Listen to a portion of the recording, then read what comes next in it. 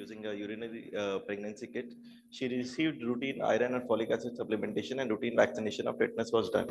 She had 3 antenatal visits during her gestation and she was told to have normal blood pressure reading.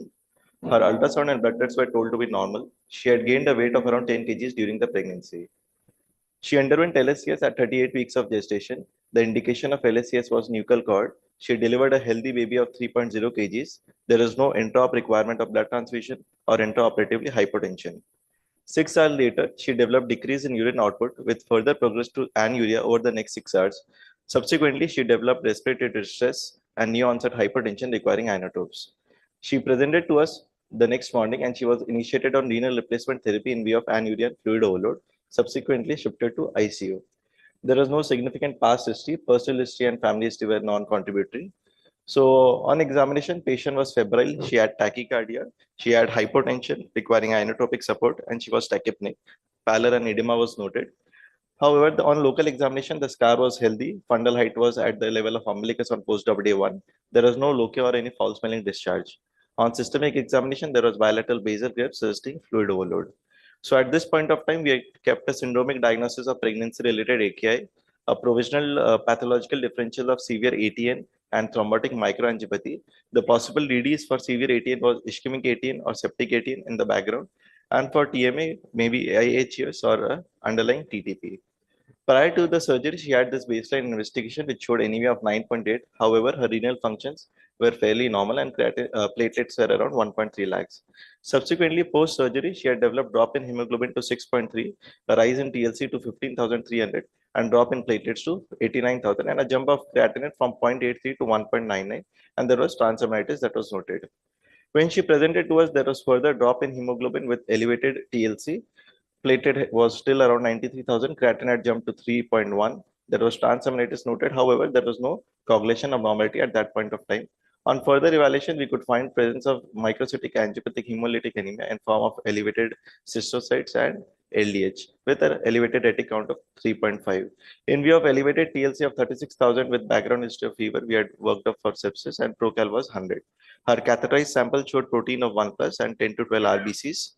Ultrasound showed normal kidneys with bulky uterus, postpartum of uterus. Initially, she was stabilized using inotropic and oxygen support.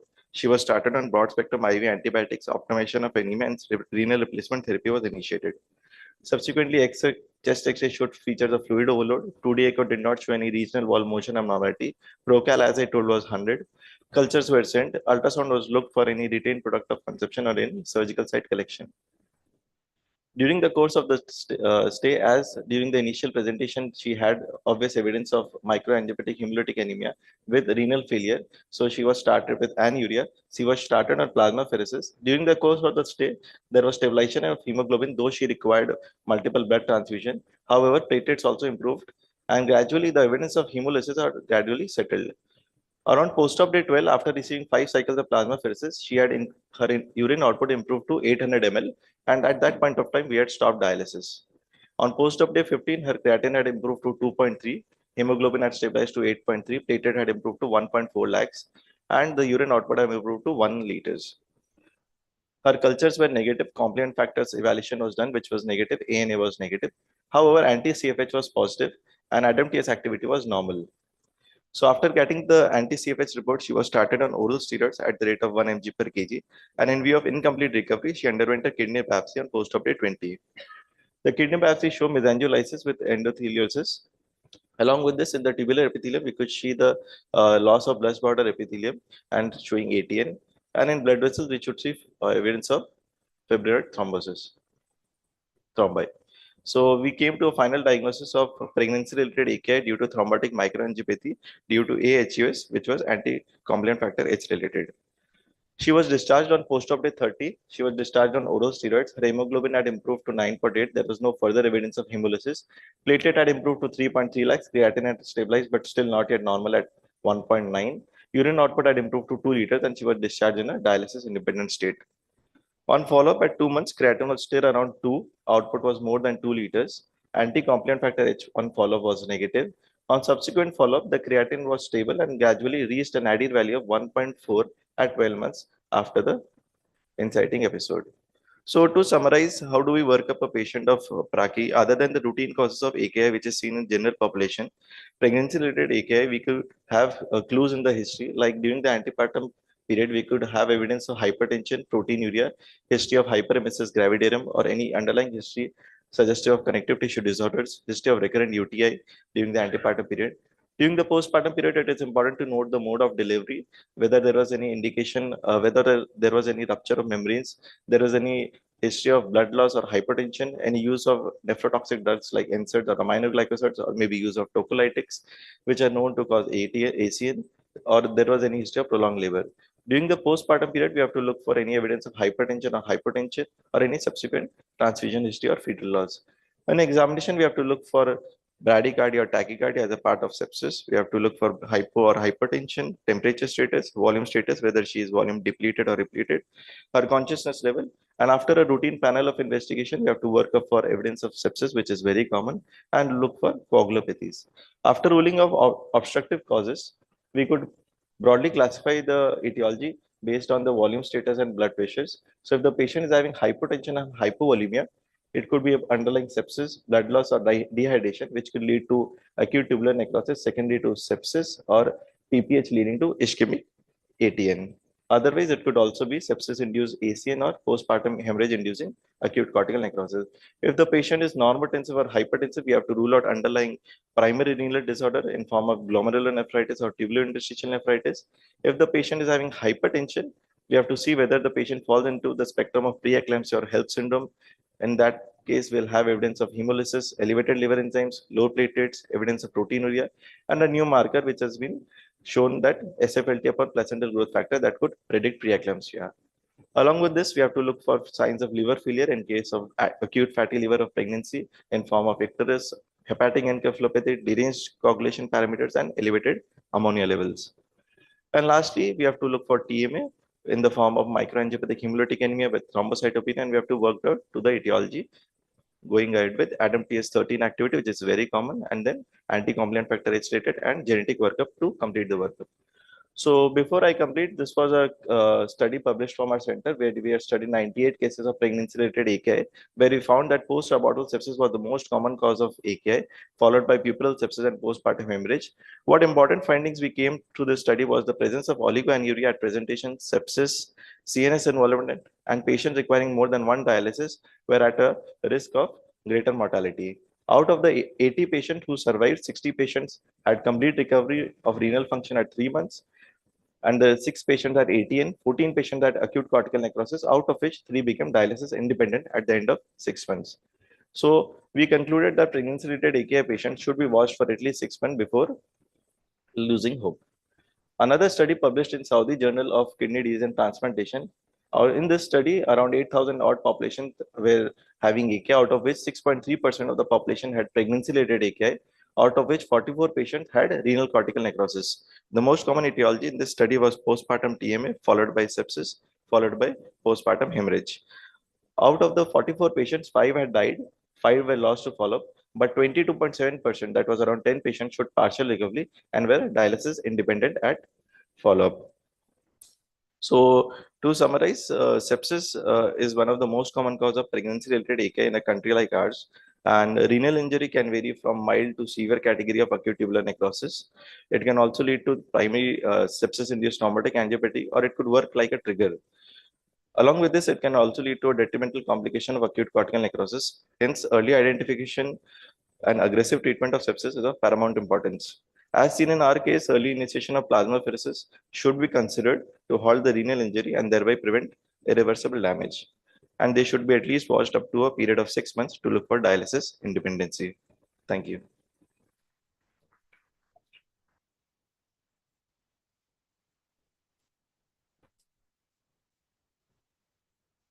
What I understand from you is that you did treat this patient beside plasmapheresis, FFP, and steroids. Did you consider at any time role of rituximab or something, or alternative medicines in this patient? Actually, sir, after giving 5 sessions of plasmapheresis, there was hematological remission. So there was definitive signs of improvement in that point of time. So, and after that, once we got the report of anti-complement factor H positivity, so we went ahead with the biopsy and gradually patient had improved, sir. So that's why we had not pushed the patient for any other immunosuppression. I think we can have more questions after during discussion time. May I now invite Dr. Manisha to come and give a talk? Thank you.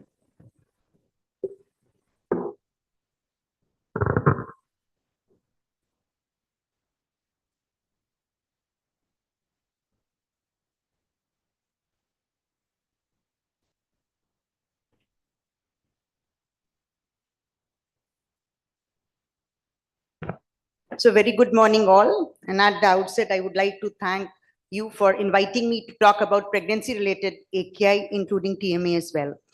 So we all know that brachy is one of the leading causes of AKI in developing countries. Around 10% of our cases are because of brachy, if you consider the total denominator as AKI.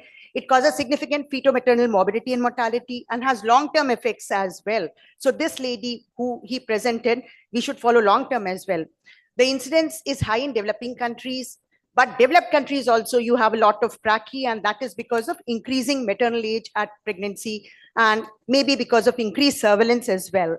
And it's decreasing in the developing countries from 15% to 10% of all dialysis dependent AKI is now brachy because of probably legalization of septic abortions and better care. So though it's decreasing in developing countries, it's still 10 times higher than what it is in the developed countries. Definition, we know that we follow the KDIGO definition because any other definition is so far not validated in pregnancy. So we use the non-pregnant AKI definition. We are all well familiar that even a rise of 0.3 milligram per DL creatinine is important for definition of AKI, and it's more relevant in the pregnancy situation because the normal values of creatinine are much lower in pregnancy. You can see in all the trimesters, the highest value of creatinine is just 0.9. So 0.4 to 0.9. And a normal looking value of 1 may already be brachy. So you have to consider the pre-pregnancy values. So 0.6 pre-pregnancy and now 0.9, already you have to think of brachy. We are well familiar with the etiology of brachy, the non-pregnancy related causes, pre-renal, renal, post-renal, and the pregnancy specific causes. So we should highlight and more focus on the pregnancy specific causes, which we know early trimester, we have septic abortions, we have hyperemesis gravidarum. Most important are the peripartum causes, the preeclampsia, and I would call the mimics of preeclampsia. The case presented would have been thought to be postpartum preeclampsia, but for a certain investigation. So the peripartum causes of AKI are very, very important, and we should know how to differentiate. He has already highlighted what tests need to be done, but before that, history, rule out CKD, diabetes, hypertension, SLE, glomerular disease, review all the medications, and look at the timing of onset of AKI, whether early or peripartum, and do a complete profile. He has highlighted very well. We also do serological profile, complement, and APLA if it is a high risk. Ultrasound, Doppler biophysical profile after 28 weeks, and biopsy as needed can be done till the second trimester. So we are well aware of this part of brachy. So now let us look at some of the clinical case scenarios. The early part I won't focus much on because we know that they are not very common. Hyperemesis gravidarum, its volume loss definitely, and generally manifests less than 9 weeks, and we give lot of symptomatic measures. We also give pyridoxine, so on and so forth. So around 1% of all brachy is hyperemesis, not a very common cause in our setting. Septic abortions, it's come down. In your series, Krishna et al., it was the commonest cause of brachy, and thankfully it's no longer so because of legalization of abortions. But early pregnancy, history of abortion, please, if the patient comes with brachy, rule out septic abortion. We know cultures need to be done and appropriate treatment with antibiotics, and sometimes resorting to surgery as severe as hysterectomy may be needed. So now I come to the main crux, what every postgraduate and a clinician should know, the peripartum causes of brachy. And I call them the preeclampsia and its mimics. So we should know everything about preeclampsia, but we should know how to pick up the mimics of preeclampsia. So we have a classical case, 33 weeks gestation. This primey, 28 years old, comes to us. Hypertension, oliguria, creatinine is high, hemoglobin 10.8, platelets are low, has proteinuria as well. And then liver enzymes are slightly deranged. LDH is 166, uric acid 8.9. PT-INR, you have seen INR is 1.7. So the first diagnosis generally made, because it's the most common one, and rightly so, is what? It's preeclampsia. So is this preeclampsia? Does that presentation fit into the definition? Definitely so. So generally preeclampsia is seen in primary, can occur in later gestations also, mostly antepartum, but can occur postpartum. So it can be a differential of the case presented. And we know blood pressure more than 140/90, 2 occasions, 4 hours apart, after 20 weeks of gestation, new onset.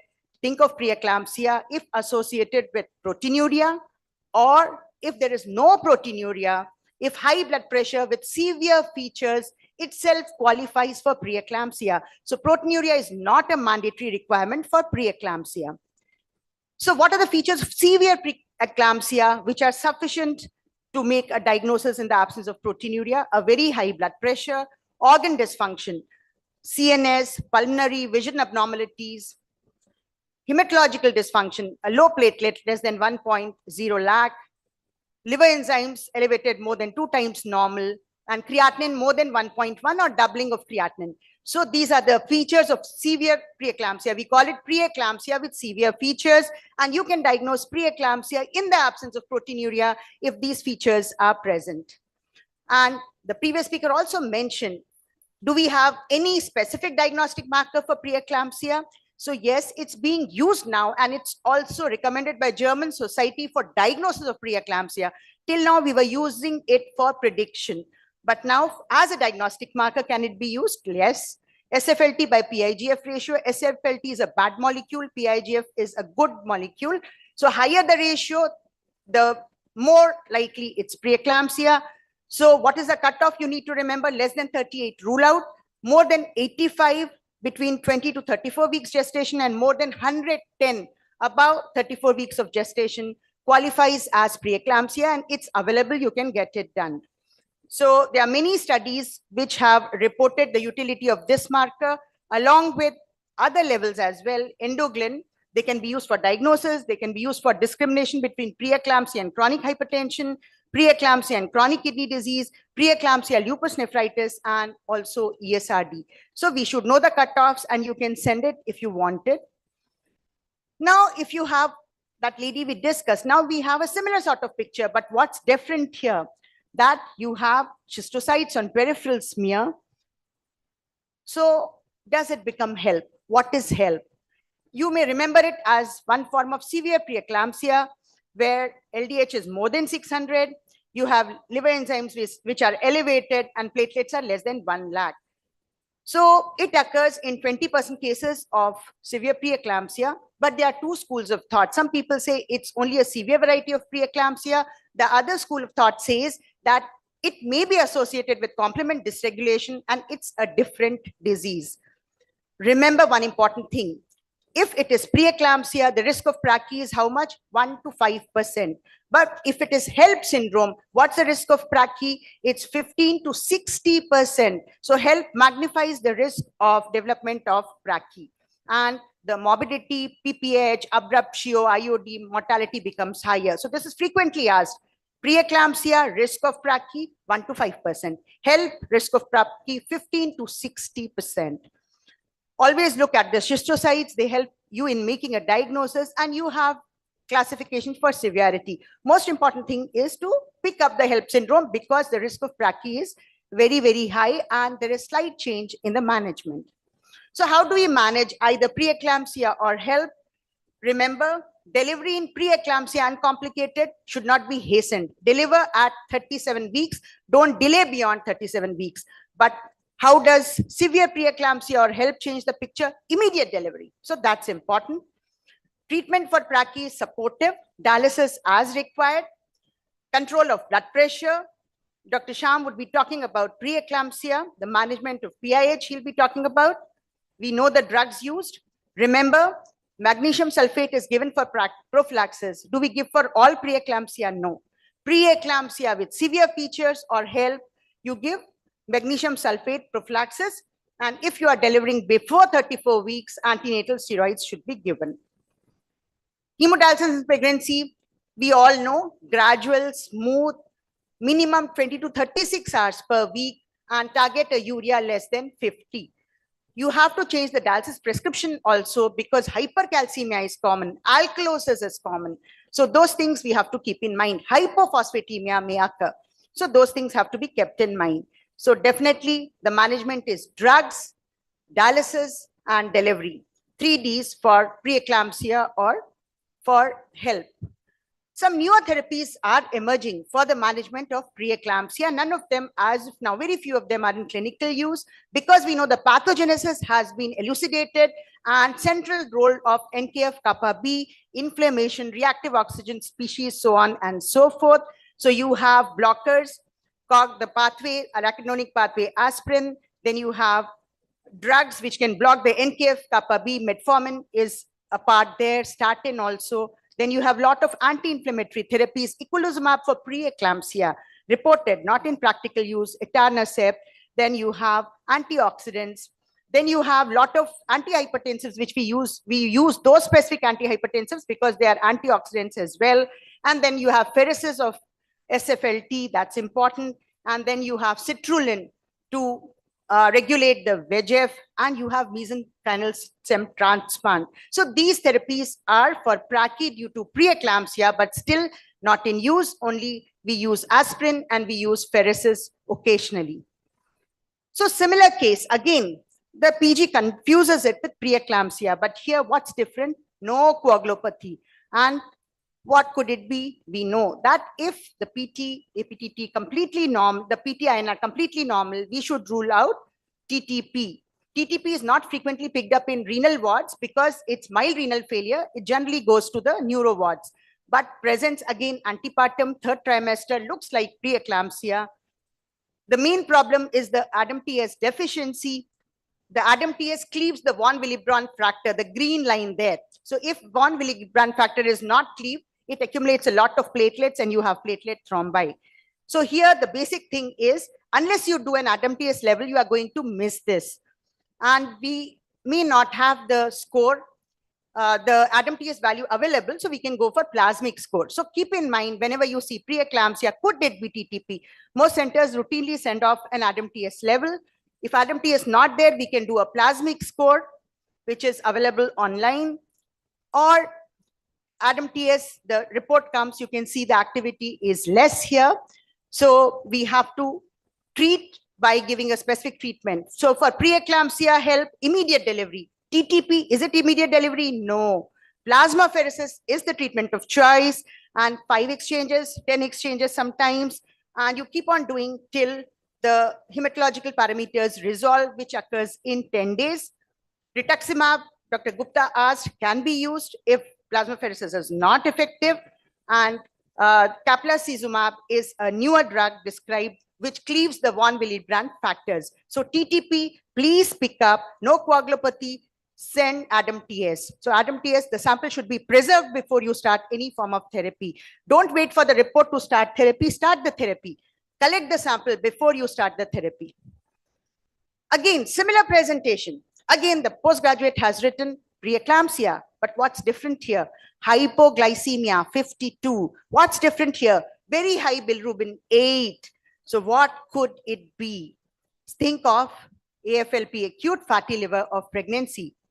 So this also is a preeclampsia mimic. It can, in fact, 20% cases can have preeclampsia, and it occurs again antepartum. And why it happens? Again, because of enzyme deficiency, long chain acyl-CoA dehydrogenase enzyme, because of which a lot of fatty acids get accumulated in the mother. The defect is in the baby, fetus. So fetus does not metabolize, these accumulate in the mother and presents with liver failure. Hypoglycemia is a clue. Preeclampsia, hypoglycemia, hypofibrinogenemia, keep this in mind. Clinical criteria are Swansea criteria. They are available again for all of you to check. And what's the treatment here? Delivery. So even if you don't pick this up, the treatment is like preeclampsia, HELP. Delivery is the treatment. Plasmapheresis may be needed and liver transplant in rare cases. And most important is check for fetal mutation because recurrence can occur in the next pregnancy. So remember it as a preeclampsia mimic. Rarely seen, but seen nevertheless. Another patient, here the presentation is postpartum. Here the hemoglobin is very, very low. The picture again, hemolysis, schistocytes, LDH is very, very high. And what happens? We generally think postpartum eclampsia. That's the most common. And we should think of it at first. But postpartum preeclampsia, as the time goes by, 3 to 7 days starts improving. This disorder does not improve. The lady continues to be on dialysis. So what is the mimic of postpartum preeclampsia, which does not improve? Simple clinical teaching is rule out hemolytic uremic syndrome. And as the previous speaker already elucidated, and I think there was a big talk on this yesterday by Dr. Alexander. So it said that pregnancy also is one trigger for atypical HUS. And it said that women who develop atypical HUS in pregnancy, it's generally because of complement defects, the genetic defects of complement. Article by Faruqi et al. Says 80% have complement defects. And you have heard about complement factor H, I, MCP, and factor B. There are other factors which I will be telling in the other slide. So it's an important cause of postpartum AKI, important mimic for preeclampsia, does not improve, severe anemia, very high LDH, severe hypertension. And it's important to pick it up. ESRD occurs in 50% cases. So it's very important. And how do you differentiate between postpartum HELP and HUS? Easy. All parameters are worse in HUS. High creatinine, low platelets, high LDH, schistocytes, and no recovery. So HUS is a bad prognosis for the mother and the child. And these are the complement defects, which were talked about in detail by Saxena yesterday. So in a nutshell, for the postgraduates, C3, C4, factor H, factor I, MCP, you have to look for antibodies. The previous case was antibody to factor H, which is quite common in our country and relatively benign. And then you have the other factors, CH50, AH50, you have RBC, C3b, and then you have the fragments of C3. And then apart from that, for genetic, you have DGKE, THPD, which we don't consider in pregnancy age group. So these are the important markers which you have to look for in the serum. You can send a panel which is available now, and you have to look for genetic mutations as well. Genetic mutations can be many different mutations, and again, autosomal dominant, autosomal recessive, some of them pathogenic, some of them VUS. So that is a major impediment to the therapy for HUS. So this is one example of a report where the lady had a homozygous deletion of CFHR3. So the atypical HUS postpartum is a bad prognosis and may not recover. Treatment, eculizumab. Remember, the dose has to be given initially weekly for 4 weeks and once in 2 weeks. And it's given as IV infusion. We all know meningococcal vaccine should be given. It can be given before or after dialysis. It's not dialysable, no dose adjustment, does not harm the baby. And it is said, contrary to other forms of atypical HUS, in pregnancy, the dose might be discontinued once the lady goes into remission. The other drug is ravulizumab, 490 milligram, IV or subcutaneous. It has a longer duration of action and can be given once in 8 weeks. The cost comes down a bit. There are other therapies in the pipeline as well. As you can see, some of them are directed towards C5, for example, eculizumab and ravulizumab. Then others are also directed against C3 and factor B and factor D. As you can see, the whole list is there. None of them is in clinical use. Only eculizumab since 2011 is in clinical use, and ravulizumab has been approved recently by US FDA. So we have discussed the cases of antepartum, postpartum brachy. Now you have brachy, any of these conditions with complete anuria. What has gone wrong? So think of doing an ultrasound. Ultrasound shows a sonolucent hypoechoic band just below the outer cortical rim. And CT shows a reverse rim sign. CT contrast, what does it mean, reverse rim sign? Generally, after contrast, the picture should look like the middle picture where the cortex is intensified. However, in this, you can see that medulla is hyper-intensified. So this is brachy with anuria, cortical necrosis, very poor prognosis. The biopsy shows ghost glomeruli. So this is a paper from Raja Ramchandran, which shows that whenever you have cortical necrosis, rule out atypical HUS. Thus, we have talked about the 5 important causes of brachy and how to differentiate them. Remember the non-pregnant causes: UTI, obstruction, sepsis, obstetric hemorrhage. They are non-pregnancy causes of AKI. Glomerulonephritis also can present as brachy, and here you do RBC CAS in urine, you do a complete serology, and biopsy is required. In cases the disease does not respond and can be done up to 2nd trimester, the treatment is obviously immunosuppression, and we know steroids, azathioprine, CNIs are the drugs of choice. So this is our paper on brachy, and where I just want to highlight the commonest was preeclampsia, followed by puerperal sepsis. And unfortunately, we have biopsied 100 cases which didn't recover, and biopsy was cortical necrosis. So 50% was cortical necrosis. Other papers also have a similar picture. The biopsy has not been done in majority of the papers. The outcomes, they are 3 times increase in maternal morbidity and 30% fetal loss in brachy. This we have to remember. And what we have to remember, this is the last slide, that though 50 to 75% brachy recover, think of long-term outcome. In the previous case also, please follow up the patient. How many progress to end stage in the Western world? 2.5%. What about in India? Your own paper, 10% progress to ESKD. So it's an important cause of chronic kidney disease. And what about HUS? 50 to 75% progress to end-stage kidney disease. And not only renal problems, cardiovascular disease is magnified 4 times, and neurocognition defects in the mother.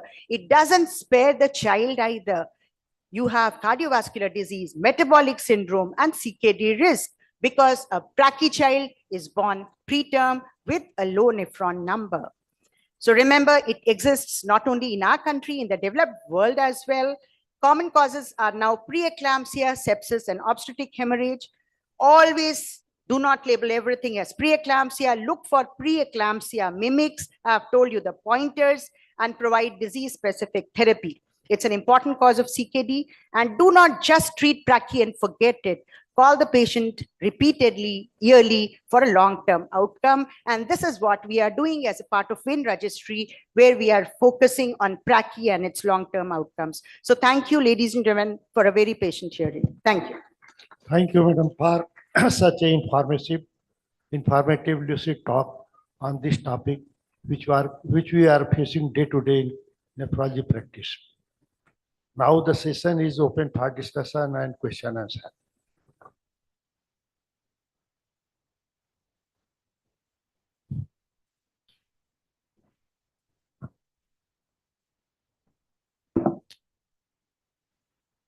Dr. Manisha, this is an excellent lecture.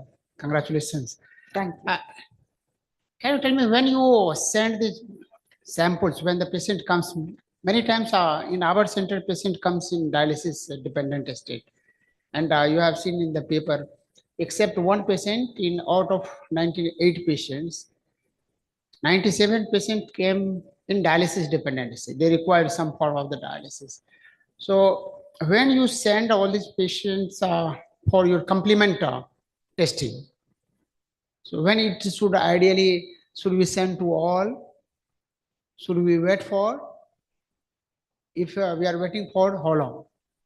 So that's an excellent question, and probably you are a lab person better equipped than me to answer that question. But what we do in our center is linked to a big, huge gynec center. We have a daily footfall of 7,000 patients, and we have 3 gynec feeder hospitals. So we pick up a lot of brachy, and not all of them are dialysis dependent brachy. So whatever the state the patient comes in, whether the dialysis dependent state or early state, we make it a point to collect the sample, and we also have a policy to separate the serum and keep. Unfortunately, in our center, we don't have the complement testing in-house. So we end up sending to either Dr. Lobo or some outside lab. ADAM-TS levels also, we collect before we initiate the patient on either plasma therapy or any form of extracorporeal therapy. So that's what our basic understanding is. And that's what has been told to us by Dr. Lobo, where we send many of our samples. Yeah, thanks. I just thought, since you said that you do send them to a complement, as you said, that's what we also do. Collect the samples immediately. We are lucky we do ADAM-TS 13 in-house, so we can get a report in 24 hours. But it's essential because very often if these patients are bleeding, either the gynecologist or the intensivist will be tempted to give fresh frozen plasma. And the samples for complement and ADAM-TS 13 need to be collected before that is done. The genetic testing can be done at any time. It won't change. Thank you, Dr. Lobo, for helping out. I mean, at very reduced cost for patients from a government sector. Thank you. You're doing an excellent service. Ma'am, an excellent job. Thank I you. just wanted to make a point here. The patients who present with brachy and the advanced renal failure, they need to be evaluated thoroughly for a complement dysregulation. And maybe if they don't have finances, a plasmapheresis could be an indication to be started early. Because the more you delay the whole story, the more the outcomes are going to be worse. Absolutely, madam. So actually there is some controversy in literature. So the paper by Faruqi says 80 to 90% are complement defects, whereas others do not agree to it.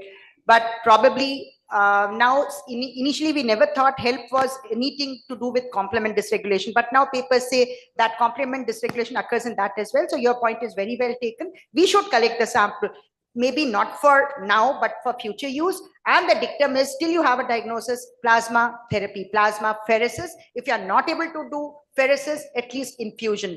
And I think Dr. Alexander covered, my talk was not only on TMA, otherwise I would have gone into pregnancy TMA details. So a lot needs to be read about it, known about it, what can occur. We have a host of mutations which occur in pregnancy, which don't occur in pregnancy, where you give prophylactic eculizumab. For example, in your patient, the first patient presented, it was antibody to factor H. So that is relatively benign as compared to the other ones, common in India, response to steroids, and the lady improved completely. However, where the complement mutations are there, in those cases, there is a school of thought that when planning a next pregnancy, should we plan a next pregnancy at all? And if you are doing so, there is role of prophylactic eculizumab. There are other drugs, anti-C3, iptacopan, and all studies are going on. None of them as of now is in clinical use. So those are the real challenges. And as I said, many of these cases, Dr. Raja Ramchandran's papers say that they have associated cortical necrosis. So a healthy, pregnant lady, very happy, family celebrating, in a day, comes to us with brachy, mother goes on dialysis, and the child is either not born at all, or if born, is born preterm with a host of problems. So it's a very disastrous sort of a presentation. And I am very passionate about brachy because I myself am a brachy child. I was born to a preeclamptic mother at 7 months gestation and had birth asphyxia. So from that time on, I have empathy for these patients. So thank you for that question. Good morning, ma'am. And this is I am an intensive care physician, and I am working in a government setup. And we will be receiving a huge load of such patients, but they are economically deprived, and they are in multi-organ failure with anuria. And the moment they come to ICU, we cannot obtain history also from anybody. They are in anuric state. I cannot investigate further. All the blood product transfusion, everything would have been given in the previous center. And apart from the complete blood smear, which shows cystocytes in majority of the patients, this plasmic score, which has active cancer or some other things, is not useful for me at the bedside to take the decision that this patient might require plasma exchange. So my first question to you is, clinically, in an intubated, ventilated patient with GCS very low, and how can I suspect that, how can I think that this patient, no, apart from dialysis, this patient requires plasma exchange? This is daily bedside challenge for us. That's why we are asking. So first thing is creating awareness. So first thing, what you told, many patients come to you after having received plasma therapy, blood transfusion, everything. So this is the purpose of such CMEs, that we educate the physicians educate the GPs. It's a complete teamwork. So that's the first thing. Second thing is, let plasma pheresis be a default therapy. When you are not able to send anything, collect whatever sample is available, pre-transfusion, post-transfusion, collect the sample and keep. whatever it may be useful may show up the defect, then you can come to a conclusion, may not show up the defect, you cannot exclude it. But let plasmapheresis become the default therapy. You My can sec- always stop it later. Okay, thank you, ma'am. That's answers. And my second small question is that, is there any major difference between centrifugal and membrane-based? Because we have centrifugal machine with us, and we are using plasma exchange through centrifugal technique. If I use a membrane-based technique, can it help through urea clearance or something else simultaneously? So if the patient has renal failure along with your TMA, then obviously the membrane based is a better option, but otherwise centrifugal therapy helps as well. So those patients who do not have renal failure in our setting go to the blood unit for centrifugal therapy, whereas the patients with concomitant renal failure come to us. But I think Dr. Prasad or the other seniors might have be having a better answer, because our experience is mainly with membrane-based therapy. Now I have Ma'am. Dr. Renu. Yeah. Good morning, ma'am. So very The nice pregnancy we're talking presentation. about, she's obstetric gynecologist. She has the first right to ask questions. So my question, what Dr. Saisaran is saying, that say I am working in a medical college and it's a tertiary care center, and many of the patients that we are receiving in emergency, they are in shock, APH in shock. So my job is to deliver them, maybe by cesarean section, and then to transfuse with blood transfusion or plasma. So it may not be possible for these women to collect blood for all these investigations, because our prime aim to do management is to save the mother, baby, and then transport the patient to a critical care intensivist if she needs care. So that is the main challenge, where like whether what next if she has become anuric. So excellent question, madam. But if you go through the sepsis bundles also, what does it say? Within 1 hour, you have to give 3, take 3. You have to take out blood. So I would just suggest saving life of patient is mandatory. If you are not able to do it, go ahead and please transfuse everything. But when you are drawing the blood, try to keep a sample. That's our humble request to you, because long term that blood may get analyzed and we may be able to provide a specific therapy. But I'm not saying do that at the cost of delaying therapy. See, most important is volume resuscitation. But many of the times when the patients come, we secure a line. If you are able to get the blood, just spend a second and take that out. Store it. That's it. Thank you, ma'am. Thank you. We are nearly closing. Just I want to ask Manisha. You say prophylactic eculizumab. I want to ask, you are in the house. How many of us have used eculizumab? I have not used. I come from a Pakka government sector, and I think you should ask Dr. Narayan Prasad and his team sitting in such a huge hall in a king-size auditorium. Probably they would be the better persons to answer. I work in a state government hospital. So I think I'm not the right person This is to also a answer state that. government, the poorest of the state, Uttar Pradesh. So let So us appearances are conclude it. deceptive, sir. Let us conclude it. We have some faculty online. So for the next sessions. Okay, please. okay. Thank you. I think this session, this is a very interesting talk. We can continue discussion afterward also. Thank you so much. Thank you to the speaker and the chairpersons. I request you to please let us felicitate you. Request you to please proceed towards the left of the stage. Thank you. And with this, I am honored to invite the chairpersons for the next talk. And I invite Dr. Alok Kumar, Professor Nephrology, SGRRIMS, Dehradun. Dr. Renu Singh, Professor Obstetrics and Gynecology, KGMU, Lucknow. Dr. Rahul Kohli, Consultant Nephrologist, Deep Hospital, Ludhiana. And Dr. Mahendra Atlani, Head Nephrology, All India Institute of Medical Sciences, Bhopal.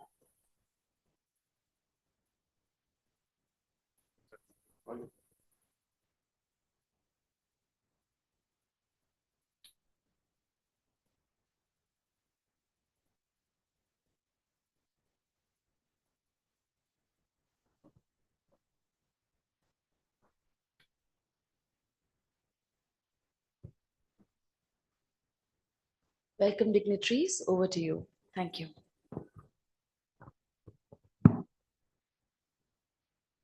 Very good morning to all of you. So this is an interesting session on the pregnancy-induced hypertension. And for this, we have a very renowned speaker, Dr. Shyambyari Bansal. He doesn't need any introduction. So I'll straight away ask Dr. Bansal to start. Thank you, Dr. Alok. and thank you, Dr. Narayan and the Scientific Committee for inviting me for this very important CME. And it is always a pleasure to be here in SGPGI and meet friends. And so I think this is a very important topic, and uh, I think I am the one who has been benefited most from this topic. So I would discuss about some of the recent advances which is in this field, the hypertensive disorder in pregnancy, which is a new term for the pregnancy-induced hypertension. So hypertension is common. We know that about 8 to 10% of the pregnant women, they have hypertension, and the preeclampsia is the major cause of hypertension in pregnancy. And it is second only to the most common cause of the maternal mortality, to the obstetric hemorrhage, and it also affects the neonatal mortality, and it has long-term effect on the maternal and child health. So this is a normal physiology of the pregnancy. You are aware that in pregnancy, there is an increase in the cardiac output, which reaches to its zenith on 16 to 20 weeks of the pregnancy, and there is a corresponding increase in the plasma volume, there is an increase in the heart rate, and there is an increase in the RBC mass, but there is there is a decrease in the systemic vascular resistance, and because of that, there is a initial first trimester, 16 to 20 weeks, there is a fall in the blood pressure to the tune of 8 to 10 millimeter of the mercury. And in normal pregnancy, GFR goes up by 50% in mid-gestation, but in the pre-eclampsia, GFR reduces 30% than the normal gestation. So these are some of the changes, physiological changes which occur during pregnancy and pre-eclampsia. So in hypertensive disorder of the pregnancy are divided based on the timing of their appearance, whether it is a gestational hypertension or the chronic hypertension. The chronic hypertension is the hypertension which is diagnosed before the 20 weeks of the pregnancy. Sometimes you can even miss the chronic hypertension because the normal physiological changes during pregnancy, the blood pressure could be low, and you can miss because the definition is more than 140/90. If the hypertension develops after 20 weeks of pregnancy, this is called gestational hypertension, and there is an overlap. This gestational hypertension can convert into preeclampsia, chronic hypertension can convert into preeclampsia or eclampsia, and there could be superimposed preeclampsia on the chronic hypertension. So the various combinations can occur. The definition already Dr. Manisha discussed about it. So we define hypertension in pregnancy when the blood pressure is more than 140/90, at least on 2 occasions, which are 4 hours apart, for the first time after the 20 weeks of gestation. And there is absence of proteinuria and absence of any target organ involvement. And chronic hypertension when the hypertension is less than 20 weeks.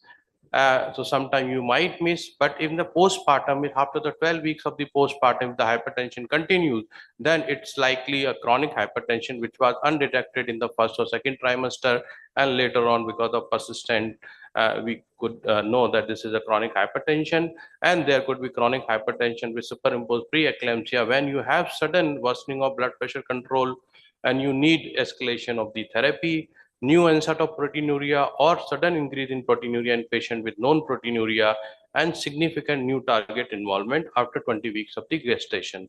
So this is a chronic hypertension with superimposed preeclampsia. How do we diagnose preeclampsia in pregnancy?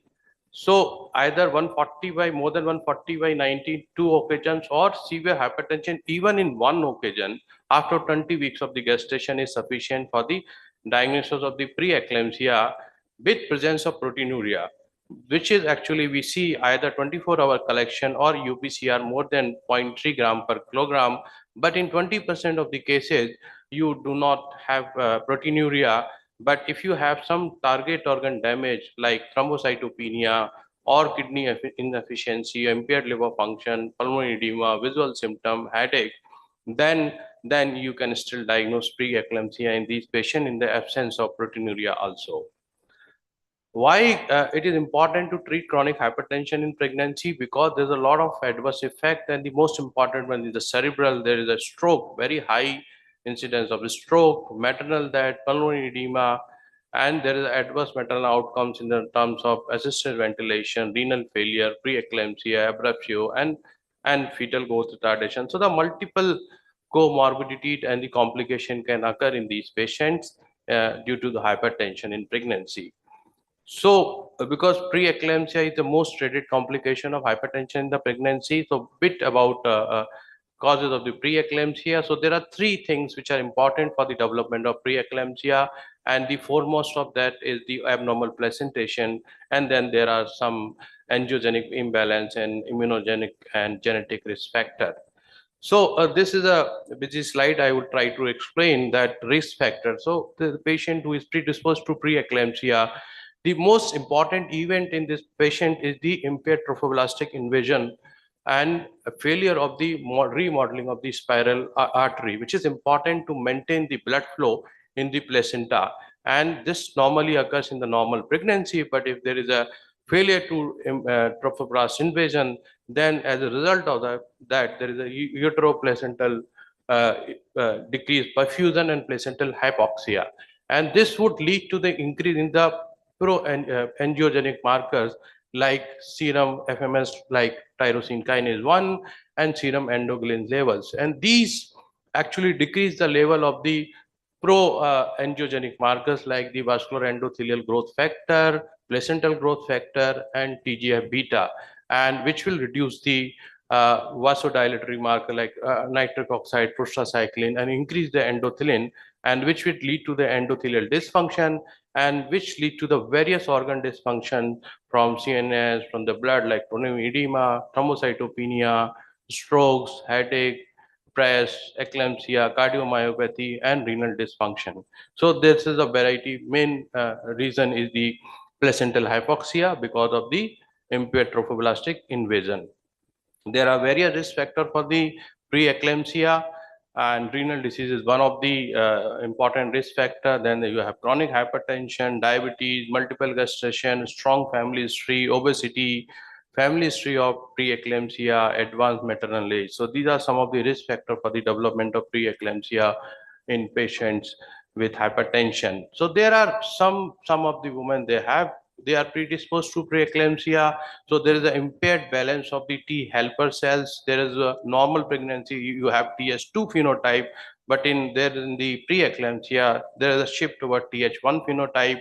So increase in the pro-inflammatory cytokines such as interleukin 1, 12 and 18, and decrease in the interleukin 10. And then there is a decrease in the elevated complement level, and there is a complement risk regulation also occurs. So there are many other risk factors, immunogenic and genetic risk factor, and some it has been also be found to be associated with chromosome 13. So I'll not go into the detail, but in the renal function, because this is a disease which affect the endothelium and the podocyte. So the basically it damages the endothelium because there is an increased VGF in the endothelium and in podocyte. So damage of the podocyte and endothelium cause the proteinuria and later on renal dysfunction in these patients. If you do the biopsy in these patients, you would find there's a diffuse fibrin deposition, endothelial swelling, loss of podocytes, and loss of capillary space, which are characteristic of endothelial dysfunction in these patients. How we should evaluate these patients? So we already discussed that if the blood pressure more than 140 or 90, less than 20 weeks, it is chronic hypertension. More than 20 weeks, then you need to see for the target organ damage. If there is no target organ damage, then it is a gestational hypertension. And if the hypertension persists beyond 12 weeks after the delivery, then it is a chronic hypertension. Less than 12 weeks, this is transient hypertension of pregnancy. And then if there is a target organ damage, then the patient can develop preeclampsia, eclampsia, or HELLP syndrome. This has already been discussed in detail by Dr. Manisha, so I will skip this slide. This is an important new development in this field of biomarkers for the early diagnosis of preeclampsia in the patients who have hypertension. So as I discussed that in preeclampsia, there is an increased serum FMS like tyrosine kinase and serum endoglin, and decreased vascular endothelial growth factor and placental growth factor. And There's a new biomarker in the terms of you can use the ratio of serum FLT1 and PIDF, and you can correlate with the early sign and the disease severity.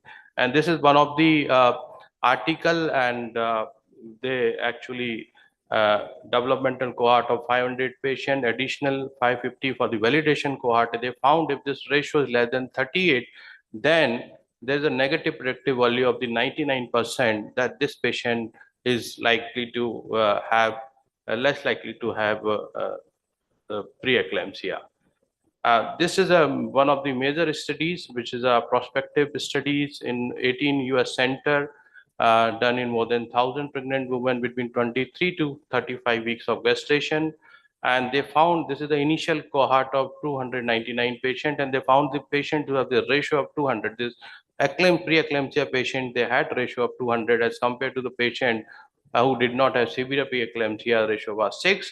And they did the validation cohort, and they found that if the ratio is more than 40, then there is a 65% positive predictive value and 96% negative predictive value, and ratio performed better than the standard clinical measures, and there is a higher risk of the maternal adverse outcome. So one can use this marker and this ratio for the early diagnosis of preeclampsia and pregnancy.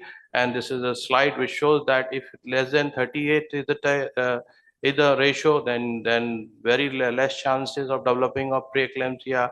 If between 38 to 110, then you should keep a close monitoring, and more than 110 or 85, then we should, this is a preeclampsia, and patient should be followed very closely in the hospital setting. How can we reduce the preeclampsia?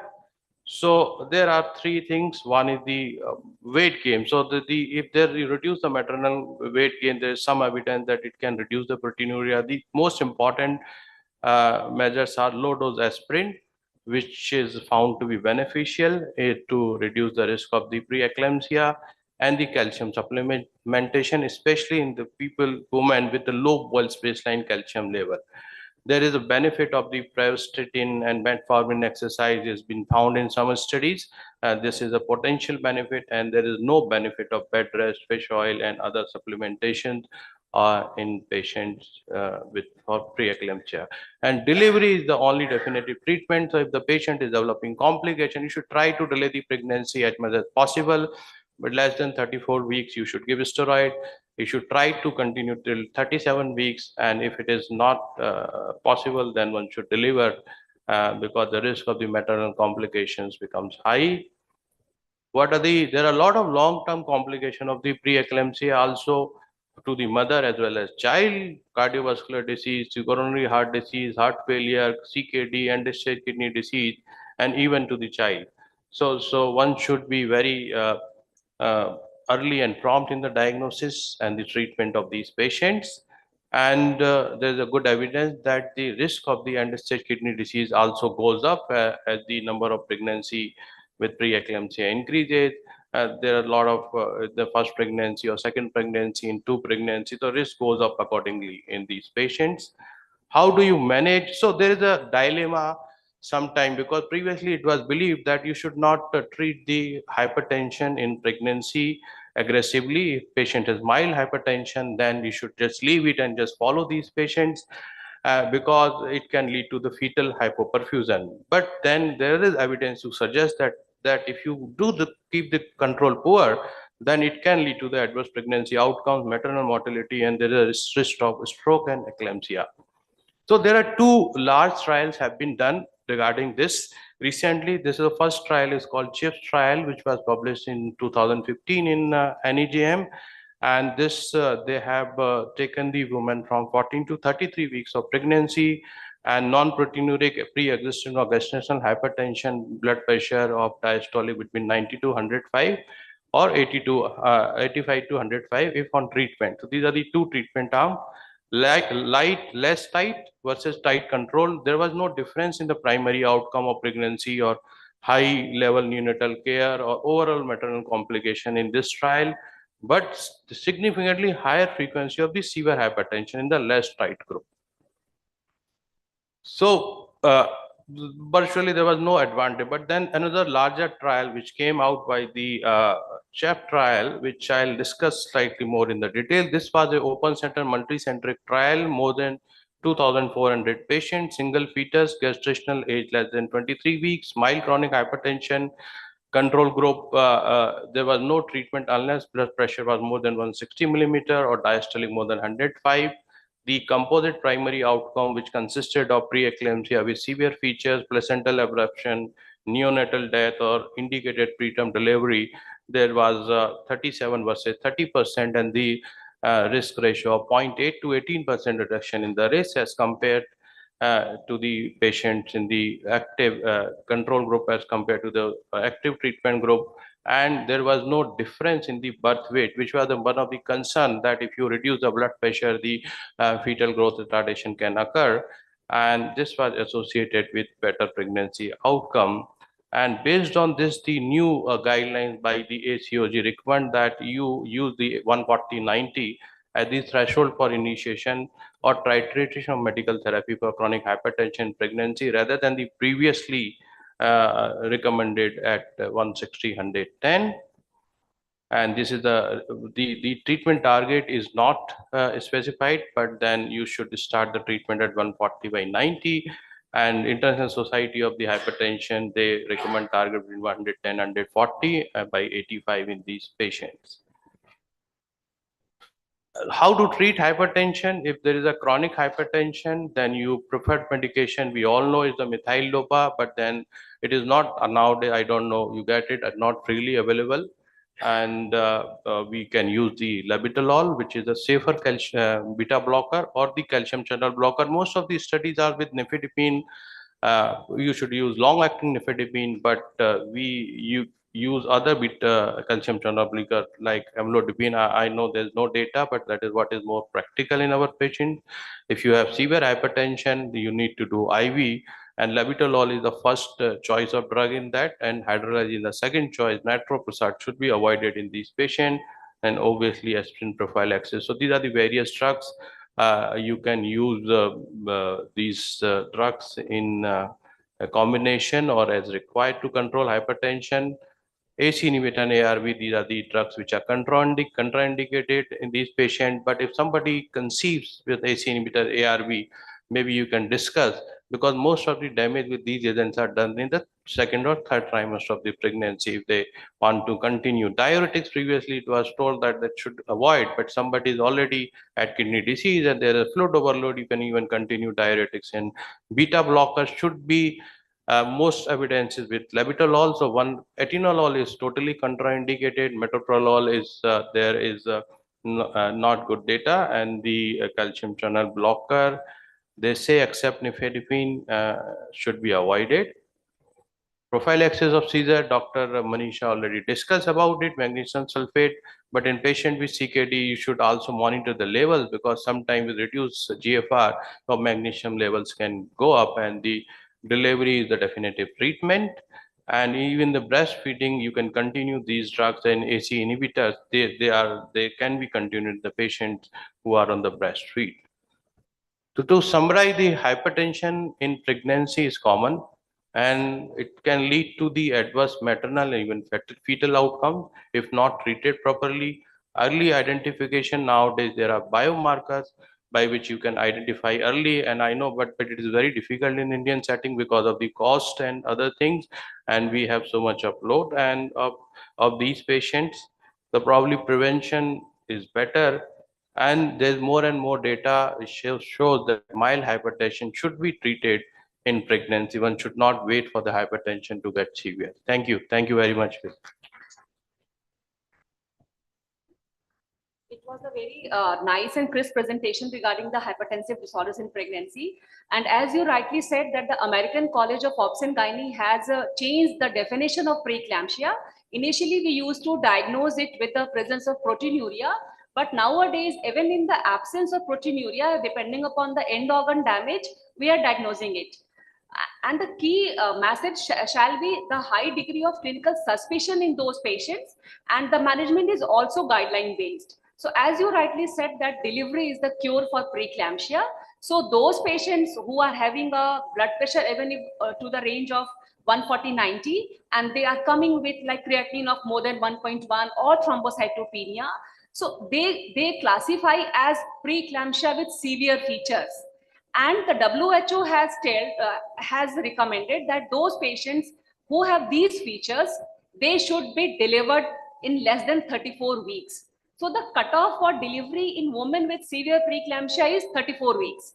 And before that, we give them dexamethasone for lung maturity. And one of the important things is to prevent convulsions. So anticonvulsant therapy is also one of the cornerstone of treatment in severe preeclampsia because it will prevent eclampsia.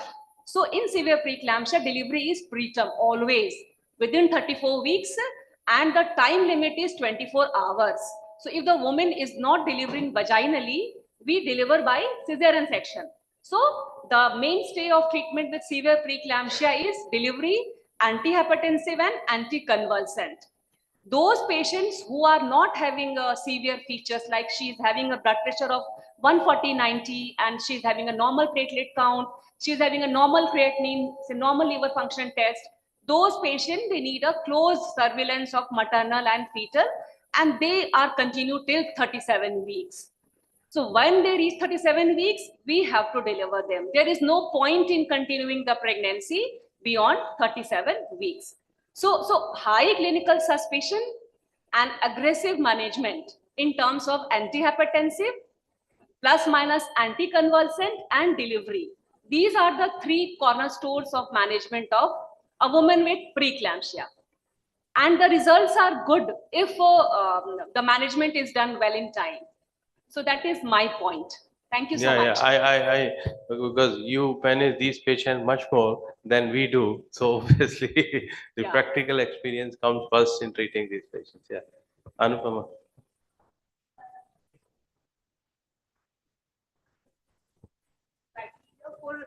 The diagnosis of hypertension from our guidelines is comparatively lower than what you people tell. 140/90. If there is mild hypertension, she doesn't have end organ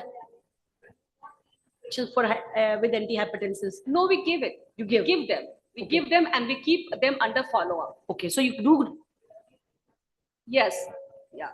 We are using labetalol as the first line therapy. Now it is available free of select the oral form and the injectable form, both are available.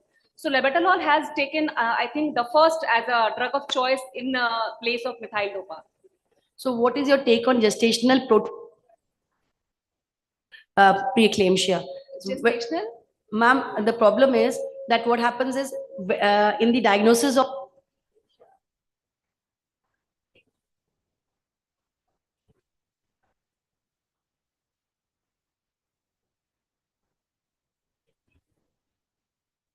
Say, Oh. gestational proteinuria studies have said that quantification is not important. The quantification will not alter the management of the patient. You can have a baseline value that she was having a proteinuria of 1 gram, 2 gram, or 3 gram, but that will not say alter the management of the patient. If she has been diagnosed with gestational hypertension, it's okay. If she has preeclampsia, manage her as per guidelines, whether severe or non-severe. The only thing, proteinuria, if it is high, you have to rule out the kidney disease. That's important because these patients might have pre-existing kidney disease. Thank you. I think Thank you. next speaker is there. Thank you, dignitaries, for your precious time. Thanks, chairpersons. I request you to please proceed for the felicitation. With this, now we enter our session 2. And please join me in welcoming our distinguished chairpersons to the dais as we commence our session 2. I invite on a stage Dr. Arun Kumar, consultant nephrologist from Lucknow, Dr. Shashi Kumar, consultant and head nephrology, Paras Hospital from Patna, Dr. Alok Kumar Pandey, consultant nephrologist, Regency Hospital, Lucknow, and Dr. Johnny Agrawal, consultant nephrologist, Apollo Medics, Lucknow.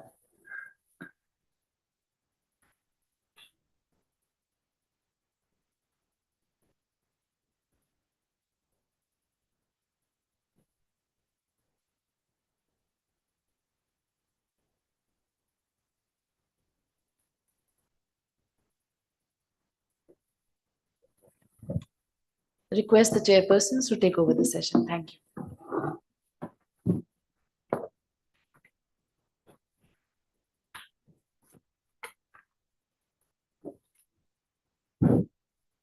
Online.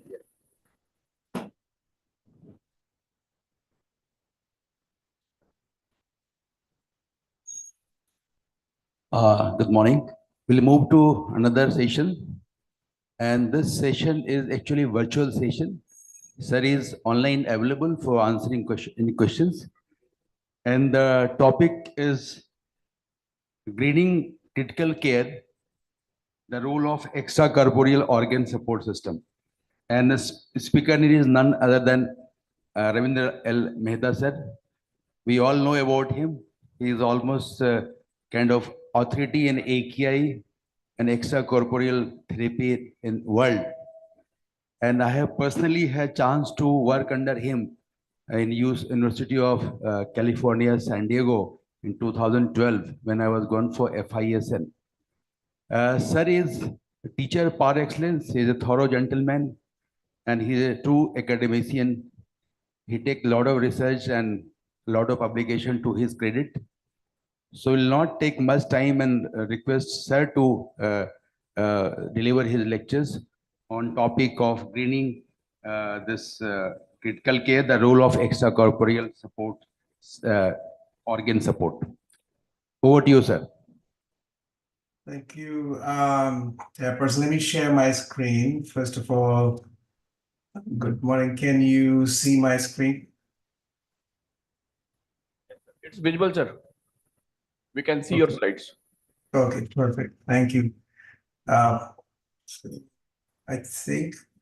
think, please don't share my slides from before. I'm going to share my screen from here. So that way I can, actually forward my slides myself. Could you just enable me to share my screen? But you're showing the slides from before, I think. Hang on, let me just see. 1 second. We just go back to 1 second here. Okay. Here we go. Okay. So first of all, Dr. Narayan Prasad and chairpersons, thank you so much for the opportunity to be with you. I'm sorry I couldn't be there in person, but hopefully I'll do justice in the next half an hour to just go over some areas. So I picked this topic because I think that as we go into the next century and the next several years, we need to be conscious about what is happening around us and think about how we might change things as we have an option to. So these are my disclosures, none relevant to this presentation. When we think about greening critical care, this term has started to become much more common now over the last 5 years or so. And it's no surprise because when you think about climate change, everybody's starting to recognize this as a factor. And you can see the effects are both on human health are in multiple ways, as shown in this little diagram here. What's more important is that how do we measure it? And I think that most of us would be familiar with this reference unit called the carbon footprint, which is to quantify greenhouse gas emissions, which is the equivalent of carbon dioxide overall. And this corresponds to the warming power of each greenhouse relative to carbon dioxide, which is the reference gas. But what's more important is that we are starting to recognize that the healthcare sector in general contributes to almost about 5% of the world's CO2 emissions. And this is largely dependent upon the source. So whether it is fossil fuels or other energy sources, they're contributing to this overall. Now, why is this important? So this is a graphic which was published a few years ago in Kidney International, just showing you that if you look at the blue line, that's the expected temperature if we did everything right now to control climate and not the climate changes and not let it get worse. But if we did not, then we are destined to have a continued global warming, which is going to exist overall. And you will see this temperature change. So by the time it's 2100, most of us will not be around, but our future generations will. You will see a significant higher rate of the Earth's temperature. Now, why is this important? When we think about the healthcare and particularly in ICU, we will tend to see more ICU numbers from heat stress, environmental pollution, infectious diseases which emerge, extreme weather events. And we have already noticed that these extreme weather events are in every part of the world. Where we used to have winters, now there's more rain, there's more different weather patterns all over, and more tornadoes, more earthquakes, everything happening. But what this also does is that it also exacerbates the socioeconomic problems overall across the country, and both in terms of aging societies, water and food scarcity, and supply chain instability. So we anticipate that these changes are happening, and they're going to continue to happen to us. But what we can recognize is why this is happening to some extent is that the most of our energy uses for heating, ventilation, and air conditioning are contributory, as is our transport sector in terms of just getting to and from work, and more importantly, the single-use plastics. And we can recognize that each of these are contributing to downstream events with clear evidence emerging for all of these being responsible in some ways or form to the crisis that we are seeing. So I ask you to think about how in your own ICUs, how much single-use plastics are daily used and how much this has contributed. So there's now classification saying that we have about 8 gigatons worldwide, which is almost double the living biomass of animals on the earth. And our global plastic production has gone up quite significantly, from about 2 metric tons to 380 metric tons over the course of about 60 years. So when we think about this in the ICU, where most of you will have seen patients or are seeing patients as you go along, we start recognizing that ICUs are a very important consumer of material and energy resources.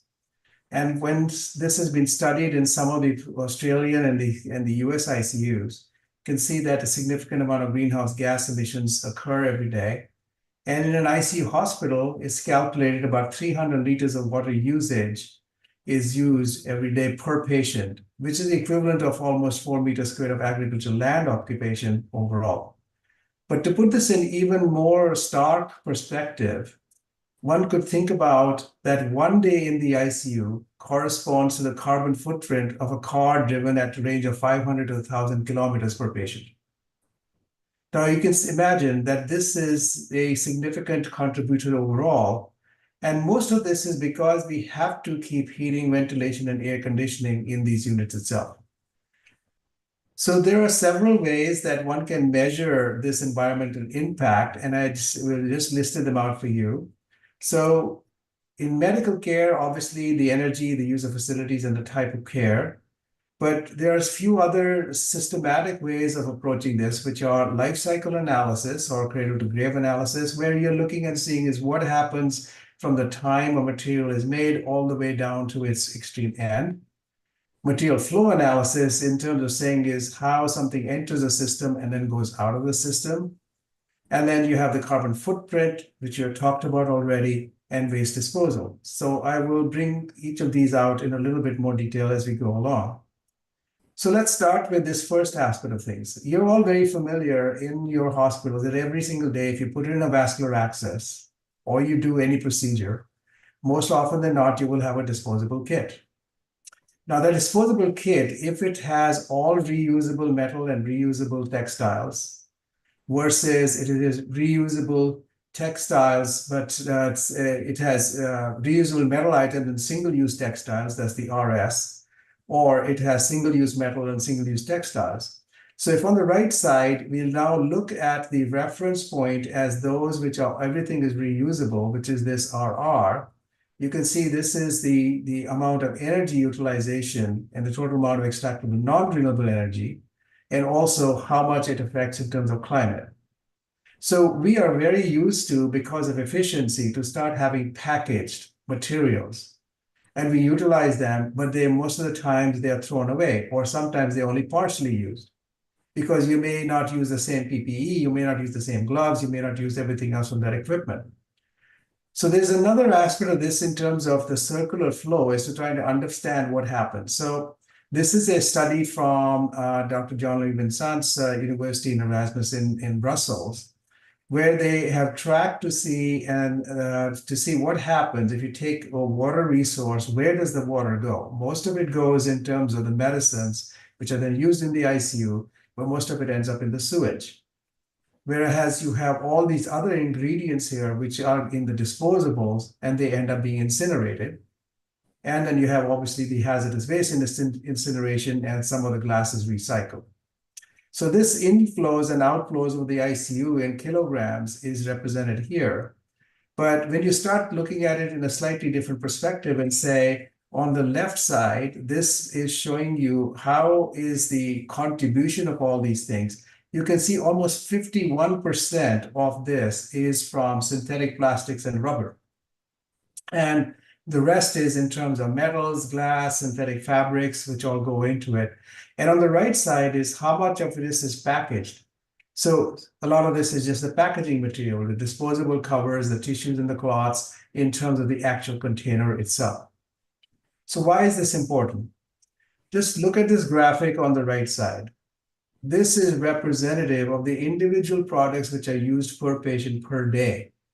108 disposable gloves, 57 compressors, 34 liquid medicine, 24 syringes, and so on. This is for one patient. And if you have a ICU with 10 beds or 20 beds, you can just multiply it overall. And then the environmental impact of this is obviously contributory because you have a significant amount of this mass is incinerated as hazardous hospital waste.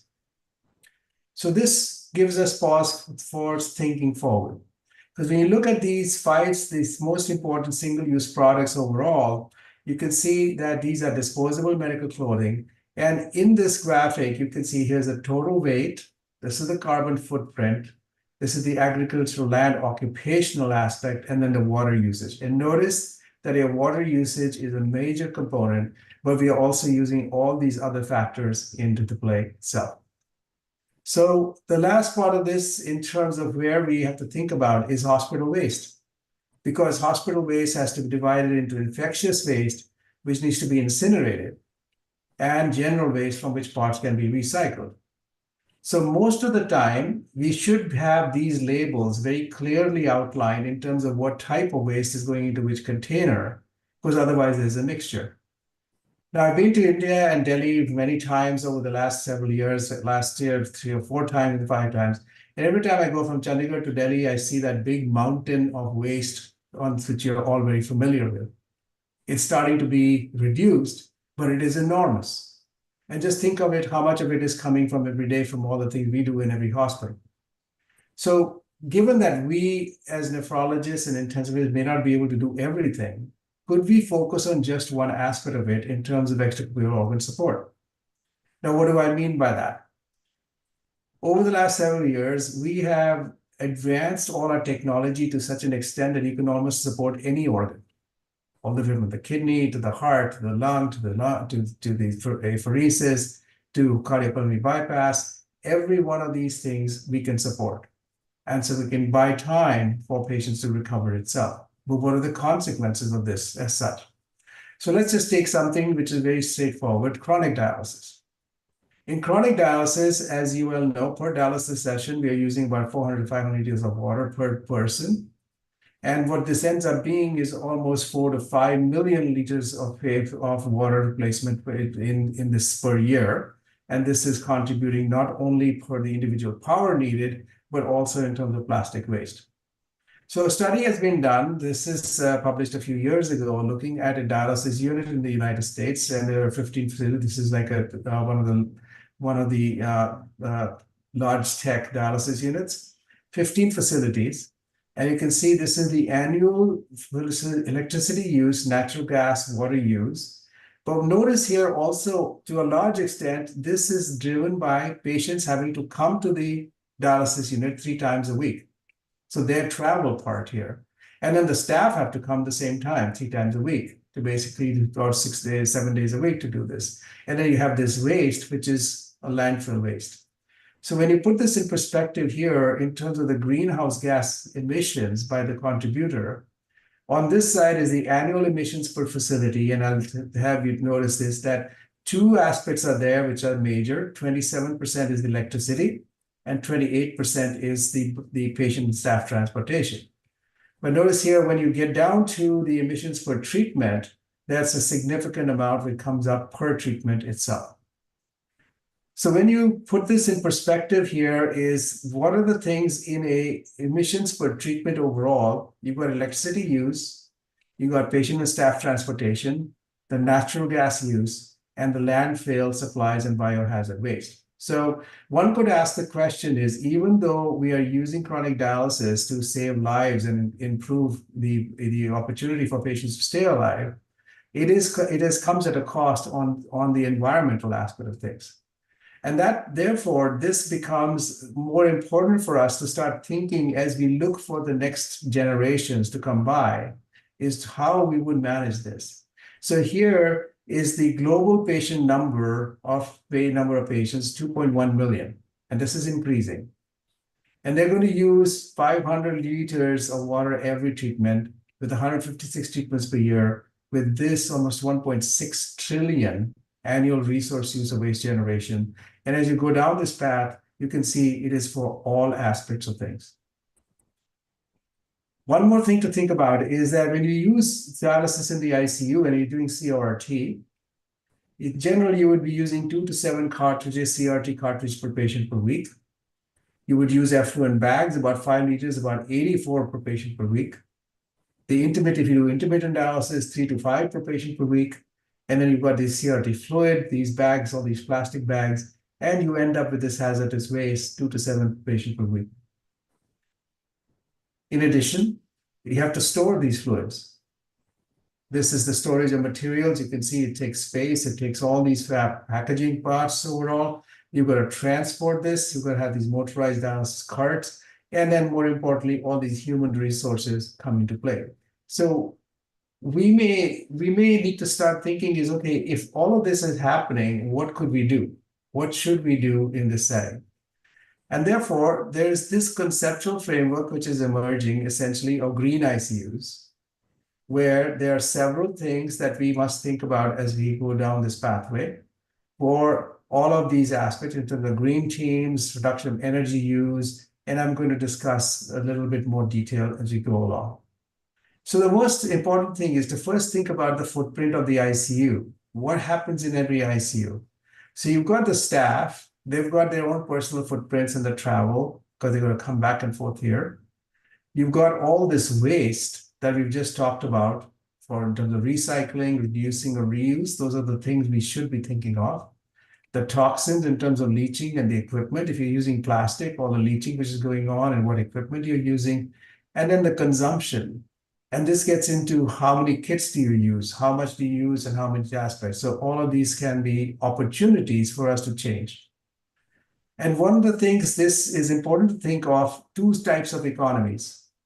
One is a linear economy where basically things just go down one pathway. Nothing happens there. You got the materials, is the consumables, they are procured, they are utilized, they are applied to the patient, and they go to the waste. It's just one downstream. It starts here, goes down. An alternative way is to think about everything that we do. How can we recycle it? How can we get value out of it? How can we utilize it in circular economy? So you're not only using it one time, but you're optimizing it. And I recognize that at least from the times that I was in India and for my training, and all of you still do, you do have a sense of a lot of reutilization, which is not so prevalent in other parts of the world, including the US. However, this is still important because as advances have been made in healthcare, and you have tertiary care systems in India, which rival anything everywhere else, I suspect that all of these things still go down the same pathway. So these are some of the things to think about. And they've talked about these 9 R's, which are refusing, rethinking and reducing as opportunities, reusing and repair, refurbishing, remanufacture, repurposing, and recycle and recover. So how does this all work into this? Because what you want to be able to do is to think about your pre-use, the use, and post-use and get it back into sequence. That's sort of the concept itself. So what that translates into is prioritization. First is obviously production and transport of healthcare supplies. And there you have to say is, okay, do I really need to use this? I can rethink my whole process and my protocols itself, reduce what I do and redesign it. Your second one is consumption of supplies in healthcare. Again, the same principle here, but you might need to have some research to say what works for you and what environment it does. And then the third aspect is into the sustainable waste management of products and packaging. And this is where we get into all the aspects of repair, refurbish, remanufacture, repurpose, recycle, recover, all of these aspects come into play. So let's take this example and let's start putting this into a little bit more perspective of how you could do it. Well, there are three elements which for greening critical care we have to think about. One is obviously the people, the products, and the processes. So for the products, you could say, I'm going to use fewer products, use better products, or use better use of the products. For processes, achieve more with less, early detection and better healthcare. And then the people is knowledge and skill set and education and awareness amongst healthcare professionals, the patient, family, and society, and then reduce, reuse, and recycle as such. So the approaches here are, as I've said, is these elements here. So let's delve into them a little bit more. The first thing is what is happening in at least some centers, not all of them, is this concept of a green team. Now, remember, this is not a single individual in a setting which will take care of all of this. This has to be with respect to a multidisciplinary team. And these teams can all be assigned with respect to what they notice, what are the things that they can say are wasteful, can be changed. It's just simple things like turning the light off in a room that you don't have. How often can we do? Or turning the tap off, or not letting a dripping tap be dripping. Simple things like that may be of importance. But oftentimes we leave medical devices in standby mode. Now, the standby mode does use some electricity, even minor amounts, but over time it's cumulative. So if electricity is being generated and contributing to environmental components, could we start moving that down a little bit differently? Third aspect is these life cycle assessments. Now, this is not something which I think that we care or we do on a daily basis, but I think that the multidisciplinary teams can be thinking all the way from people who manage these aspects for transportation, water, lighting, or these equipment and drugs, the procurement. And I think if you all are in any situation where you control your dialysis unit or you control your dialysis activities, ask yourself is how importantly or how much of it have you actually looked into what happens rather than just you're ordering a dialysis session, it happens overall. And this has been shown that, for example, if you compare countries, the US is largely very dependent on contributing these environmental impacts if we compare to the UK with all these elements with respect to staff travel, food, equipment, gases, and etc. Now, I see recycling is important. Now, notice on this left upper log here, you got 4 containers. They are supposed to be utilized to have this separation, but there's no labels on it.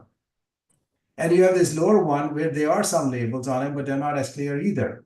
So I encourage you, if you go to your ICU the next time, or you go into any of your wards next time, just look and see, are they labeled properly?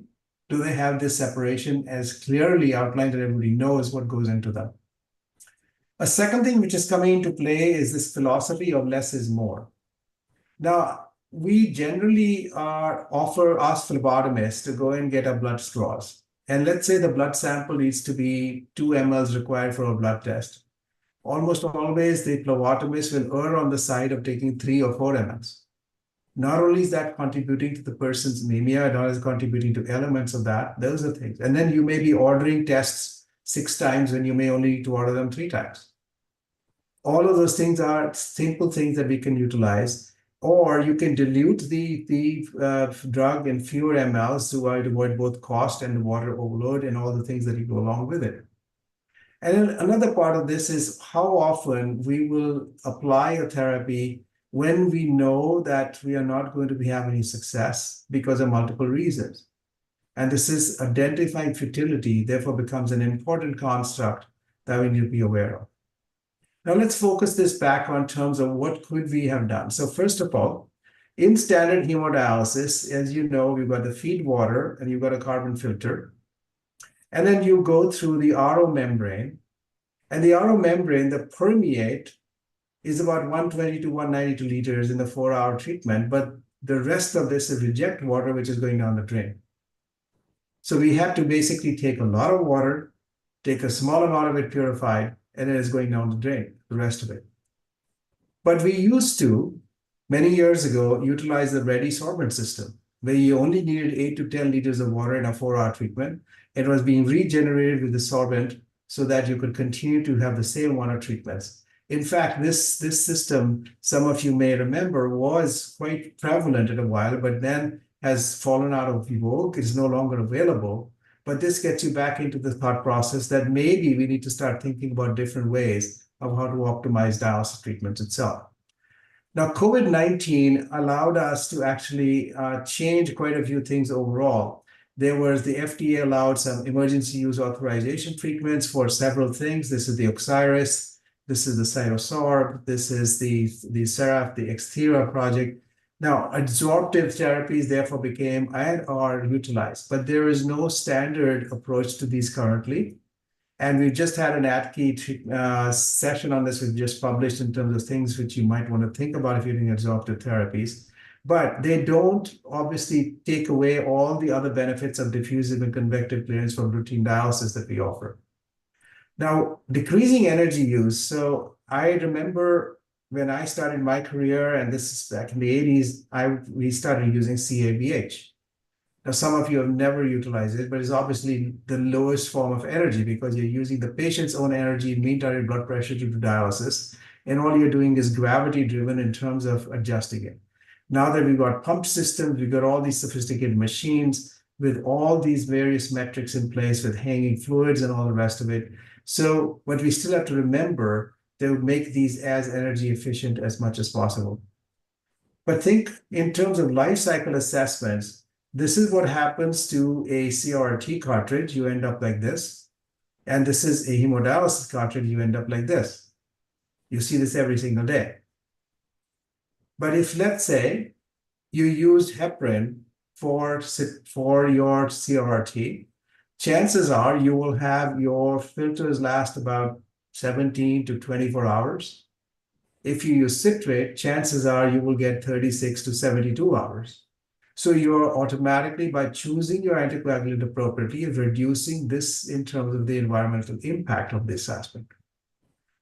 One of the things which we have noticed here in the US, and I think it's prevalent almost all over in all the developed world, and I don't know if this happens in India or not, is that every patient has a barcode on the fluids which are being given to them, whether it be saline or any sophisticated fluid. And at the end of a session, that any unused fluid is discarded, even if the bag had never been hung, even if the bag had never been utilized for that patient because the patient died or they came off therapy or something else happened, those are discarded and thrown away. It's not only wasteful, but it is just an aspect of things that much more plastic and everything else is going down the tube. So I encourage you to think about, if this is happening in your institution, how could you change it? It is not easy because you do have to obviously make sure that the cross utilization across for different patients doesn't harm them in any way. But if it's a saline bag, it is a saline bag, it should be able to be utilized without any problem itself. The other aspect of this is in terms of reducing plastic waste. So most of the CRT machines have got these 5-liter bags that hang down here. And at the end of a session, when the 5-liter bag is full, you take it out, you empty it and throw it away. So now some of the machines have started to work on this, that instead of having to have a bag and throwing it away, can you have a line which can turn into a drain, and therefore you reduce the amount of bags that are being utilized overall. So some of the newer machines are having to build in that aspect. Now, during COVID-19, what was the most important aspect was PPE use. Every time you enter the room, you have to change your PPE. Every time you came out, you change your PPE. And if you had a CRT running, you basically had to go, and the nurse, the nephrology nurse had to go in, the IC nurse to stay in. So some centers, so this is Dr. Tolwani Center in UAB in Birmingham, Alabama, where they placed the machine inside the room. They took long lines, placed them the machine outside the room. They took long lines and attached the patient to them, so that the dialysis nurse did not have to go inside the room, and with PPE they could monitor the patient from outside. So advances like this have happened. However, obviously these are of some concern because the extension tubing could be, subject to disconnections, other things. So it's just a question of saying there is some aspects of how innovation can occur in this setting. Now, staffing and transport becomes another major area. So when the initial wave in the US happened in March, April of 2020, in New York, there was a huge surge of need for CRT, particularly at Columbia University, where they were used to doing maybe 20 CRTs, they suddenly had to do 60. So what they innovated on was essentially saying we've got to change our way of thinking and create dashboards where we can share machines across the units, multiple units, so that some patients would need to be done with 2 patients on a CRT machine for 12 hours each, reduce the volume of those that they were doing, have sharing protocols and sharing aspects itself. So I think these are all examples of how we may, in small measure, start making small differences. But the most important thing I would leave you with is just this thought process of awareness. I think that if we make small differences, maybe we'll have an opportunity at least to contribute to reducing all the climate change aspects which are under our control. So I leave you with this last thought process that everything is applicable to all of us everywhere we are in our own environments. If you think about it, just consider how you might make a small change, which will affect everybody downstream. And as we get into this phase of AI and other things, we will have clinical decision support systems, which will help say which patient is futile, which patients you might do different better aspects. So hopefully you'll be seeing that in the next few years. But most importantly, it's multidisciplinary as we go along. So with that, I'd like to invite you all to join us again in San Diego. This is our 30th year that I'll be hosting this conference in San Diego. And it's, again, we have travel grants and some abstracts, so please join it. But even if you don't, please consider utilizing this website. We put almost all our plenary lectures there free of charge, from videos, we've got protocols, we've got other aspects. So just go to crtonline.com, you just register. There's no charges to being registered. You can add on, go to it anytime. And there's access to lots of data in there, which you might find useful. Thank you for your attention.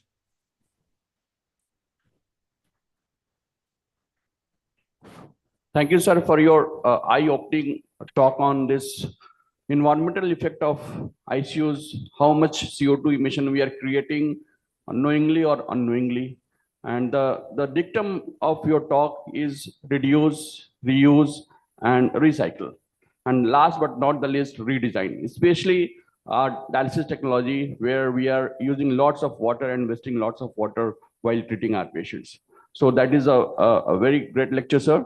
So I'm inviting platform for any questions or comments.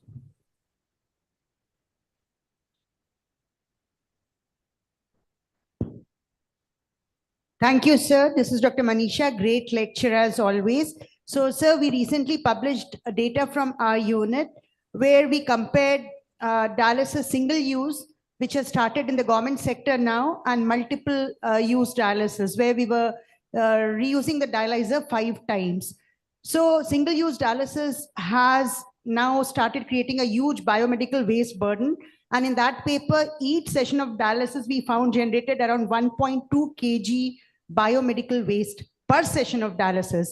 Given 12 sessions we do per month and 144 sessions we do every year for single patient, we are generating 150 kg biomedical waste in our unit. And the problem is we are not recycling it. the dialyzers, plastic waste. In some parts of India, they are making diyas or such things, innovative methods in Chennai. In many countries, I found that they are making that utilized in road laying, which we are not doing in India. So as of now, it's becoming a huge, huge problem. So I want to ask you, do you think reusing dialyzers is a policy we should go back to? Because even with single-use dialyzers, HCV has come down definitely, but has not become zero. So what's your opinion on that? Thank you, sir.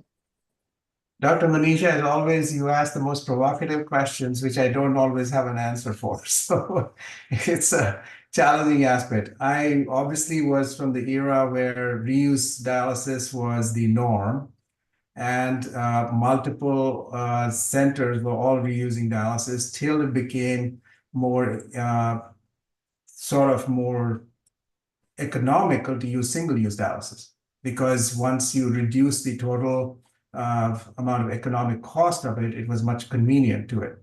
I think it's very hard at this stage to say whether we should go back to reusing dialysis, because again, to reuse it, you've got to have the reuse facilities, you've got to use the chemicals for that. To what extent would all those chemicals and elements be still there? And then you've also got the opportunity of handling the reused cartridges. You've got to store them, you've got to apply them to the same patient, lots of aspects. So I don't know if it is wise or easy for us to go back to it. I suspect that the advances in this field are not going to be more about reuse or single use. They're going to be more about changing our dialysis innovations in dialysis itself, so that we will be utilizing things differently in that element. So different membranes, different abilities to do that. And I think that's where the advances would be to a large extent. Thank you, Dr. Mehta. I'm Dr. Sharma. I'm an old timer, and when we were in residency, as you might remember, things were very different, starting with the keel dialyzers and the reuse being the norm. But as in the corporate sector, now most patients, they don't want reuse. The problem is that they can afford. And secondly, they are worried. If we go on to reuse, the difficulty with the reuse is the system for reusing is also not easily available and serviced. So a problem with the reuse is quite significant as we face now. In STPGI, when I was there, the reuse was a norm. The other problem is, I agree with you, we have to move to a technology where a solvent-based and other methods, the need for water and the dialysis becomes much more green in terms of the plastic waste which is coming out. But simultaneously, in developing countries, we have to be aware that whatever waste comes out, whether you are reusing or not reusing, has to be properly treated. Because what we have seen, that the plastic which comes out is just dumped around, and the way it is incinerated, it is polluting. So even if you reuse and do not use the technology, because definitely it is more expensive, we are going to pollute the atmosphere much more. So that is the aspect. And many people in India, they feel that we are being dragged into this unnecessary controversy of saving the environment, which has been polluted by the developed world. Dr. Sharma, as always, great comments. I appreciate the wisdom you're imparting in terms of saying that, yes, that we need to take care of the appropriate handling of all plastic waste that comes out, and also for hazardous waste. I couldn't agree with you more that we are all contributing to it. It's not just the developing world or the developed world. I think it's a global issue. We cannot ignore it and point fingers and say, you guys did it, so I don't want to do it. You did more than me. It's not a contest. It's more for us to take responsibility. And I think in each of our environments, that responsibility is determined sometimes by policy. It is sometimes determined by what is available to you. And what I think we should at the very least do is to actually raise awareness and at least for ourselves be aware of what we do. And I ask a very simple question is, how many of us actually go into the ICU and notice these things? How many of us ask these questions? If we can start doing this and we start bringing this up to something to our trainees, then maybe we will make a difference because they will be living longer, hopefully, than us to see all these changes affect them and the generations to come. Thank you. This is Narayan Prasad, sir. Thank you very much for accepting invitation. You might be waking up at night in USA. But again, thank you very much. And thank you very much for your crtonline.com. So that we used to see whenever we talk about the CRT, we only see towards Ravindra Mehta. So that is a comment. Sir, actually you have shown everything. Even during COVID time in USA, also PD revived. So do you think peritoneal dialysis could be one way to reduce this environmental load of so much of the waters we are disposing of 200 liters of the water in each session of the dialysis versus 6 liters of the waters using in PD?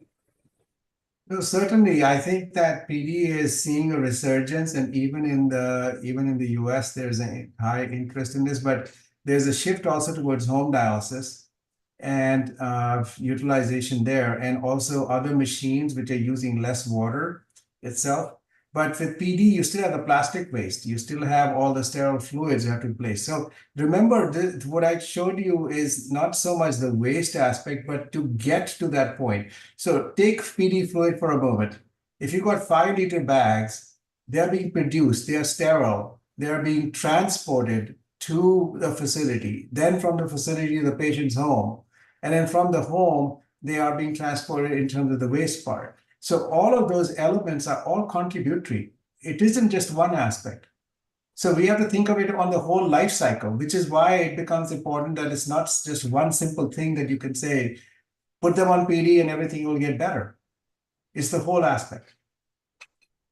But thank you for the opportunity to be there. And it's not too late yet so far. Thank you. Okay, thank you. Thank you very much, sir. Thank you. Thank you, sir, for an excellent session. And I think if you don't have any question, we can end the session here. Thank you. Thank you. Please put your hands together for the speaker, sir, and our chairpersons. Thank you, chairpersons, for your precious time. Thank you.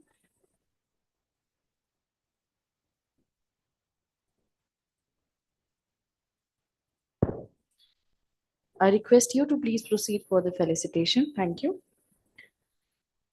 Now, I invite the chairpersons for the next talk of this session. And I'm delighted to invite Dr. M.K. Mitra, Consultant Medicine, former head King George's Medical University, Lucknow. Welcome, sir. Please put your hands together. Thank you. Dr. Jitendra Kumar, Consultant Nephrologist from New Delhi. Dr. Abhilash Chandra, Head Nephrology, Dr. Ram Manohar Lohia Institute of Medical Sciences, Lucknow, and Dr. Amol Bhavani, Assistant Professor, All India Institute of Medical Sciences, Nagpur. Welcome, dignitaries on the dais.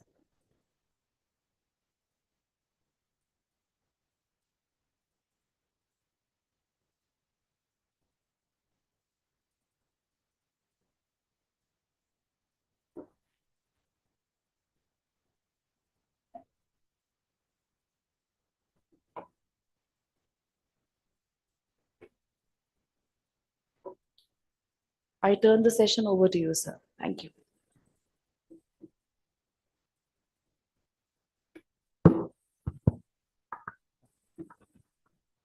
Good morning.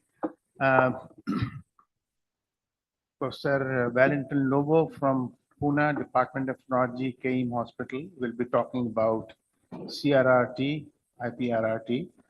But let me tell you one very interesting point. Exactly about 81 years ago, Dr. Robert Koch introduced the first dialysis machine And you will be surprised to know when he was presenting to the World Congress of Nephrology in 1941 as a young Dutch scientist about his rotating drum dialyzer because of treating the World War II patients who had, crush injuries.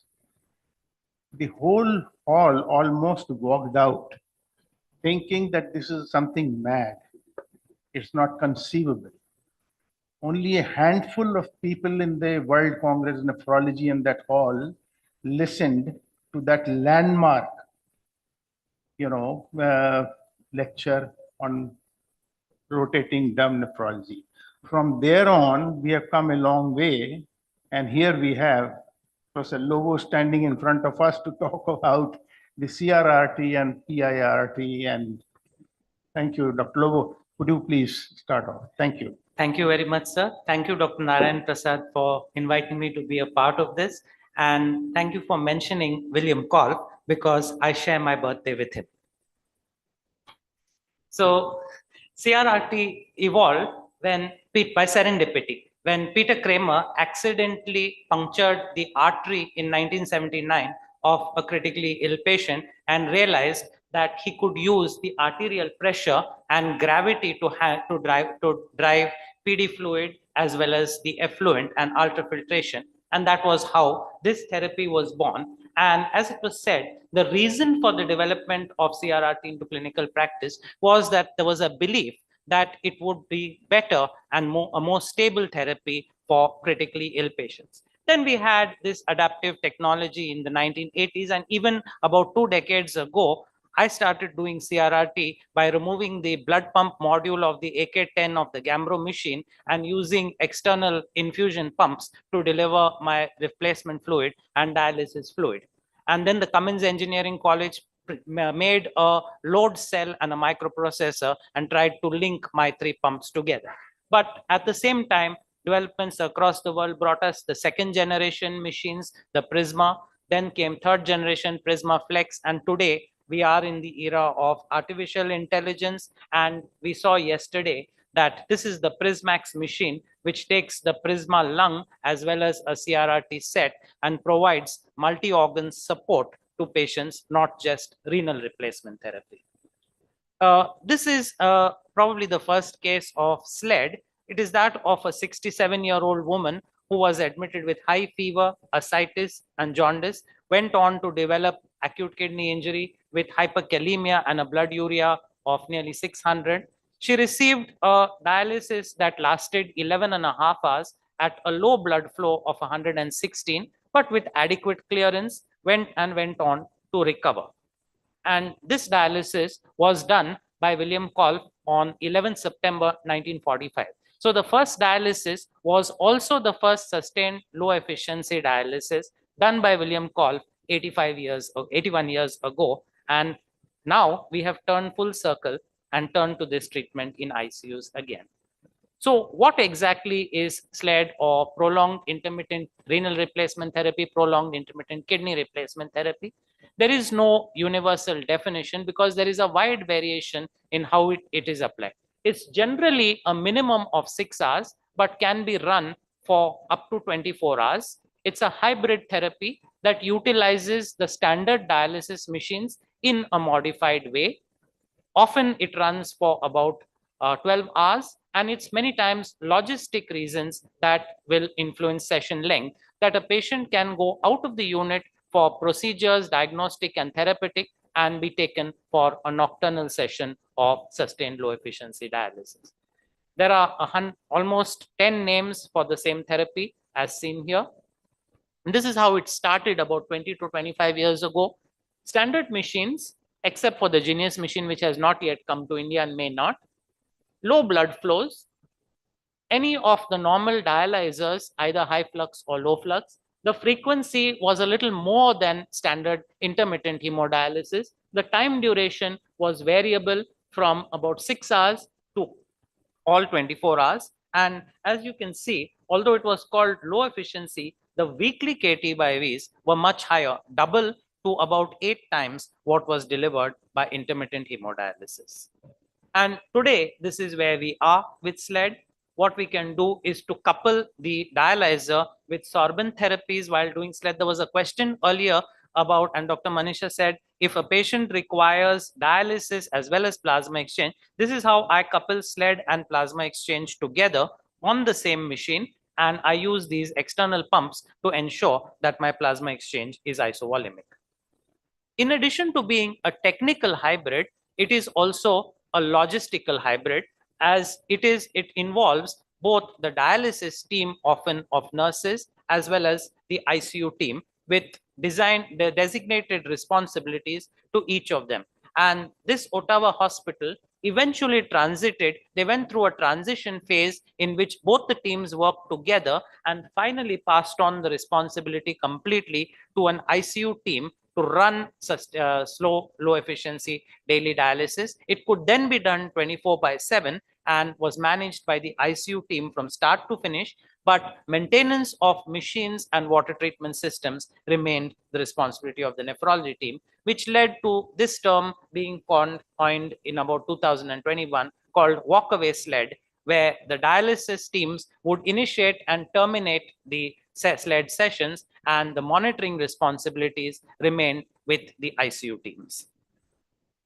When SLED first started, we used lower blood flows. So blood flows as low as 100 and probably a maximum of 200 were used. But over the period of 20 years that this therapy, or 25 years that this therapy has been used, blood flows have gradually got better and higher, going up to 300 or even 350, the best that a temporary vascular access can deliver. And the reasons for this are twofold. One is that a large number of these treatments are done without anticoagulation, which makes it more convenient. You have less clottings if your blood flow is higher. And the second is that convective therapies have been added to these forms of treatment. And so the filtration fraction starts to weigh in, and that requires better blood flows.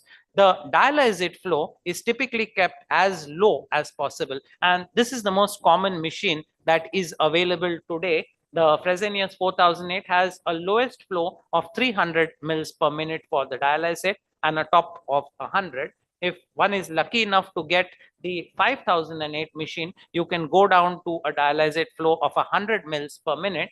And this also has an auto flow option, where you can set the dialysate flow as a function of the blood flow. So if the blood flow were to drop, the dialysate flow would drop automatically, ensuring that your efficiency of the process is maintained without wasting the dialysate. One of the advantages that SLED has been said to have over CRRT is the non-requirement of anticoagulant. This is an old study from Victoria Kumar at the University of California, Davis. What they showed was that no heparin or no anticoagulation in about 1/3 of SLED sessions as compared to only 3% of CRRT sessions. And this is my own data, about 653 sessions. This is 14-year-old data. Almost half our SLED sessions are run without an anticoagulant. And what we have is today a dialysate concentrate, which has, in place of the acid in the acid concentrate, is citrate. So 2 to 3 moles of citrate instead of acetate, which bathes the dialyzer and helps in maintaining the dialyzer's life over a long session of 8 to 12 hours without an anticoagulant.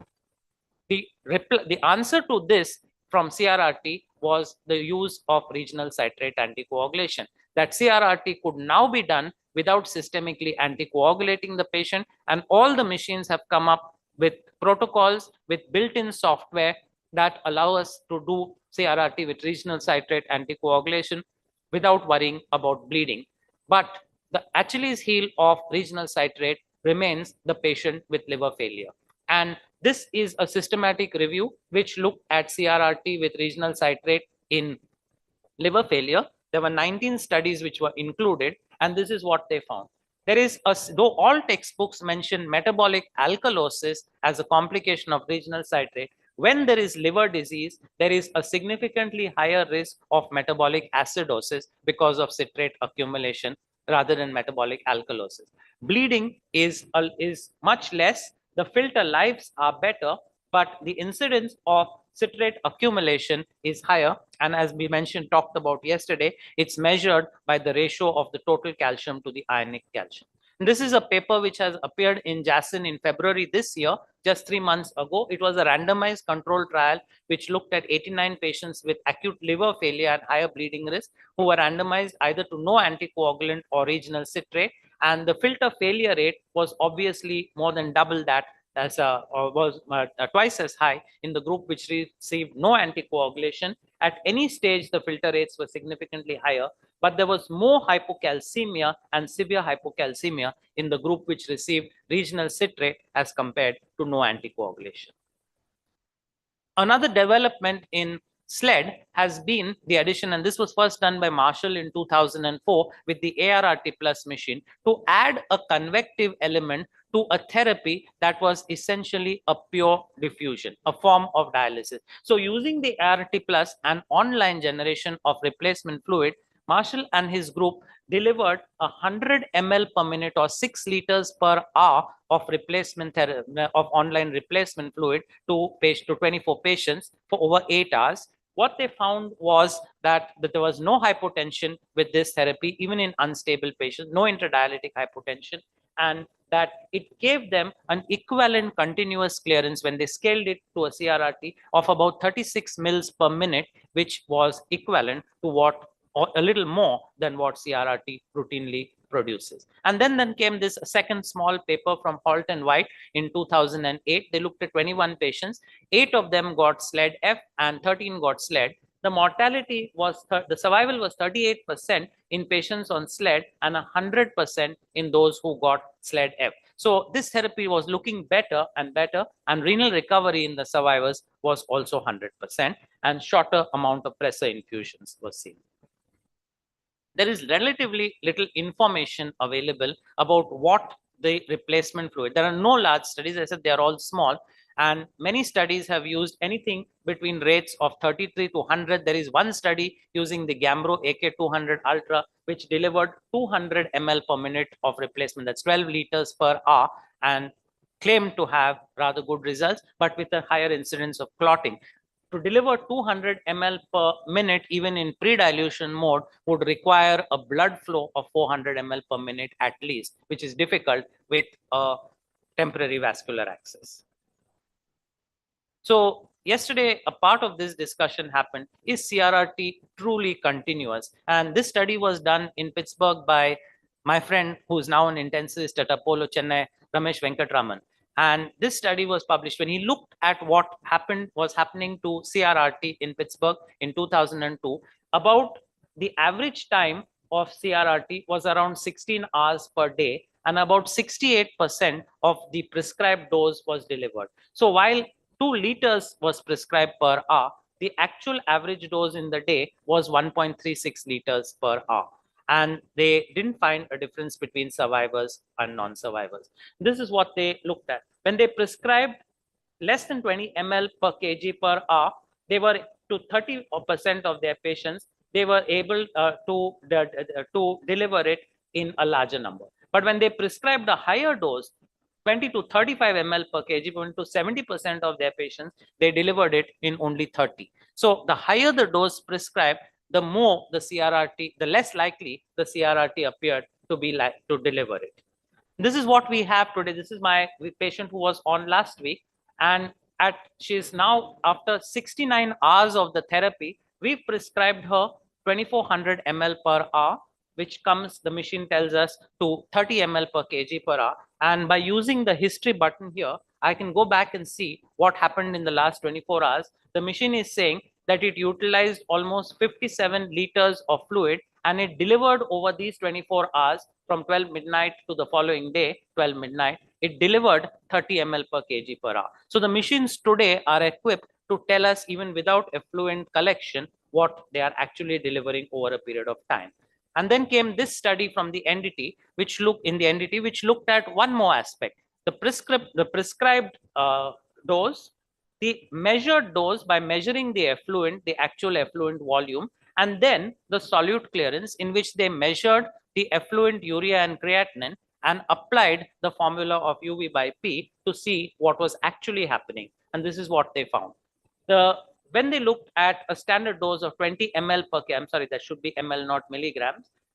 Their prescribed clearance was 17 on average. The estimated was 15, and the urea and creatinine clearance roughly corresponded to that. So while this difference was significant, the delivered solute clearance and the estimated were okay. When they prescribed a higher dose, 35 ml per kg per hour, the estimated was 25, and for creatinine, that actually went down to just 21. So the solute clearance dropped even further than what was estimated by volume collection of the effluent. And this is what they showed. So here, there was at the low dose, there was a significant difference between prescribed and estimated. At the high dose, there was a difference at every stage. It's necessary to do CRRT and SLED safely. And this is another study in which Raghavan Murugan took the data from the renal study and stratified the patients into two groups. Those who received a net ultrafiltration, which was low, that was less than 1 ml per kg per hour, middle, which was 1 to 1.75, and high, which was more than 1.75 ml per kg per hour. So for a 60 kilo adult, that's a net UF of about 60 to 105 ml per kg per hour. And when you looked at different time points, 7 to 12 days, up to 25 days, and up to 90 days, at every stage, doing more than a net ultrafiltration of more than 1.75 ml per kg per hour was associated with a higher risk of mortality than with less than 1 to 1.75. And when you looked at the net UF per 0.5 ml per kg per hour increase, there was an 8% increase to a 13% increase in the mortality. He then took another cohort, another retrospective cohort of 1347 patients, of 1300 patients, and he had the data available for 347. Again, he grouped them into the same less than 1 to 1.75, and more than 1.75. And once again, the results were exactly the same between 5 to 28 days. Higher ultrafiltration rates were associated with a higher risk of mortality, and there was a significant increase per 0.5 ml per kg per hour. So with this, this is the U-shaped curve that is exhibited for ultrafiltration. The sweet spot appears to be between 1 to 1.75 ml per kg per hour. When you do less than that, fluid overload and organ edema increases mortality. When you do more than that, hypotension and organ ischemia may kill the patient. Now, we prescribe a patient fluid removal, and Murugan's paper is at pains to explain that this is not the net ultrafiltration. If this patient in whom we are removing 80 ml per hour is receiving 20 ml per hour of infusion and 30 ml per hour of feeds, then the actual net ultrafiltration is 80 minus 50, it's only 30 ml. So while this 60 kilo patient may be appearing to receive more than 1 ml, between 1 to 1.75 ml per kg per hour, if the hourly charting of intake is not added and the patient is anuric, then the net ultrafiltration is actually less than 1 ml per kg per hour. So what happens when one looks at SLED, which is not continuous, where there is a long period of time in which no ultrafiltration is happening, and should the rate then be increased to compensate for the time when the patient is not receiving ultrafiltration? So I looked at several of the studies, and most of the studies which either compared SLED or CRRT or reported the ultrafiltration rates, one of the thing is that most of them didn't report ml per kg per hour, but the ultrafiltration rates were about twice as high as the rates prescribed for CRRT, except for the rescue study, which I'll come to later. There was only one study which reported in ml per kg per hour, and that was a pediatric study. And it was a report of 4 patients that was by Manish Arya and Dr. Uma Ali from Mumbai. And what they looked at was the prescribed ultrafiltration rate on the machine was 9 ml per kg per hour, which most critically ill patients on inotropes may not withstand. But the fluid removal rate was 5 ml per kg per hour. So these patients were receiving 4 ml per kg per hour of additional fluid, which needed to be taken into account to calculate the net ultrafiltration rate. So what should be the net ultrafiltration rate? Another paper from Murugan from Pittsburgh, he looked at again a retrospective cohort in which he stratified patients into a net ultrafiltration intensity over 24 hours. So this paper, unlike the two previous papers which were looking at CRRT, combined all modalities of renal replacement therapy.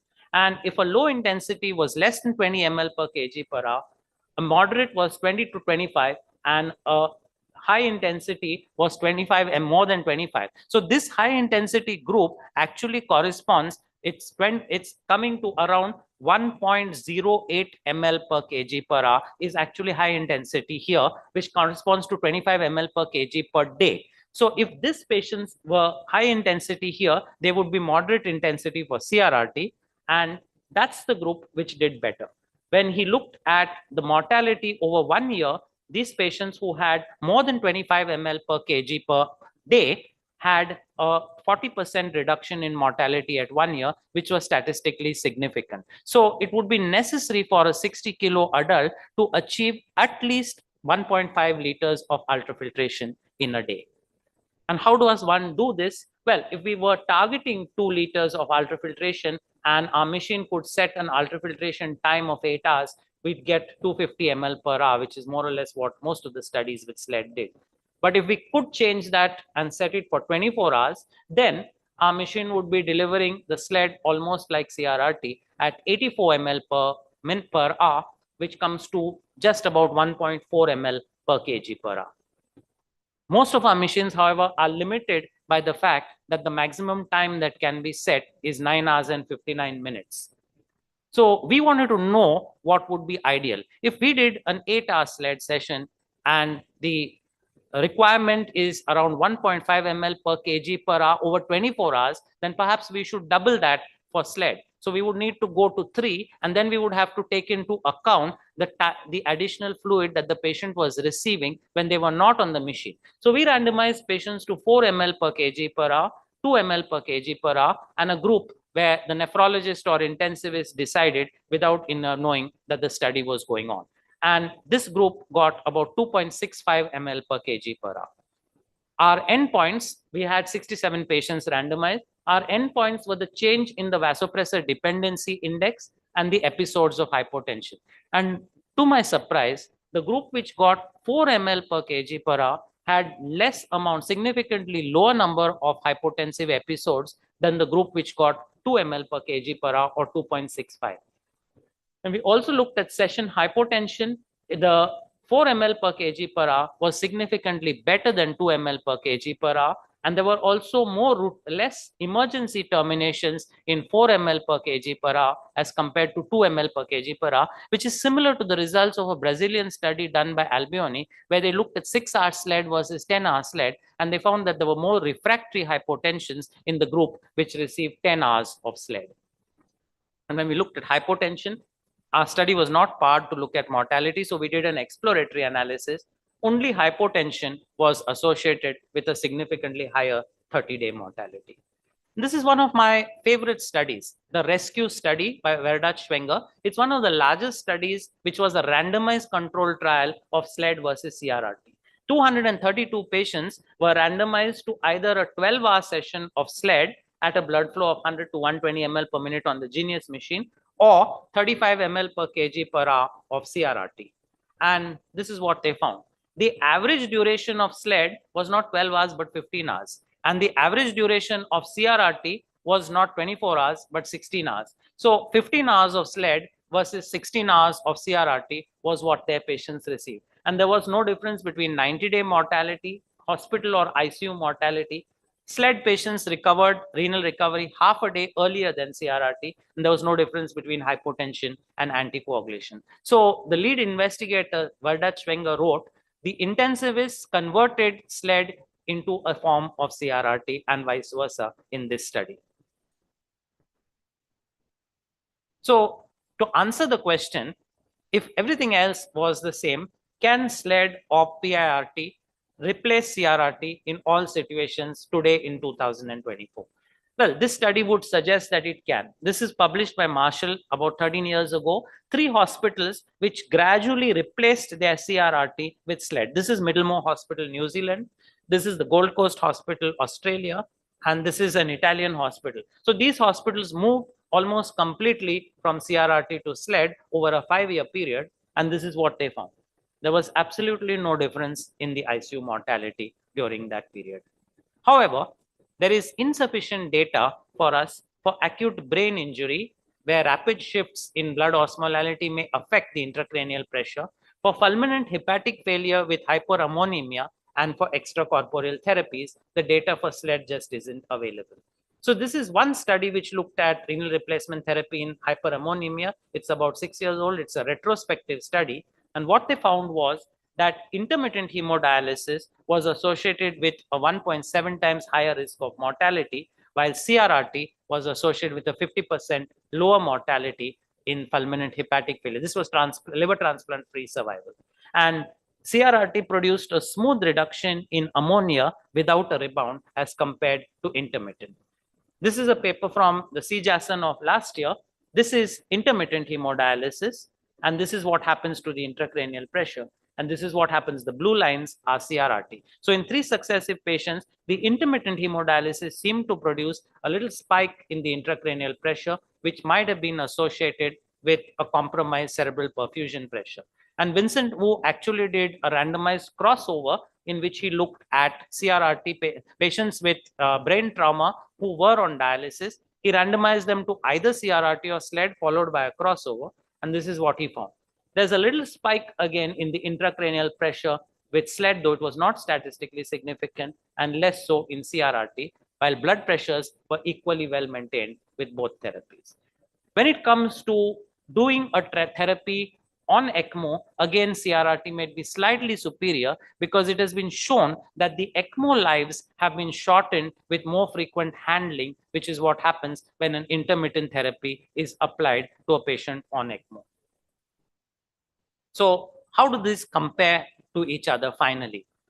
There is no single study, randomized study, which is powered to adequately show it. But there is a systematic review in 2021, which looked at 27 studies, including almost 3,400 patients. And importantly, this systematic review analyzed the CRRT modalities separately: CVVH-DF, CVVH, and CVVH-D, and also SLED and SLED-F separately.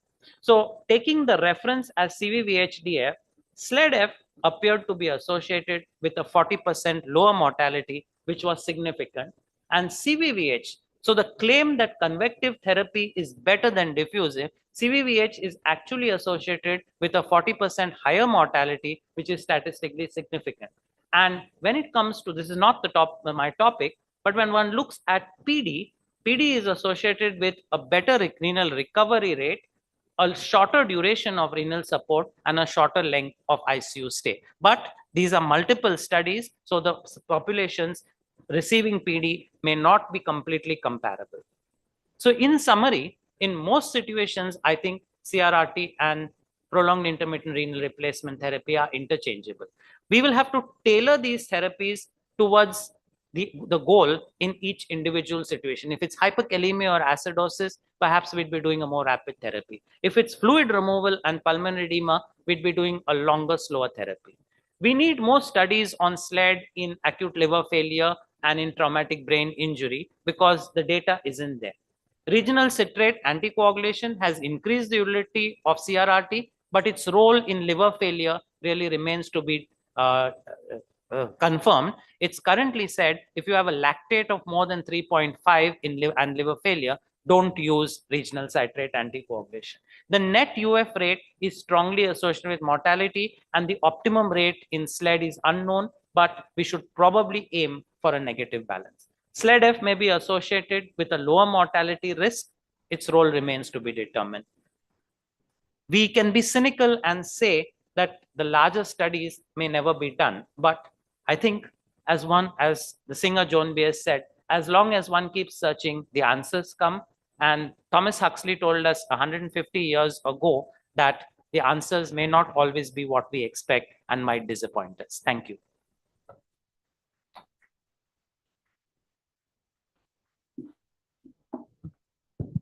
That was excellent, Lobo.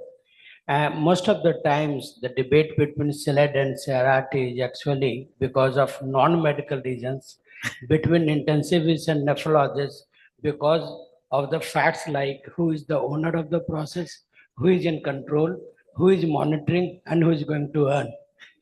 Keeping all that thing aside, you did mention that convective modality has some role in cases like ammonia removal.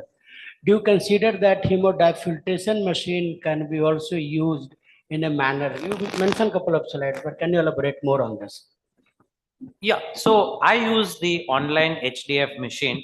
The 5008 machine can do online HDF and it can do a 24-hour therapy. So I use it, and I don't think there are any large studies with that therapy specifically with regard to ammonia. So it's important for us to generate the data. The biggest, say, Achilles heel of this therapy has to be the purity of the water. When you do online hemodiafiltration, the water must meet the ultra pure standard of less than 1 colony forming unit and less than 0.03 endotoxin units. Because although the machine has 2 filters in series, 2 endotoxin filters, which will produce a 10,000 times reduction, if your endotoxin level is more than 2, then it won't reach that level of less than 0.001 in the replacement fluid. So that's going to be the biggest, and we need to ensure and to continuously monitor the water quality for going for online SLED. I use a fair amount of it because I'm confident of my work. Professor Samas. Yeah, Dr. Lobo, excellent review. What we have to understand that even nephrologists are going for more of online hemodiafiltration therapy, though the data, hard data is still not there. And patients on convective-based maintenance hemodialysis therapy, they are more comfortable. They do much better. But there's even a And- mortality benefit there after and now it convince. is very easy to Yes. implement it. Now, like when we started, we were worried that patients will not be able to afford. And now we realize that patients are demanding to be on that type of better dialysis. That is one aspect. The basic thing is that SLED, most of the nephrologists, they have been both comfortable with the SLED. Most of the studies have shown whatever is available, and I know the evidence is not that great, that SLED, intermittent hemodialysis, and CRRT, if they are done properly, even for sick patients, the outcomes are similar. If you're using IHD alone and just use the urea reduction ratio and have an adequate IHD in patients who are in the ICU, the outcomes are no different.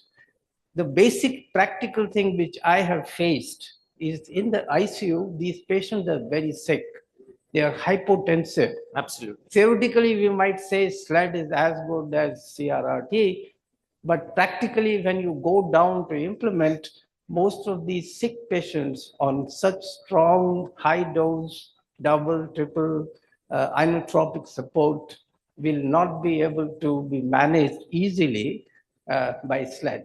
So we are forced to have CRRT in these patients and have an outcome which may not be ideal.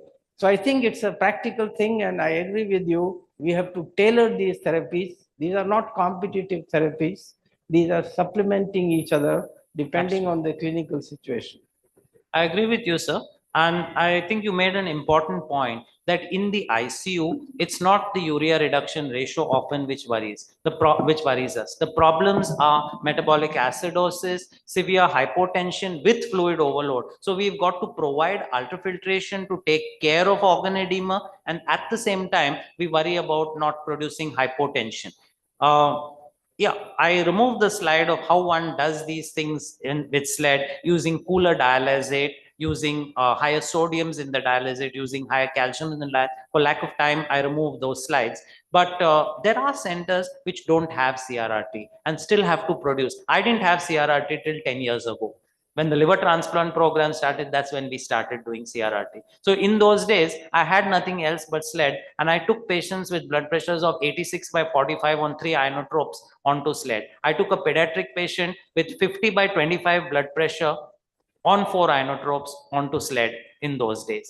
So I think it's we become more comfortable with CRRT, and as you showed yesterday, it's the vascular refilling rate which determines whether a patient will get hypotension.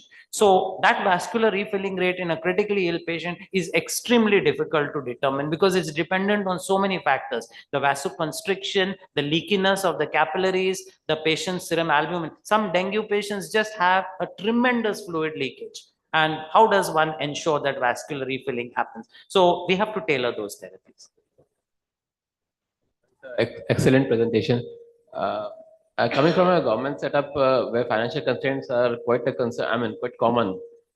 What I'm seeing is that at my own center that we have been increasingly using SLED and SLEDF as compared to CRT, and CRT use has gone down considerably. Yeah. So possibly that I trend is showed also you been Marshall's reflected. study, which Yeah. said that when there was that hospital in Australia completely replaced CRRT with SLED, and they showed that their outcomes didn't change over that 5-year. I think that trend is going to be followed the rest of the centers also. There are, in fact, there was a time when Australia didn't do anything other than CRRT in the ICUs. They didn't have dialysis machines, and it was handled totally as a closed system. But even they realized that they were falling short, and that by doing SLED, the same machine could be utilized for 2 patients in a day, whereas with CRRT, 1 patient was tied to a machine for 24 hours, and that's when they started to shift.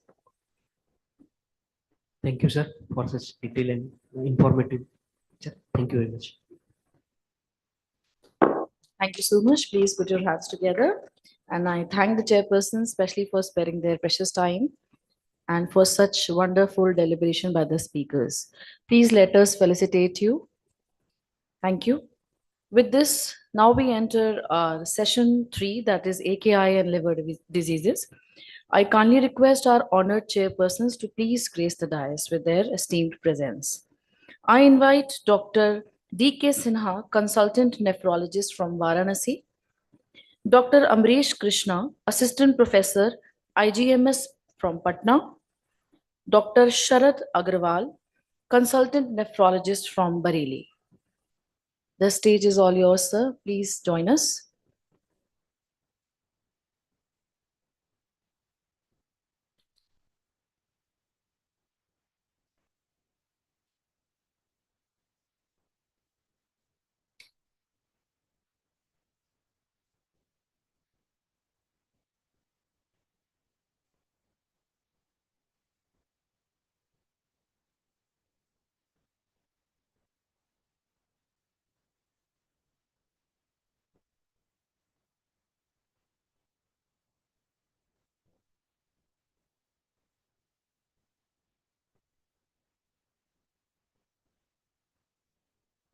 Over to you, chairpersons. Hello. Now we come to the next session of the day. The speaker is Dr. Basav Raj. He is Assistant Professor of Department of Nephrology, Sanjay Gandhi, PGI. He'll be speaking on. I invite Dr. Yes. Basav Raj. Yes. Thank you, sir. Good morning, all. Today, I am presenting a case of bile cast nephropathy when kidneys turn yellow.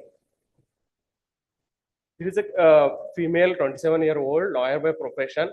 She presented elsewhere with the complaints of fever, yellowish discoloration of eyes and skin, nausea and vomiting. And she also had loose stool 3 to 4 episodes per day, and she developed drowsiness, for which she was admitted elsewhere. After around 8 to 10 days of initial presentation, she had worsening of jaundice with bilirubin of 19 milligram per deciliter, and also she started having decreased urine output.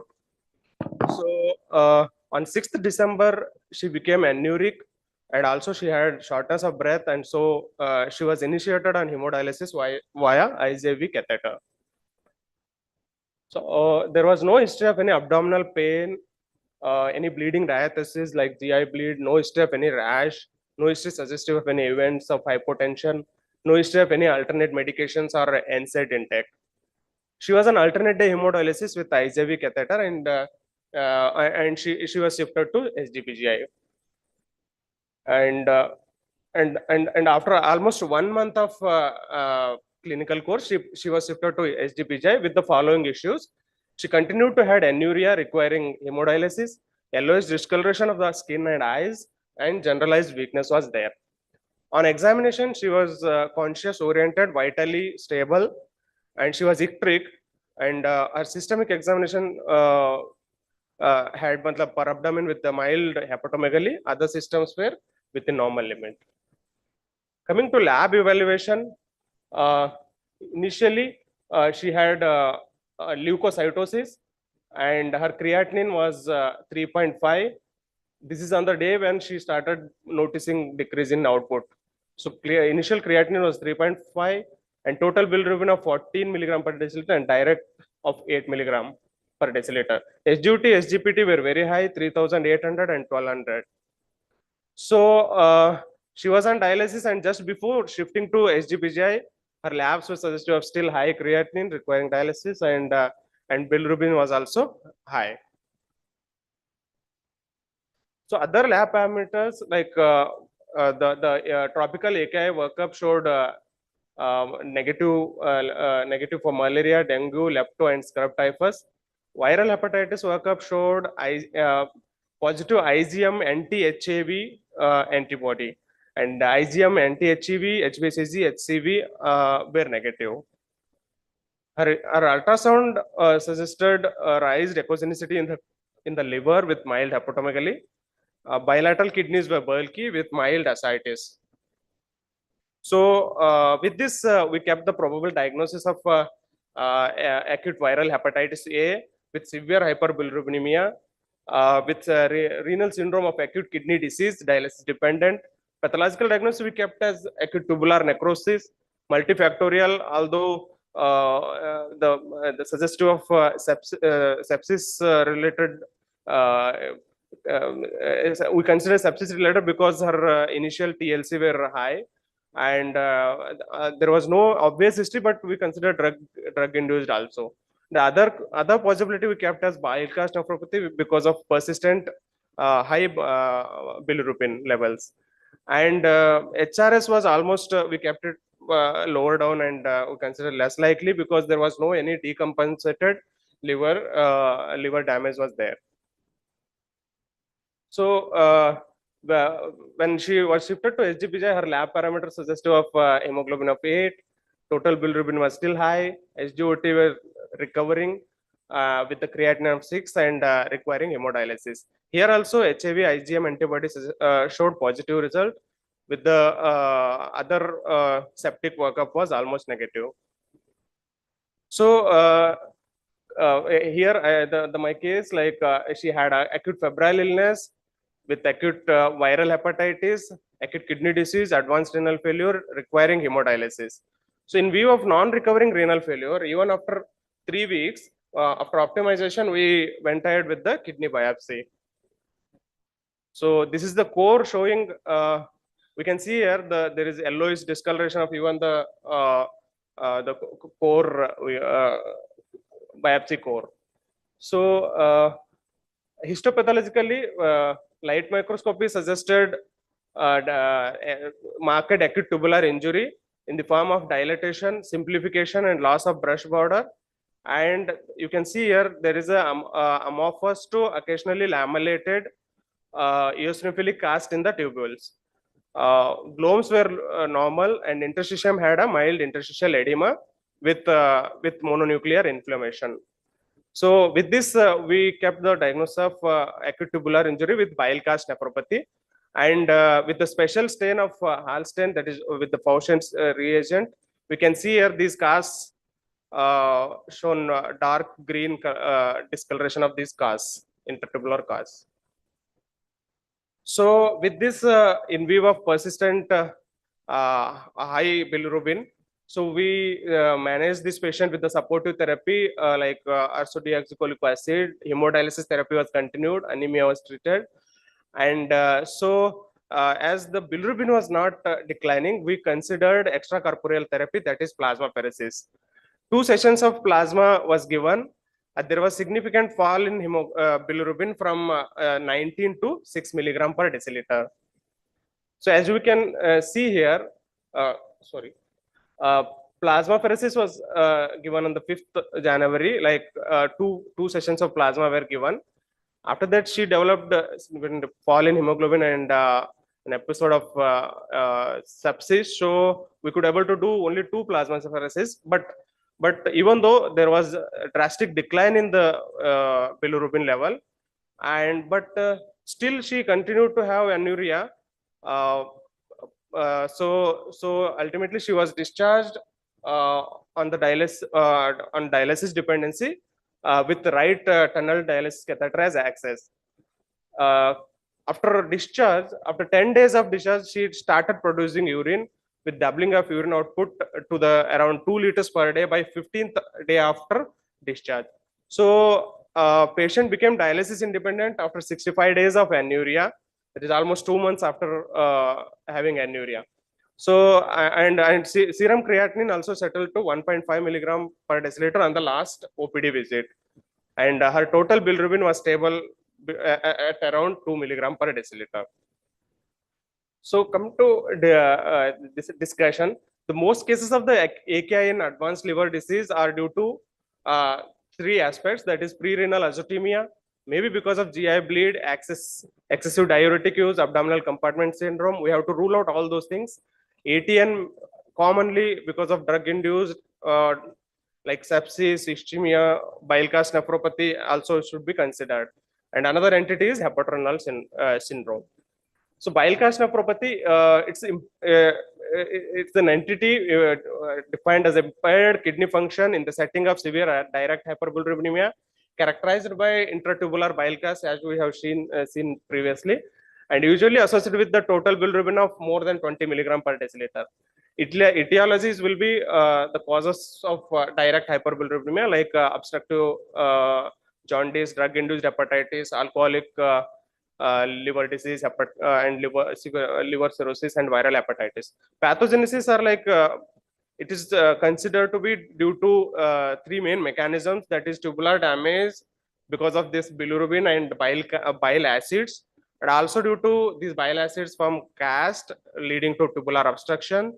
And another thing is like hemodynamic changes. These bile acids and bilirubin, they cause systemic vasodilation and renal vasoconstriction. The gold standard for diagnosis of this entity is renal biopsy. So this is a like many times misdiagnosis because the patient when the patient has severe liver dysfunction, that time usually they will be associated with coagulopathy. So the benefit the risk of bleeding due to biopsy will always outweighs the benefit of histopathological diagnosis. So many times we tend to miss this diagnosis. Literature review little on BCN, the bile cast nephropathy cases due to hepatitis A induced hyperbilirubinemia. We can see that total bilirubin in all the 5 cases were high, like more than 20, and creatinine was high, and all the 5 patients required dialysis. All the patients were on dialysis, and two among the 5 patients settled with the creatinine of 2, and other patients recovered, and 1 patient didn't have a follow-up. So is bile cast nephropathy worth considering? So after this retrospective study by Vance Lambrock, who studied the 44 histopathological specimens from the taken from 41 autopsies and 3 renal biopsies.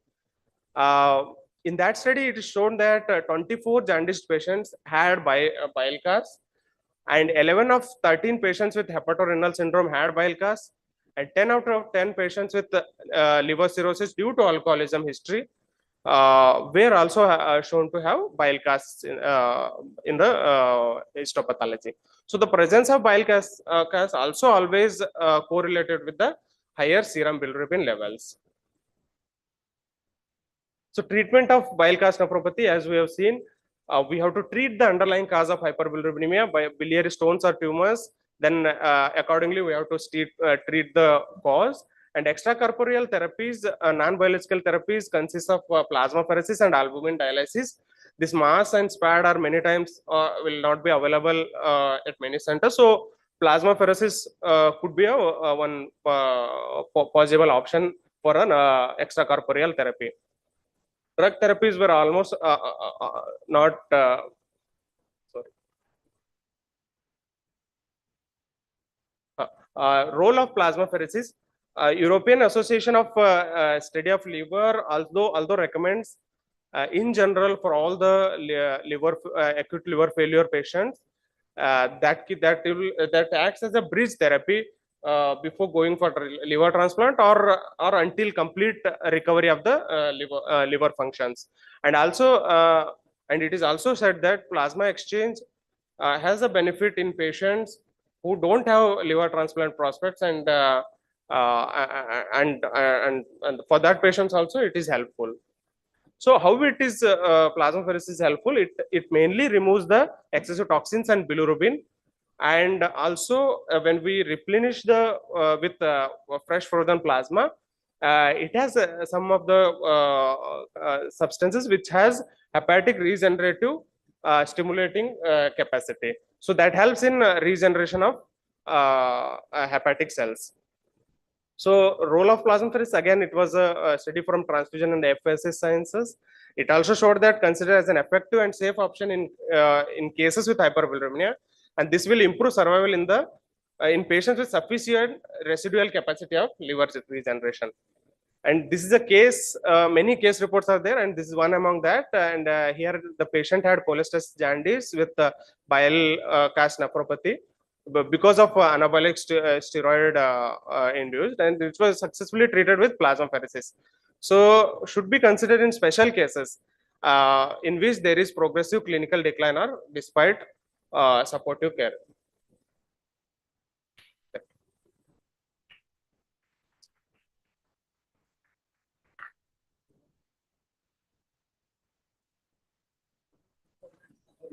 Anticoagulant.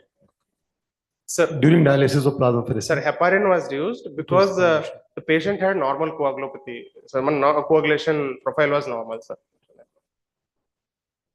Dr. Basab, as I am aware that probably we have Prometheus or Mars, one of the Yes. system is available. Yes. So why did not you use them?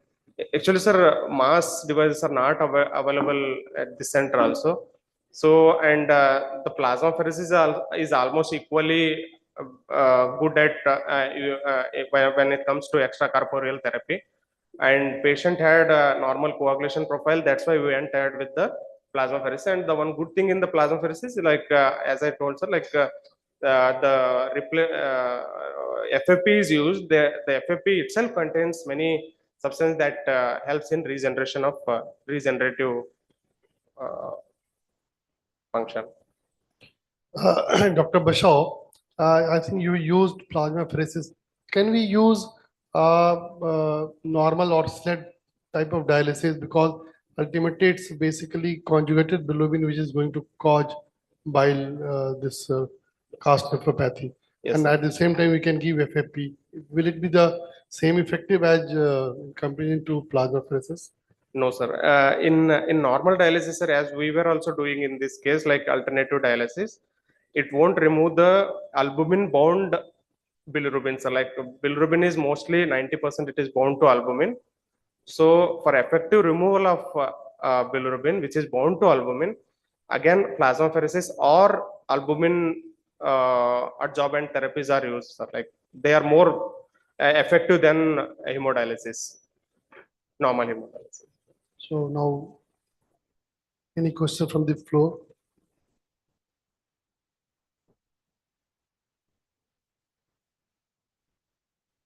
Thanks. Thank you. Now we close this session.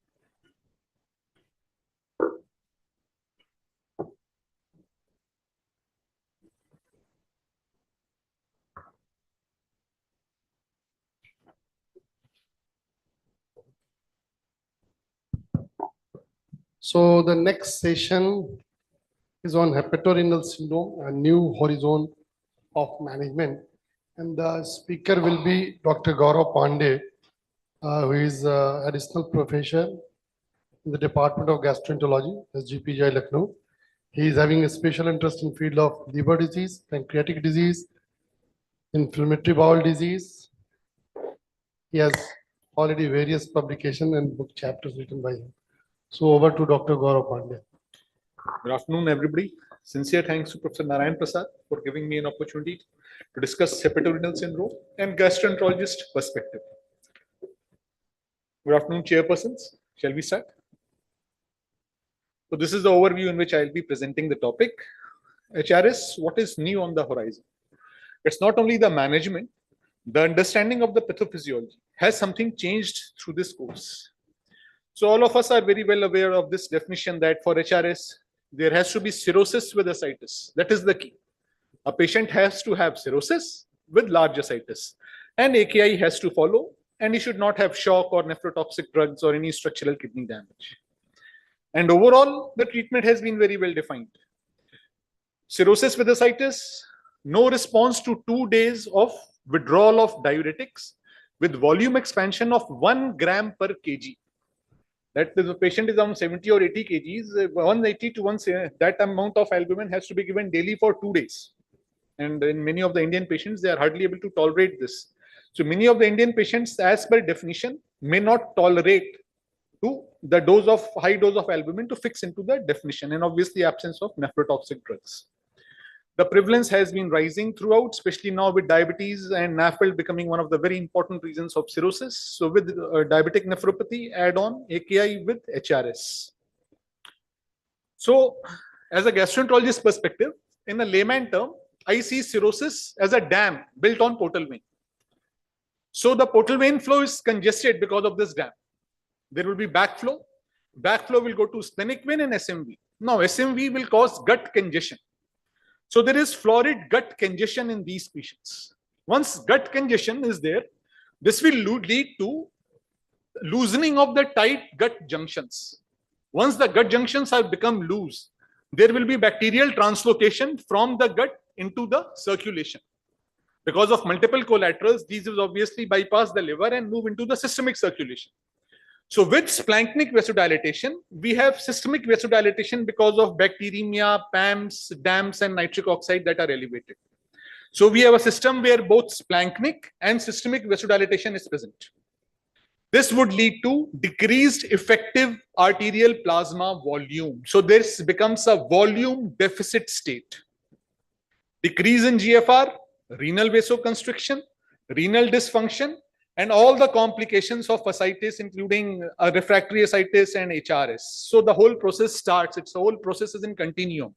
HRS is not a bolt from the blue or a new disease that happens overnight. Creatinine 2.1 becomes HRS and 1.9 is not HRS. The pathophysiology remains the same, and this is the issue. You have to target the pathophysiology and not the creatinine level per se. So to look at the cartoon, a cirrhotic to start with, I would have a normal effective arterial blood volume. As he decompensates, initially body tries to compensate with multiple mechanisms. You have renin-angiotensin, aldosterone, sympathetic nervous system activation, heart rate alteration, tries to maintain the effective arterial blood volume. But cirrhosis is a progressive disease, and ultimately there comes a situation where kidney perceives hypovolemia. Normally kidney would not form ascites until it perceives hypovolemia. So for kidney to perceive hypovolemia, there is decreased GFR, decreased renal blood flow. It is a hypovolemic situation that kidney perceives and starts accumulating ascites. This manifolds increase the splanchnic and then the systemic vasodilatation, further decreasing effective arterial blood volume, and the arterial hypovolemia happens. This is in spite of maximum degree of renin-angiotensin aldosterone system activation. So in a nutshell, it is a circulatory dysfunction leading to persistent decreased effective arterial volume and then decreased GFR and maximum activation of vasoconstrictor system. So this is what happens. The predominant players are decreased effective arterial blood volume and leakage of PAMS and DAMS into the systemic circulation, leading to AKI. So these are the important therapeutic targets that one has to look into account when considering large ascites, refractory ascites, and HRS, bacterial translocation and vasodilatation, including both the systems. So one of our recent studies that we did from PGI, SGPGI, we looked at patients with ACLF with AKI HRS. We measured the intestinal permeability by doing simple lactulose mannitol ratio, and we did at with our CBMR colleagues. Look at the leaky gut that is determined by the intestinal permeability from a normal healthy of 0.21. It was 9 to 10 times elevated. So were the endotoxin levels, more than 10 times elevated. So were the cytokine levels. Once you have this particular phenomena, the endotoxin, there will be neutrophil activation because of persistent endotoxemia that are leaking. So neutrophil will get exhausted. There will be, instead of SIRS, there will be CARS. There will be neutrophil dysfunction. These patients become prone to sepsis. That we measured through a test called netosis. How well are the neutrophils forming nets? And there you see that the neutrophil functions had decreased by more than half. So a patient who develops, cirrhotic patient who develops AKI HRS, multiple issues are ongoing. Look at the cardiac parameters. The MAP came down drastically. The BP declined. Cardiac output jumped multifolds. Body was trying to do that compensatory mechanisms. The cardiac output, cardiac index was up. SVR was to the tune of around 600. Stroke volume was up. Renal artery resistive index was 0.8. So renal vessels were severely constricted. This is the lactulose mannitol ratio. The gut was very leaky in patients with AKI HRS. So this was the whole pathophysiological paradigm that was going on in patients with AKI HRS. So to correct that, first we have to look at how well to correct the volume. Now, no two patients would be same.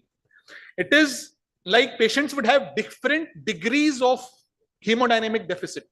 Some may have a creatinine of 1.7 with albumin of 3. Some may have a creatinine of 4 with albumin of 2.1. So you have to gauge, that is the art of medicine. You have to gauge what is the hemodynamic deficit in these patients and try to correct that as early as possible so as to decrease the effective arterial blood volume and shift the curve towards normal. So it is not only the kidneys, that is a complex mixture of liver, heart, leaky gut, and the kidneys that cause this pathophysiological alteration or HRS. Now, literature, does it support that? Yeah, it supports patients' cirrhosis ascites, best survival if you keep the MAP more than 82. This was a dobutamine stress echo done on patients with cirrhosis ascites and HRS. Now you look at the cardiac output, that was much lower in patients with HRS. HRS patient had lower cardiac reserve and lower delta change in peak heart rate with dobutamine stress echo. So overall implying that they had low cardiac reserve. Patients with HRS had a lower cardiac reserve. Now this lower cardiac reserve, does it lead to higher mortality? As you can see in the graph, it does lead to higher mortality. There is impaired cardiac reserve had 4 to 5 times higher risk of development of HRS, and the HRS group had the least survival. So survival was based on degree of circulatory dysfunction and not on bilirubin level or albumin level or the liver functions here. That's very important to understand. And the important predictors of survival were baseline cardiac output, MAP, and low cardiac reserve. So this justified the cardiac angle or the hemodynamic angle of the HRS syndrome. Now coming to the renal impact. Now look at these two cartoons. On the left upper side is the normal renal functions. On the right side, we have reduced GFR, severe renal arterial vasoconstriction, increased RARI. This will obviously lead to increased fluid absorption from descending limb of loop of Henle, increased ADS secretion, again significant water reabsorption from collecting that. So very small amount of highly concentrated urine that comes on. It is because kidneys perceive it as a severe hypovolemic stress, and all the renal hormones, the PRA, norepinephrine, ADH are very high in patients with large ascites and AKI HRS. Now, is the blood pressure with renal blood flow equal in the normal patients, or is it different in cirrhotic with ascites? So you see that patients with arterial blood pressure, for the same amount of blood pressure, the amount of blood going into the kidneys in cirrhosis with large ascites is much lower. The blood flow is shifted down and towards the right. Now to add to that, if you look at the renal perfusion pressure, that is again altered because of high intra-abdominal compression, because of large amount of ascites that these patients have. So in HRS subjects, again, the renal blood flow is further down. You look at the patients with compensated cirrhosis to HRS, there is a complete decline in renal blood flow that is happening because of not only the renal pathophysiology, but also increased intra-abdominal pressure. Now, as the ascites becomes diuretically refractory or with HRS, the filtration fraction of the kidney decreases. So the renal artery resistive index becomes inversely proportional to the filtration fraction. And this obviously leads to further decline in urine output that happens in these patients. So that is why this is how kidney perceives large ascites with HRS as a hypovolemic state, and the whole, it forms a vicious cycle that keeps on worsening until we try to correct the pathophysiological alteration. What about furosemide? All of us stop furosemide, and most of the guidelines suggest that if urine sodium is less than 30, first of all, withdraw diuretics. Now, kidneys, as you know, furosemide is not a potent nephrotoxic drug that is there. So what happens? The issue is furosemide develops pharmacokinetic and pharmacodynamic resistance in patients with cirrhosis with ascites. The GFR keeps on decreasing, RARA keeps on increasing. You keep on increasing the dose of furosemide, ultimately you reach a plateau. And even after that, since there is poor blood flow to the kidneys, higher dose of furosemide will not make a difference. That is why guidelines say urine sodium on adequate or maximum tolerated dose of diuretics, urine sodium less than 30, stop it. But they don't talk about improving the hemodynamics so that you improve the GFR. The same principle holds for pharmacodynamic therapy, because furosemide is actively albumin bound. Now, albumin and furosemide are not reaching the kidneys. With that, albumin in DCLD, because of endotoxemia, becomes dysfunctional, or it becomes oxidized. So albumin does not bind to furosemide. Once it does not bind to furosemide, the furosemide will not reach the tubules and its action would be decreased. So this causes the pharmacokinetic and pharmacodynamic resistance to furosemide. So in a nutshell, we have reduced GFR because of decreased effective arterial blood volume. The main players are splanchnic arterial vasodilatation, hypoalbuminemia, seismic vasodilatation. So you require albumin and you require vasoconstrictors to correct the whole effective arterial blood volume. Looking at the impact of hemodynamic correction. Simple study, they added diuretics with albumin, but they found most of the patients did not improve until the MAP improved. If the MAP crossed 80, they had significant survival advantage. Here they added oral midodrine to improve the MAP. That was one of the early studies showing impact of hemodynamics. And multiple studies have shown that if you look at MAP and look at the development of ascites, the development of ascites is least when the MAP is more than 83. MAP less than 83, they have higher chances of development of ascites and all its complications. So all of us know the routine biomarkers, NGAL, fractional excretion of urea, fractional excretion of sodium. So I'm not talking about all these biomarkers to differentiate between pre-renal, AKI, HRS. All of you are much aware than I am in this regards. We'll talk to a few common ones that we do to look at the hemodynamics and renal blood flow. Simple urine sodium excretion, urine sodium by potassium ratio. If it is less than 1, that's a high risk of development of AKI. With therapy, your aim it should be to make this urine sodium spot by potassium spot ratio more than 2. If you are able to correct 24-hour urine volume and assess urine sodium, that is even better. AKI, urine sodium by potassium ratio, tells you about development of AKI at admission and at follow-up with the ROC of around 0.7. Looking at the hemodynamics, we discussed the resistive index, renal artery resistive index that can be calculated by peak systolic minus low diastolic velocity by peak systolic. You look at the renal artery resistive index, how it correlates in patients with HRS. It correlates well with age, baseline creatinine, estimated GFR and MAP. And once you start therapy with albumin vasoconstrictors, IVC diameter improves, RARI decreases, lactates decrease, RARI improve. So it correlates very well with therapy, and it's a very simple tool. If you have an ultrasound at your facility, it's a fantastic tool to give you a rough idea of how the patient would behave, and after starting therapy, how will he improve. So comparison of ROC curve to predict AKI development, you look at AKI development in patients with cirrhosis ascites. RARI does very well. It has a ROC curve of 0.7, best compared to all other biomarkers. Even to predict stage 3 AKI, RARI does well, but here NGAL does even better.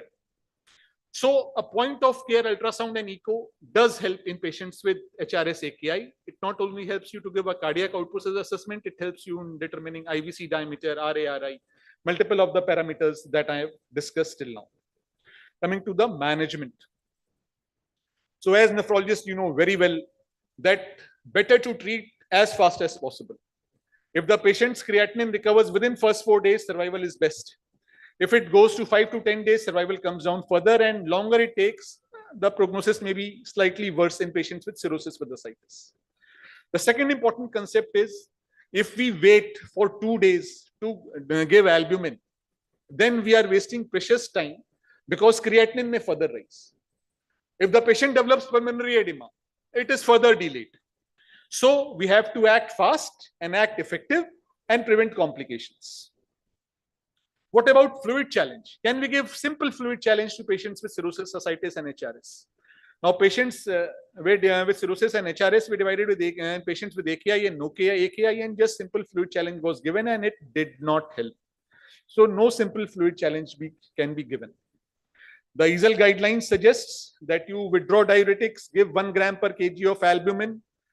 If it for 48 hours, if it meets the criteria of HRS, then add vasoconstrictor, that is terlipressin. But you are wasting 48 hours in between to diagnose HRS AKI. What happens if it is not HRS AKI? It is still hypovolemia because you have large ascites that is there. Creatinine may not have crossed 2, but pathophysiology remains the same. It's just the numbers we are chasing. So once we add vasoconstrictors like terlipressin, what are the predictors? How do we say that this MAP has increased or renin activity has decreased? What is the best predictor? It's MAP. You have to cross the MAP of more than 80. It is not 65. More than 80, definitely you expect a higher response in urine output and decrease in creatinine. Now, multiple trials of albumin with vasoconstrictor terlipressin has been done. The survival ranges from around 30 to 50% in majority of the studies. Few of the studies have used terlipressin and NORAD instead of terlipressin, but the survival has been found to be equal. So terlipressin infusion versus bolus, it's found that terlipressin infusion is superior to bolus. Now, this is not a part of HRS, but in gastroenterology, multiple literature is there that once we are doing large volume paracentesis, all of us know we give albumin. Trials have shown that if you don't give albumin, you give terlipressin, results are equal. A study 2 years back from PGI Chandigarh from Dr. Vinder Singh, he just gave NORAD instead of terlipressin. And he said that the response was equal. Development of AKI and PICD was equal in both the cases if you give terlipressin versus NORAD. It's not about albumin versus terlipressin versus NORAD. It is the concept of intravascular effective arterial blood volume. You may give albumin or combination of albumin with terlipressin NORAD so that effective arterial blood volume is maintained with low doses of each of them so that they don't develop complications. Respiratory failure is not uncommon with terlipressin. It's very common with high dose albumin, but it's not uncommon with terlipressin. 10% of patients may develop pulmonary edema and respiratory failure with terlipressin also. So looking at the hemodynamics, around a decade back, we started adding low dose terlipressin with albumin, low dose 20 to 40 grams per day, and low dose NORAD 0.5 to 0.7 mg per hour to start with. The aim was to maintain the GFR. Once you have an RARI improving with this, you add furosemide. Furosemide is not nephrotoxic. So the aim was to get the RARI low and get the urine sodium high. The issue was, can we mobilize ascites completely, get rid of dilutional hyponatremia and do the HRS AKI reversal? So we were able, I'll just show you the data. The aim was to mobilize the fluid, decrease gut congestion, endotoxemia, improve the cytokine signal dysfunction and fluid mobilization. So we had overall 78% survival in this group. Here also we subdivided patients based on when did they achieve urine sodium more than 80. If they achieved urine sodium more than 80 within first 2 days, survival was almost 100%. If they achieved urine sodium more than 80 within 4 days, survival was still to the tune of 90%. If they achieved urine sodium more than 80, at the end of day 7, survival came down to 38%.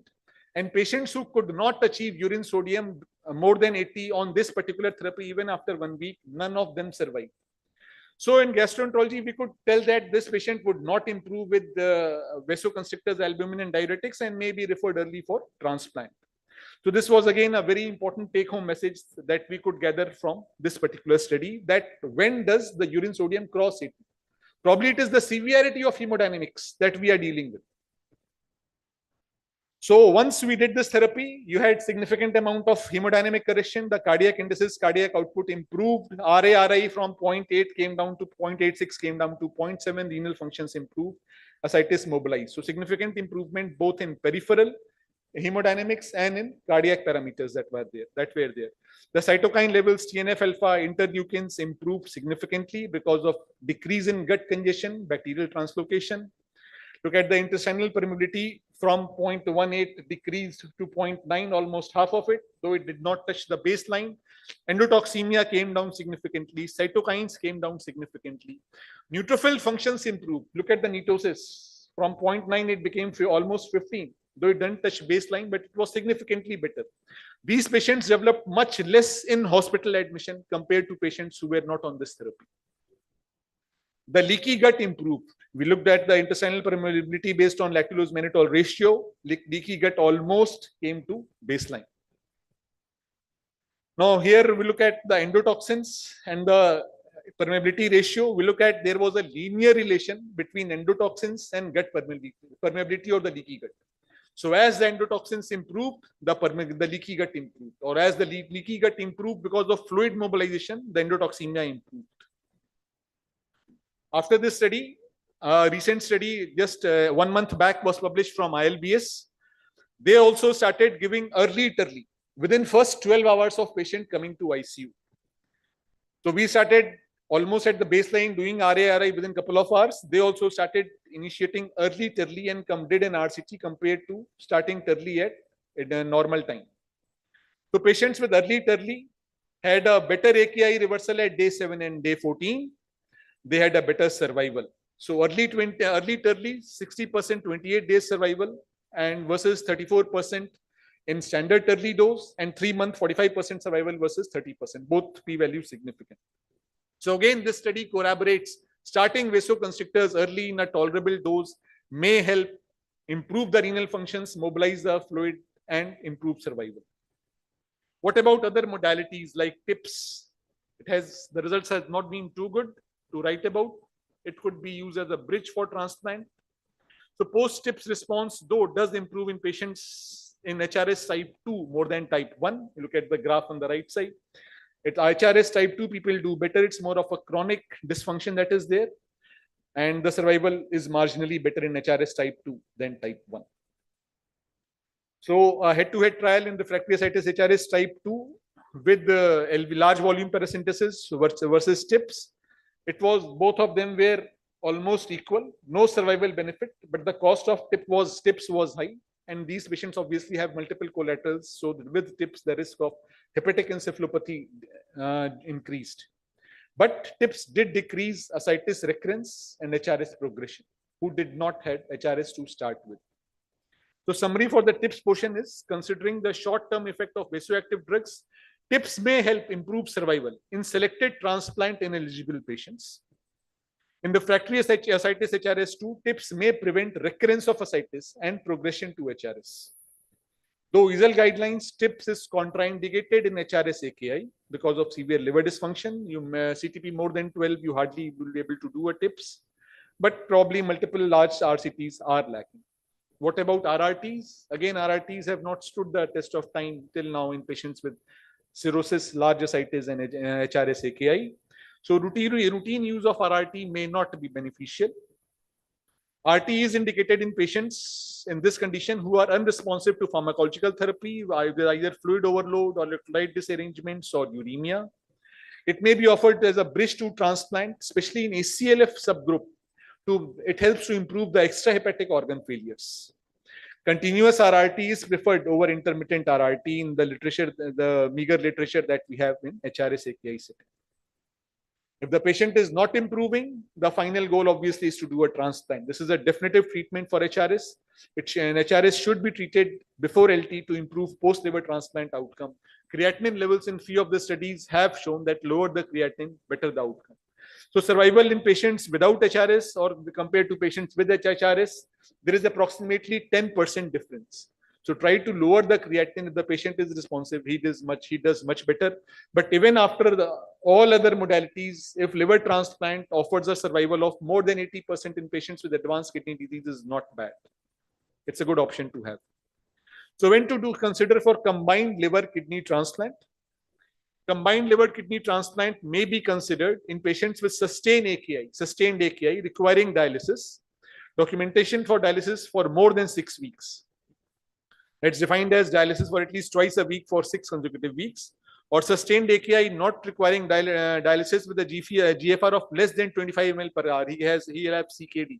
These type of patients now are slowly increasing with presence of diabetes and diabetic NASH, causing diabetic nephropathy and NASH.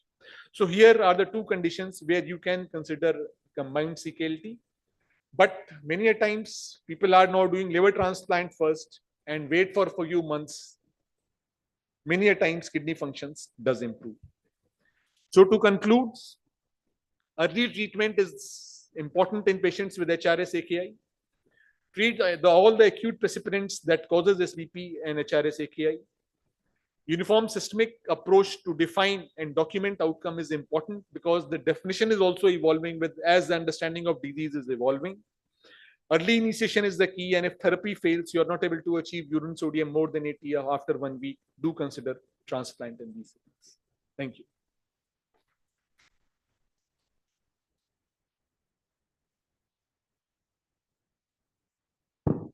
I must congratulate you, Dr. Gaurav Pandey, for a beautiful presentation.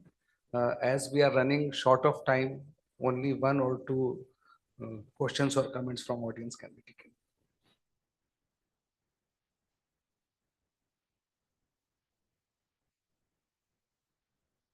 Dr. Gaurav, do you have any experience which kind of RRT is more useful in these patients, whether SLED or CRRT, as we have already discussed in previous section? Yeah, so many times go slow is the method here that our nephrologists use. They are the ones deciding the SLED or RRT in these settings, but probably SLED would be more useful in these patients. Gaurav, excellent presentation. I just have one point to ask you. What is the status of plasmapheresis in patients with acute fulminant hepatic failure, where the primary disease is considered to be maybe immune mediated? What is acute fulminant hepatic failure? It's a completely different ball game. It is not ACL. If you don't have multiple collaterals, you don't have a leaky gut that is happening.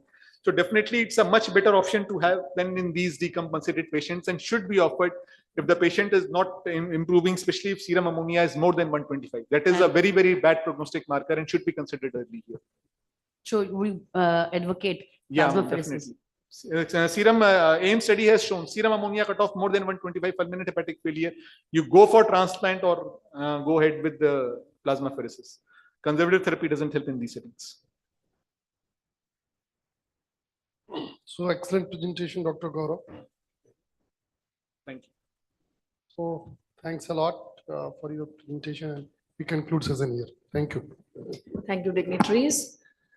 Please proceed for the felicitation. Thank you. So for the next talk of session 3, I am delighted to invite on stage the chairpersons, and we have Dr. Arvind Trivedi, Head and Professor Nephrology, LLRM, Meerut. Welcome, sir. Dr. Vikram Singh, CMS and Head Medicine, Dr. Ram Manohar Lohia, Institute of Medical Sciences, Lucknow, and Dr. Avinash Agarwal, Professor, King George's Medical University, Lucknow.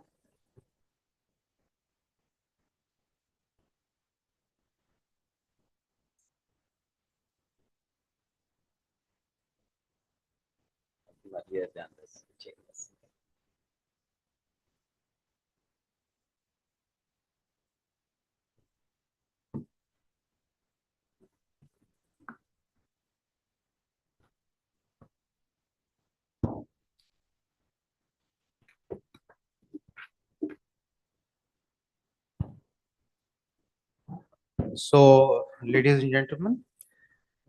We have a very important topic, fever, liver and kidney injury, how to approach. Let me say it's a very common day-to-day problem. Particularly, we have observed when there are dengue epidemic. So over to Dr. Shri Bhushan Raju. So good afternoon, everyone. I thank Dr. Narayan Prasad and Anupama and the team SDPGAMS Lucknow for inviting me here and give me a talk, which is actually I never heard of actually before, which is actually flicky. And it's looking a bit tricky because it encompasses a lot of diseases and the syndromes related to, and some are related or some of them are unrelated also. But still the term probably is I have seen and term coined probably by Dr. Narayan Prasad in one of the abstracts which they presented recently in World Congress about the fever, liver and kidney injury called flicky. And thanks for giving me this topic and trying so that I could read a little bit about this. Though all of us actually know about this particular topic, but the term is given now, it is a flicky. And you have heard Dr. Basavaraj nicely gave an illustration of hepatitis A coming to you with a fever, liver and kidney injury and having a bile cast nephropathy, which is a common phenomenon. And when we really probe further and do a kidney biopsy, probably we have not done so many biopsies in hepatitis A who have recovered gradually over a period of time. But here, this particular entity encompasses all the infections which are very common in the tropics. And we have some of these sepsis related with the community acquired pneumonias coming to you, as well as a hospital acquired sepsis leading to AKIs.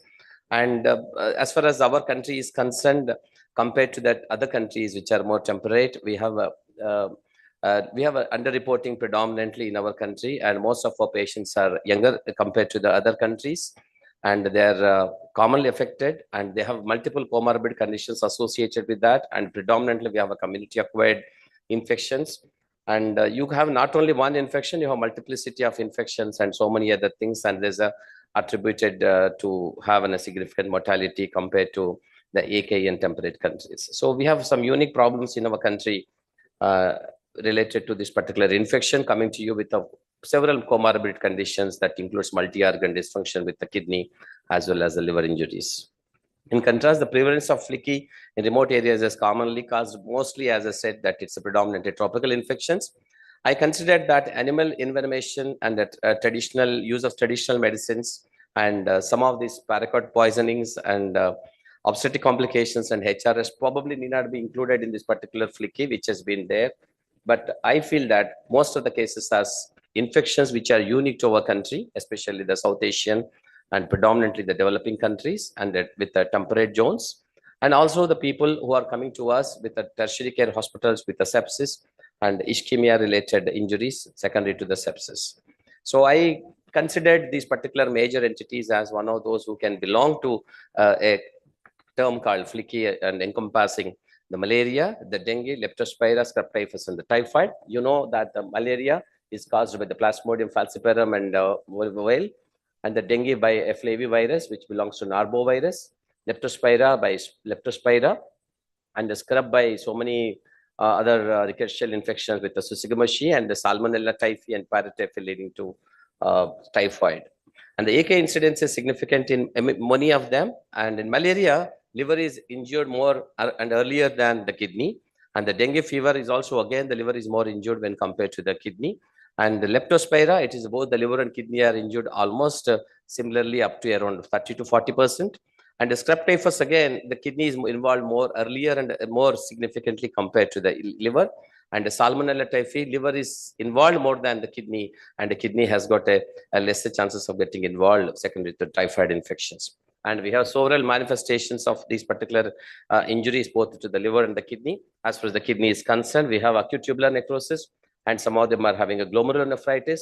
The dengue and malaria can present even with a type thrombotic microangiopathy, and the leptospira can have a presentation which is on par with the vasculitis, and all of them can have an IRGN-like picture. And we have a long-term chronic kidney disease also. It can lead to, especially those malaria and the leptospira and that Salmonella typhi, though it is rare, can lead to chronic kidney disease when it is continued for a very long time as far as recovery is concerned. Malaria, we know that we have been reading since a long time. It's a global public health problem with almost nearly 3,000 300 million cases of malaria being reported, almost 4,000 lakhs of 400 lakhs of malaria deaths have been reported worldwide in the year 2019. And its majority of them have been reported from the country Africa, and predominantly the children would be affected, and the mortality is also significantly high in those children who get affected with a significant falciparum malaria. And this is the one which I happened to recently read a lot because of my daughter's NEET exam. And I felt that for the first time I understood the malarial life cycle much better than which I used to be reading before as a student. And here we have a mosquito. When some mosquito bites, the salivary glands will be harboring the sporozoites, which will enter into the liver. And from where afterwards the two sexual and asexual life cycles will take place within the human body. And it is actually the RBCs. The RBCs will release the hemojoin with the rupture of the shy joint. Then again, some of these will enter back into the RBCs, and the ring cycle goes. You can actually see the gametocytes in the periphery, the ring forms, and which will be transmuted into the gut of the mosquito when it sucks the human blood. And then it goes to the salivary gland, from where when it bites the human being, it goes into the human body again. It's a simple life cycle of the parasite. And probably you can understand that it's over a period of 6 to 7 days, and the 3 to 10 days, the things will happen over a period of time. And this is classically the malaria. So how malaria affects the kidneys, basically either through mechanical, secondly to the intravascular clustering, or probably sequestration of this particular thing into the RBCs with the rosette formation and peripheral blood pooling with the microvascular disruption leading to hypoxia and renal hypoperfusion. Yesterday, Dr. Swaminathan's lecture, you must have heard. This is basically the hypovolemia that can lead to ischemia-related injury to the kidney, leading to acute tubular necrosis. Still, plasmodium can lead to immunological injury to the kidney with the surface antigen being exposed by the RBCs, and they can be a release of the pro-inflammatory cytokines and autoantibody formation leading to immune complex deposition, which again lead to glomerulonephritis or acute tubular necrosis. Some of these metabolic complications also can lead to RBC ATPase dysfunction leading to hemolysis. Hemolysis can directly lead to the kidney injury, either to the heme pigment leading to the hypoxia and the oxidative stress to the kidney and leading to the kidney injury. And again, the peripheral vasoconstriction secondary to the ischemia, they can be acute tubular necrosis. Ultimately, some other entities like hepatorenal syndrome and the bile cast nephropathy also can lead to acute tubular necrosis and renal failure in patients afflicted with malarial parasite. So the malaria, when to suspect, is a classical symptom. Whoever comes to any primary health center in this country with a fever, chills, and rigors, they should be given an anti-malarial drug therapy. And I heard long back, one of the richest man in the country had a fever, chills, and rigors. He was flown to London, and where he was actually treated for everything other than the malaria. And when he had died, they did an autopsy and found only to find that the falciparum malaria was seen in every nook and corner of the brain. It was a cerebral malaria, which was not detected properly. So the common sense prevails, and it should be suspected in all the patients who come into you with the fever, chills, and rigors. As for the kidney is concerned, they present to you with oligonuria and altered sensorium, and a thick and thin smear of the peripheral smear should be done for all these patients. And AKI is involved in almost 60% of the cases with a severe malaria called falciparum malaria, and also in 15 to 20% of the cases with the vivax. And the progression towards CKD can really take place in 7% of the cases, which is very, very important to note. And the mortality is almost significant, up to 50%. And some of the newer drug therapies, gone are those days we were actually troubled with the quinine, leading to hypoglycemia and several complications related to quinine therapy. And ineffectual therapy with chloroquine has gone. Now the artemisinin and so many other newer therapies have come up. And we have recently read in NEJM, then a vaccine for malaria in those patients who are vulnerable to get malaria is also being studied properly. Then comes the dengue fever. The dengue is also very, very important in our country. And we have series of cases and epidemics we have seen in the country with the dengue fever. And these patients classically present with a fever, backache, and of course the rash associated with the thrombocytopenia and the other signs of plasma leakage and hemorrhagic manifestation, and can be diagnosed with IgM antibodies and NS1. The prevalence of dengue with leading to AKI is almost seen in 0.2 to 35% of the cases. And the mortality is significant in those with severe cases. Dengue has got 4 serovars, of which the serovar 2 is probably most important. And when you are affected with only one serovar, then you will not get antibodies only for the particular, you will get antibodies only for the particular serovar. So if you get a second time infection with the particular serovar 2 along with 1, 3 or 4, then there can be a more fulminant course and mortality is significant. Most of the patients would die secondary to that, especially when they get afflicted with the acute kidney injury. This is the one, Aedes aegypti. And this is the one where the liver injury has been demonstrated significantly with elevated OTPT in those patients with the dengue fever. And liver involvement is predominantly because of the dengue infection with a viral attachment to receptors present on the surface of the host cells. And it can actually, the heparin sulfate plays a pivotal role in the intrusion of dengue into the liver cells. So as for the kidney is concerned, some of the risk factors are significant in them. And those with these risk factors are vulnerable to die. The elderly people, the male gender, patients associated with the diabetes, obesity, associated bacterial infections, and a delay in presentation to the hospital and use of concomitant nephrotoxic drug therapy. These patients with the dengue are more vulnerable to get AKI. Again, it is a cytokine storm that is created in the body and leading to hypotension and the direct virus entry injury into the, and some of the immune and autoimmune mechanisms that includes the rhabdomyolysis also can lead to kidney injury in these patients with the dengue fever. So next comes the leptospirosis. Leptospira has gotten an ecteric and anicteric phase, and we have seen in South India some of these cases, especially in Chennai and Kerala, we had a huge number of cases once upon a time. And 20 years back, we used to get a lot of cases of leptospira, even in Hyderabad. I think that number of the incidence of leptospira has come down significantly. And we can diagnose by the microscopic agglutination test, the MAT test, the direct culture, or the PCR methodology, checking the rapid IgM antibodies, and the CRISPR and the Cas2 targeting with the LP-LIP-L32 gene also can be used to detect leptospira, but as these probably may not be available in our country as the incidence has come down. But the AKI associated with leptospira is seen almost in 10 to 80% of the cases. The long-term injury also can lead to the persistence of AKD and leading to CKD also in the long term. That is secondary to the proximal tubular injury, and the long-term consequences are supposed to be seen in these patients. And the treatment is simple. We used to give a crystalline penicillin those days to every patient, and if not, probably cephalosporin, and the doxycycline also can be added. This is classically the picture of leptospira. And how this leptospira can injure the kidney tubules, the epithelium cells, is direct invasion leading to the tubular interstitial nephritis. And some of these factors like hypotension, dehydration, associated rhabdomyolysis, and hyperbilirubinemia can directly hit the tubules, leading to, or indirectly, the hemodynamic instability. The hyperbilirubinemia and rhabdomyolysis also can, and associated comorbidities like diabetes, underlying chronic kidney disease, and immunological disorders associated can lead to further invasion by this particular leptospira, leading to acute kidney injury and the mortality. Other one is the scrub typhus. We have to suspect the scrub typhus. It's not so easy. Many times the laboratory only will give you the diagnosis, but you need to suspect scrub typhus when the disease is and the clinical presentation, the clinical course is going in a different direction. Some of these patients will present to you not with the fever, chills, and rigors, but a subacute fever with the many constitutional symptoms that includes the body pains and some of the rashes. You can see Ishar in only few cases and not in each and every case. Some of them will have a widespread skin lesions, and they also can present to you with the ARDS and this acute kidney injury and liver injury together, and a significant amount of GA bleed, coagulopathy, meningoencephalitis also, along with myocarditis and septic shock.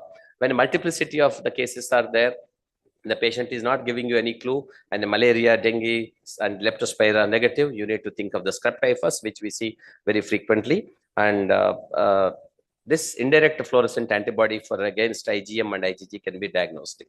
20 to 60% of the patients with the scrub typhus are known to develop AKI. Oligonuria is the most common presentation, which can lead to high mortality. And a significant number of these patients can have a profound hematuria, proteinuria, pyuria, and the granular cast. We happened to do biopsy in some of these patients, but we found only the acute tubular necrosis. And the long-term kidney consequences are not known to us so far, but as any AKI, which is a vulnerable kidney, and we are supposed to do a follow-up of this patient, and a doxycycline is the simplest treatment that can be given to this patient whenever you suspect. The renal manifestations of scrub typhus include the acute tubular necrosis, then hemodynamic instability leading to renal ischemia and ATN, and patients with the G6PD deficiency are more vulnerable to develop intravascular hemolysis secondary to these kind of infections. So every patient should be evaluated before giving the therapy, but also should be evaluated even after few weeks after the discharge when they come back to you. If you happen to have a demonstration of hemolysis before, whether for the presence of G6PD deficiency. Some of the other manifestations of this particular infection can be rhabdomyolysis, vasculitis, acute intestinal nephritis, and thrombotic microangiopathy, and a disseminated intravascular coagulation. Acute glomerulonephritis with immune complex deposition has been already noted and demonstrated in particular patients with that. So almost the leptospira and typhus, they look similar, and the mode of transmission is by the domestic animals, especially the rodent. The direct invasion in contact with the rodents and abrasion and scratches by the host are the predominant cause in leptospira, especially those people who are the slum dwellers and those people who have been working in the municipality and all other things which is very important. The typhus, on the contrary, has got a fecal contamination and exposure to this particular rodents and insects particularly. The signs and symptoms are almost the same, with a high-grade fever, with a chills and headache and muscle pains. And they can have a complex presentation also in the form of meningoencephalitis, hepatitis, renal failure together with the several neurological manifestations in leptospira. That should be taken into consideration. And the patient coming to you with a AKI and profound jaundice. And as far as the typhus is concerned, it is a rash that predominates with the muscle pains and the fever, and which has been predominantly seen over the trunk and spreading very fast and quick into the entire body. That's also very important. Doxycycline appears to be the safe for these two conditions, along with the penicillin extra therapy for leptospira, and a ciprofloxacin also can be used to shorten the course of the disease in patients with the typhus. Then most important is the Salmonella typhi infection. Every fever which is undiagnosed or probably need not be diagnosed in a rural community by most of the doctors is a typhoid infection. Patient comes to you and tells you that he had a typhoid infection, but need not be typhoid in each case. But typhoid can be very simple in its manifestation, or it can be very, very complex. And we used to see all the cases of malaria, Salmonella typhi together also in those days, but not nowadays. But these patients classically comes to you with a fever initially, and then afterwards is low-grade fever, and they can have an acute gastroenteritis-like picture initially. Then afterwards, the constipation also can be there, and a recurrent abdominal pain, colicky pains. Then the presence of a rose spots, which is a rash, which is characteristic of Salmonella typhi, and presence of hepatosplenomegaly also, which makes you suspect that the patient can have a Salmonella infection. But predominantly within the first week, you are supposed to do blood culture, not to do the Vidal. Vidal will take at least 1 week for the demonstration of Vidal positivity. So we invariably do Vidal initially, but we need to wait for a week to do Vidal test. The stool culture and urine culture also can be done in that. Only minority group of people with the Salmonella typhi infection also only can get renal involvement in the form of AKI. And this is called a typhoid nephritis in adults, which is complicated and can lead to significant mortality in those people who are vulnerable, leading to almost 20 to 30% of the mortality demonstrated. Not only that, in the long term, they can have a nephrolithiasis associated. Some of the stones in the kidney are attributed to the Salmonella typhi infection, where the stone forms a niche for the bacteria to grow and survive in the kidney for a long term, leading to the chronic pyelonephritis. See, treatment is simple: cephalosporins and the macrolide. And the kidney involvement, as I stated, it is a nephrotyphoid. It can be immune complex mediated glomerular injury, presenting to you with hematuria, albuminuria, azotemia, nephritis, as well as the pyelonephritis and glomerulonephritis. And very uncommon with the typhoid, but still may be a part of the sepsis and septic shock that should be known to all of us. And as stated, that in the middle cartoon, you can see the nephrocystolithiasis, erythrolithiasis, which are common, where the stone becomes a niche for the bacteria to grow and survive for a very long time, and which is very important for us to know among that.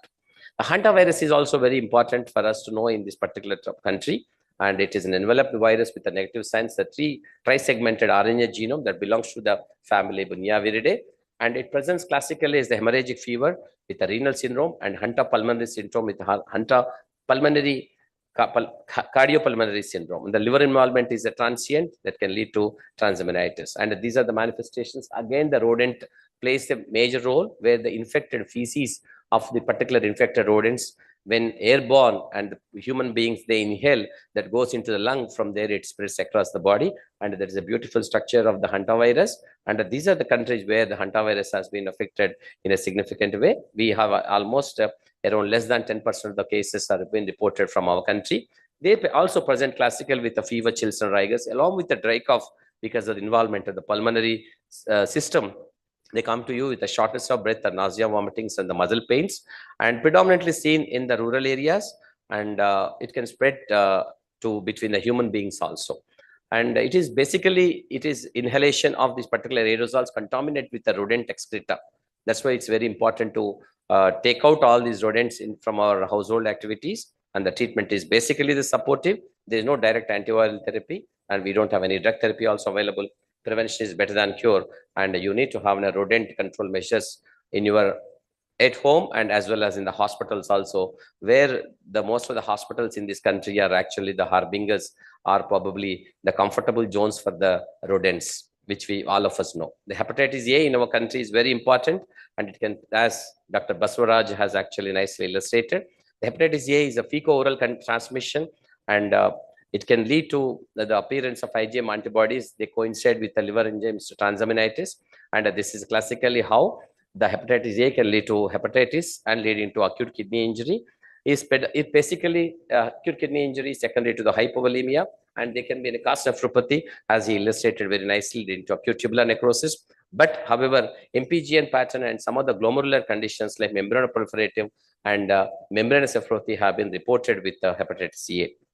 And endotoxemia also is one of the reasons for acute hepatitis and AK in this patient. Systemic vasoconstriction leading to hypotension and release of the cytokines and activation of the neutrophils all might contribute to the presence of AKI in these patients. So how to approach this particular patients group is very, very simple.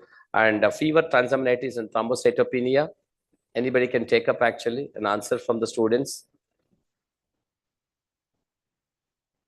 I think no answer actually. I know that my voice is like a lullaby, but don't sleep actually. But please, can you just, anyone answer? Leptospira, yeah. Saddleback fever, transaminitis, and thrombocytopenia. Backbenchers. No answer again. I forgot. What is this? Dengue fever. Yeah, fever, maculopapular rash. It's a characteristic SR, which is the scrub typhus. The step ladder fever and acute gastroenteritis with this particular rash.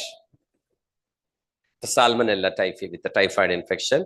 And we have a little bit of Indian experience in our country published in Indian Journal of Critical Care Medicine recently in 2017, which is very nicely done multicentric trial from different hospitals across the country. They collaborated and collected a nice data of almost 456 patients. And I was very much impressed with the particular data, how they collected and how they enumerated all the features of patients with the dengue, scrub typhus, meningoencephalitis, of course, the similar kind of presentation, malaria, sepsis, leptospira, viral hepatitis, typhoid, and several patients with a non-specific diagnosis where they're coming to you with a sepsis, AKI, and acute liver injury. And you can see almost all the patients will be having almost one-fourth of the patient have a concomitant liver failure and the kidney failure. And probably the prognosis was actually not good in this particular group of people who presented with acute kidney injury and the liver injury. So to conclude, that some of these tropical infections like a dengue, scrub typhus, encephalitis, malaria, and Salmonella typhi infections are very, very common in our country, especially part of the tropical fevers, which all the residents and the faculty treating the patients in the intensive care setup should be known about. This particular new entity called fically coined by none other than our own Narayan Prasad and presented in one of the recent presentation World Congress should be accepted and highlighted by all of us. And this is actually very, very important for this particular entity who comes to you in a post-monsoon season, the patient coming to you with a sepsis. This particular differential diagnosis should be known. And the point of care testing for all these conditions like a dengue, malaria, and typhoid should be done to all these patients to rule out the underlying etiology, so that you can institute therapy at the earliest, the most specific therapy given to them immediately. And empirically, you can start off the most of the patients with antimalarials and along with ceftriaxone or a doxycycline or azithromycin, depending on the clinical situation and your own experience. And you can add some of these acyclovir therapy also with the patient present with encephalopathy and while waiting for the laboratory reports. But you be careful in instituting the therapy. It all depending on your routine epidemiological data rather than your own gut feelings. So you see how post-monsoon patients are coming to you and what is the most common etiology in your group of people. Like for example, in South India, I said, especially Chennai and Kerala, leptospira is very, very common. In our group, the scrub typhus is also very, very common. and Salmonella typhus also frequently we see. And those patients who coming to us from some of the localized areas, especially the hilly areas and the tribal areas, we see a lot of malaria coming to us with AKI. So that's also equally important. And as far as the dialysis is concerned, I did not touch upon the dialysis much. In each and every AKI, as and when required, and whenever you feel like, and depending on the clinical situation, you can take a decision whether to dialyze or not. But an early dialysis can probably make a difference in this group of people, and they can recover fast and quick. And you can institute a therapy according to your own clinical wisdom and see that the patient improves, either hemodialysis or acute peritoneal dialysis or CRRT or SLED or what all, which all the armamentarium available to the nephrologist that can be instituted to make the patient better. And the most important aspect, which I wanted to reiterate from Dr. Swaminathan's lecture yesterday, again and again, all the students and the faculty who are leaving this hall should know that AKI is no longer a simple phenomenon. 30% of the patients can get into the AKD followed by CKD, and it's a conundrum that all of us should know about. A patient who are recovered completely, even coming down to a creatinine of 0.8 or 0.9, should be followed up for a very, very long time, and which I do routinely. And I feel that we should really follow up all these patients, because I feel that somebody having a malaria, getting into kidney injury, there must be some vulnerability for him to develop a kidney injury or liver injury. Irrespective of the etiology, it can be a low birth weight, or it can be a metabolic syndrome, or it can be a concomitant nephrotoxic therapy or associated. But still, all of these patients should be followed up for a very long time so that we can make out whether they have a tendency to develop chronic kidney disease or not. Thank you very much for the kind attention and the patient hearing.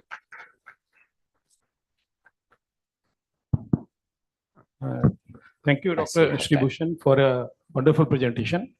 So the session is open for question, if any, from the audience.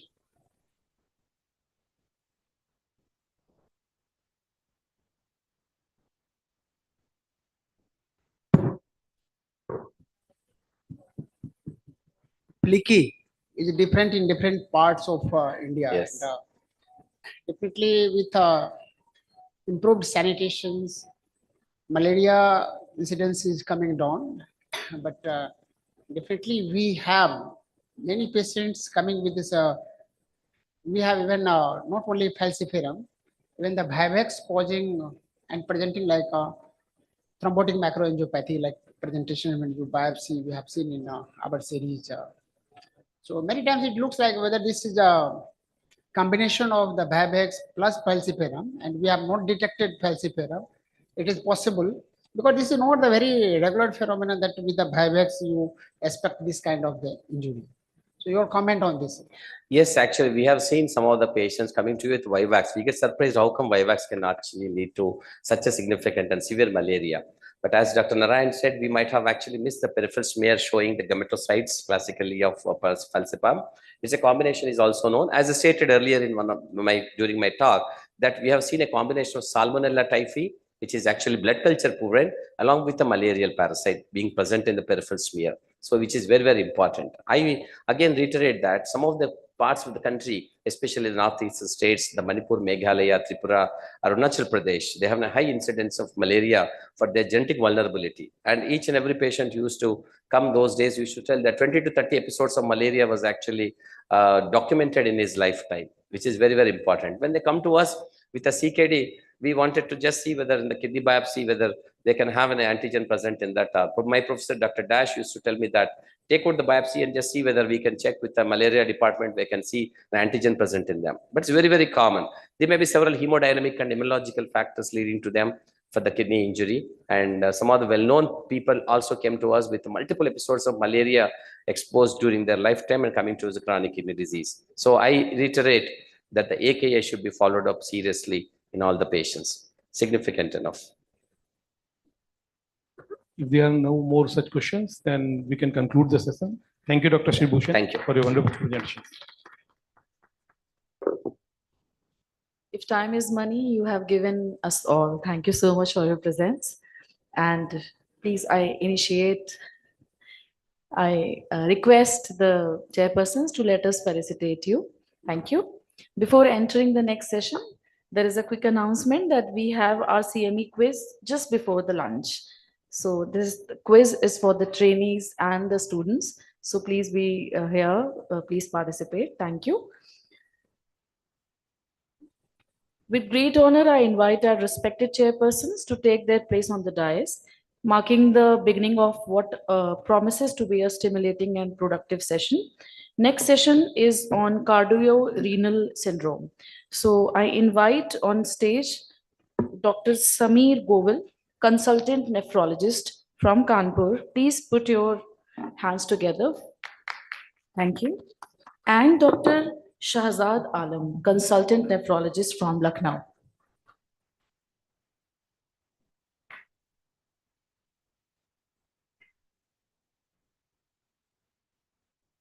Request the speakers to please adhere to the time because we are running a bit late of our schedule.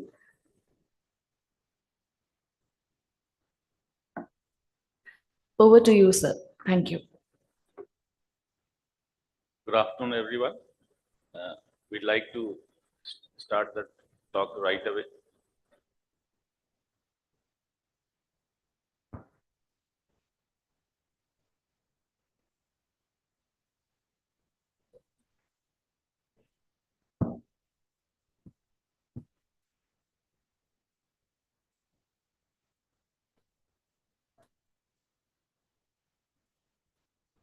Dr. Shivani.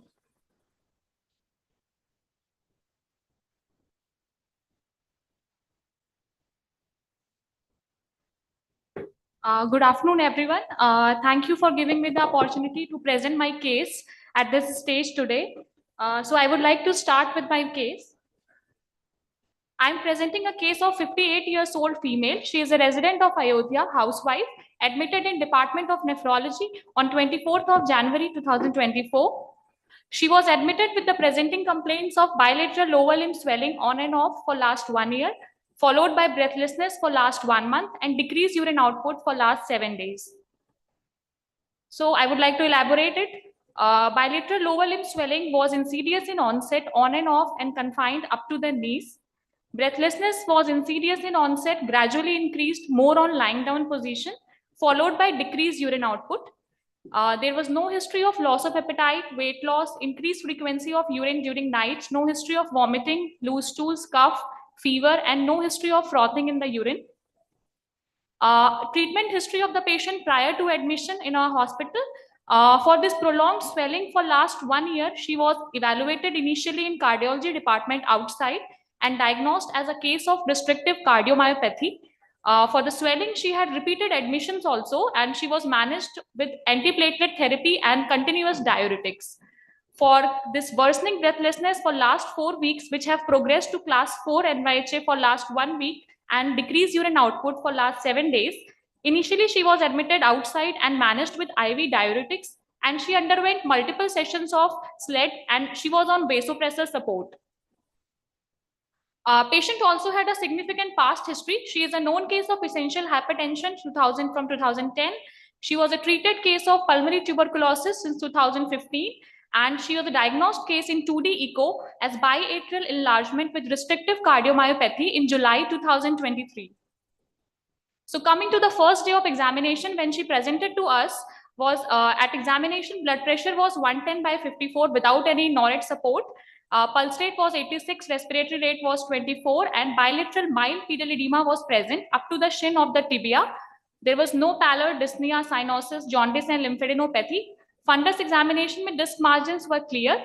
JVP was raised 6 centimeters above the clavicle in the semi-recumbent position. Coming to the systemic examination, in respiratory system, bilateral fine crepitations are present in the bilateral infrascapular area. Rest, cardiovascular, abdominal, and neurological examination were within the normal limits.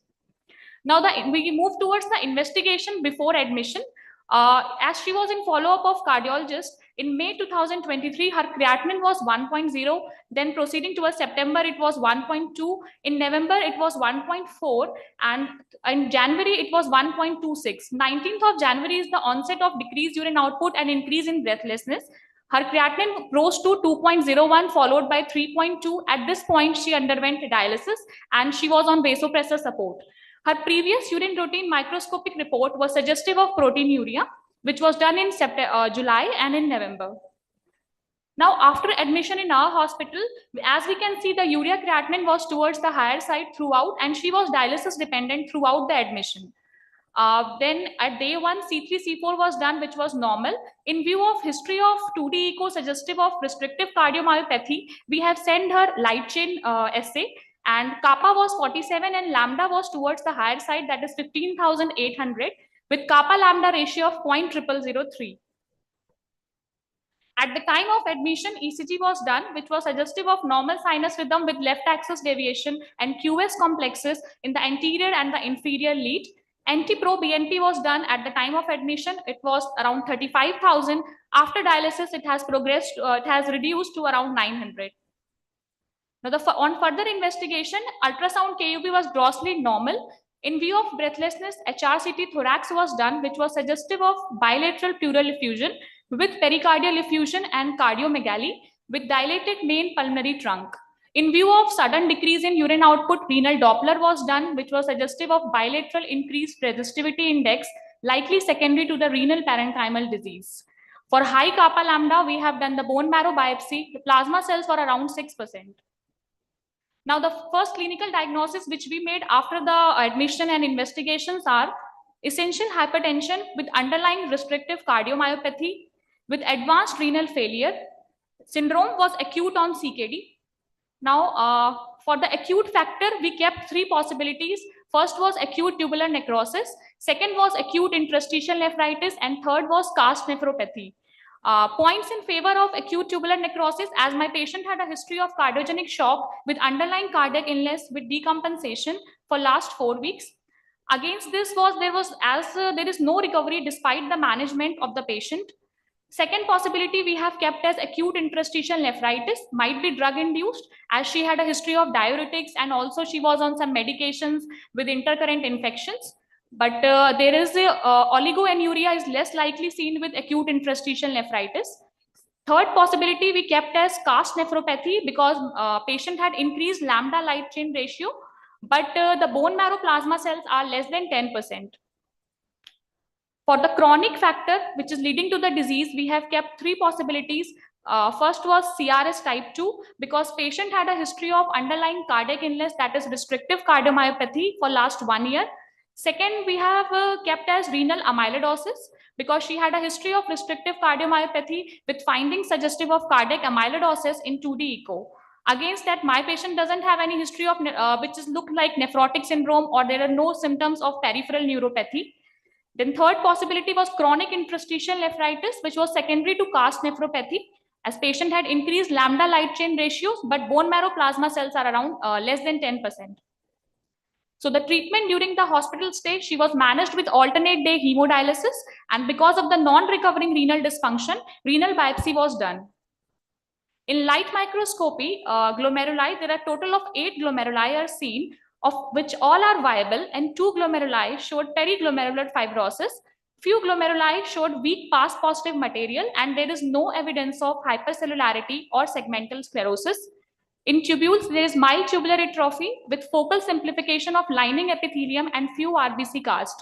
In the interstitium, there was mild interstitial fibrosis with mixed inflammation, and vessels were suggestive of hypertensive changes. So these are the biopsy images. In light microscopy, we can see the 2 glomeruli with periglomerular fibrosis. And this is an image showing the mesangial expansion without silver, which is silver negative. This is the image which is showing apple green birefringence in the polarized light microscopy. So IF could not be done because of the sample issue. And this is also the light microscopy image, which is showing the interstitial fibrosis with inflammation. This image is showing the loss of brush border, probably acute tubular necrosis. As IF was could not be done, so IFC markers were placed, and as we can see, the amyloid A and ALEC2 both were negative. ISC for kappa and lambda was also negative. So the renal biopsy diagnosis was amyloidosis non-secondary type with acute interstitial nephritis, with acute tubular injury, and with hypertensive changes. So patient is dialysis dependent at the time of discharge with tunneled IJV catheter. We planned for starting on bortezomib and dexamethasone therapy after settlement of the intercurrent infections. So the final diagnosis after the biopsy report available with us, we make as essential hypertension with old treated pulmonary tuberculosis, with systemic AL type of amyloidosis with cardiac involvement in form of restrictive cardiomyopathy, and renal involvement in form of amyloid deposits, as we can see in the biopsy, with possibility of type 5 cardiorenal syndrome. So the learning point which we learned from this case is that not all acute tubular necrosis in cardiorenal syndrome recovers.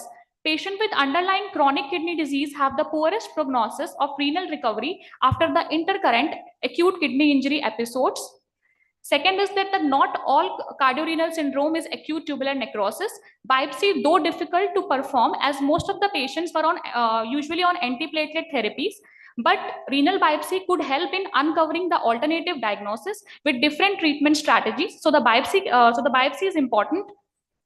And the non-recovery of acute kidney injury should also prompt for further diagnostic testing as it is feasible. So thank you, everyone.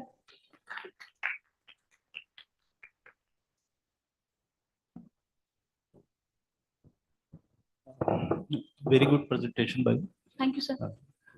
This biopsy should be done, I think, initially when there is proteinuria 3.2 gram, and that time there is a possibility of reversibility of disease. Yes, sir. And second point is what you consider the cause of this amyloidosis? So the cause of amyloidosis, sir, it could be AL type of amyloidosis, as there is involvement of both the cardiac and the renal involvement is there. So more likely it is a AL type of amyloidosis.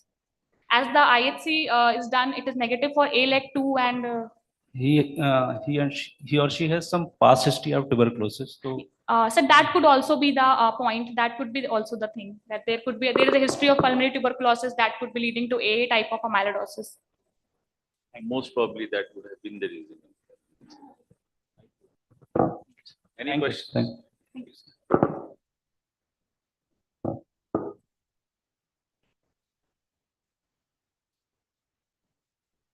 I'm going to invite Dr. Namrata Rao, ma'am, Associate Professor, Department of Nephrology, for his presentation of cardiorenal syndrome, new insight into pathophysiology.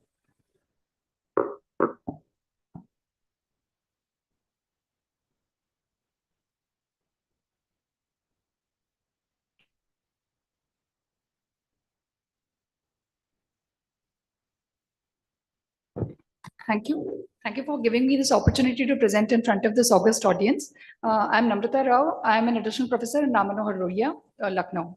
I'm going to be talking about some new insights into the pathophysiology of cardiorenal syndrome. This will be my flow of slides. Coming on to cardiorenal syndrome, what's new as far as the definition is concerned? When we go to the original definition, which was given in 2004 by the National Heart, Lung, Blood Institute, it was very cardiocentric. In that, you start diuresing a patient of heart failure, especially an acute heart failure, and you have to stop diuresis because renal dysfunction is occurring. That was the initial view of what is cardiorenal syndrome. But over the years, it has kept changing. So we move on to 4 years later. This definition, which was given by Ronco et al. As a part of a 40-page article, a state-of-the-art paper, where they mentioned that the primary failing organ could be either heart or the kidney. So we were moving on from a cardiocentric point of view to somewhere where we were trying to find a midpoint between the heart and the kidney. So from that state-of-the-art of the paper, you will go on to the brief pathophysiology of the different CRS types. I would not like to dwell too much on these slides because I'm sure everybody has been through the same. So type 1 is where you have acute heart disease or as a part of post-coronary angio procedures or whatever, where you can have hemodynamically mediated damage, which we mostly understand as there being a low blood pressure or there being a reduced cardiac output, which then leads to a pre-renal kind of acute kidney injury. That is the most well understood form of CRS type 1. There can be other forms too, like there could be involvement of, say, freshly started AC inhibitors, ARBs, or diuretics, all of which could lead to volume depletion kind of state and can lead to AKI, and there can be hormonal factors too. So in type 2, when chronic heart disease occurs in a patient who is possibly also going to be at high risk for CKD, such as a diabetic or somebody with a high atherosclerotic burden, or somebody who's elderly in age. In these subgroups of patients, it is likely that the volume depleting episodes can then progress on to chronic glomerulosclerosis. These all occur in patients who are already of increased susceptibility to insults. When we come on to type 3, we are looking at the opposite kind of interaction, where the beginning of the problem is the acute kidney injury itself, which leads to sodium and water retention, and which leads to hypertension, which affects the preload of the heart, and therefore leads to the acute heart dysfunction. This is the most well understood. But again, this also involves RAS activation, other pathophysiologies, which can lead to acute heart dysfunction in this setting. Then the type 4, where all different stages of CKD are known to cause increase in the uremic toxins itself, which cause an inflammatory-like state. Uremic toxins also cause increase in reactive oxygen species. All these things lead to kind of cardiomyocyte differentiation problems and can lead to a cardiac dysfunction. So that would be CRS type 4. And then we have the CRS type 5, which was right now talked about by our resident, Dr. Shivani, where you have a systemic disorder which leads to problems in both organs. The systemic disorder could be like amyloidosis, where there is deposition of the extracellular material in both the heart as well as the kidney, or it could be a state like diabetes or any advanced atherosclerotic disease, which can cause both heart as well as kidney problems. So, and sepsis, which is again one of the most common reasons that we see in the ICU setting, that the LPS or endotoxin can cause both heart as well as renal insufficiency. So these are what we know traditionally about the CRS types and their pathophysiologies. But now times are changing, and with that, the definitions are also changing. In 2012, Hattamazadeh et al. Came up with a changing definition of CRS, in which they called it a complex interaction between the heart and the kidney, where it is difficult to say what began first, and it was not practically possible to specify whether the initiator of events was the kidney or the heart. And besides hemodynamic interactions, they came up with the fact that the pathophysiology of cardiorenal syndrome most likely also includes problems such as inflammation, problems such as involvement of the mineral bone axis, and so on, and neurohumoral factors too. So that's where we stand now. So when we talk about hemodynamic factors, we all know that it is the most important one. We all understand CRS as a problem where you have low blood pressure, thereby leading to reduced urine output. But other than the reduced urine output and the reduced cardiac output, as well as the reduced systemic blood pressure, it is not very sure which of these is more important. In fact, papers which came up, especially this very pivotal ESCAPE trial, talks about how the cardiac output is not very important in terms of the causation of renal dysfunction in CRS. They say when you look at these groups of cardiac indices, whether the cardiac index or the cardiac output is low, is medium, or high, the amount of worsened renal failure or the creatinine increase is significant. I mean, it's not at all significantly different in the groups. So they put out a viewpoint that possibly cardiac output does not have much to do with the development of CRS.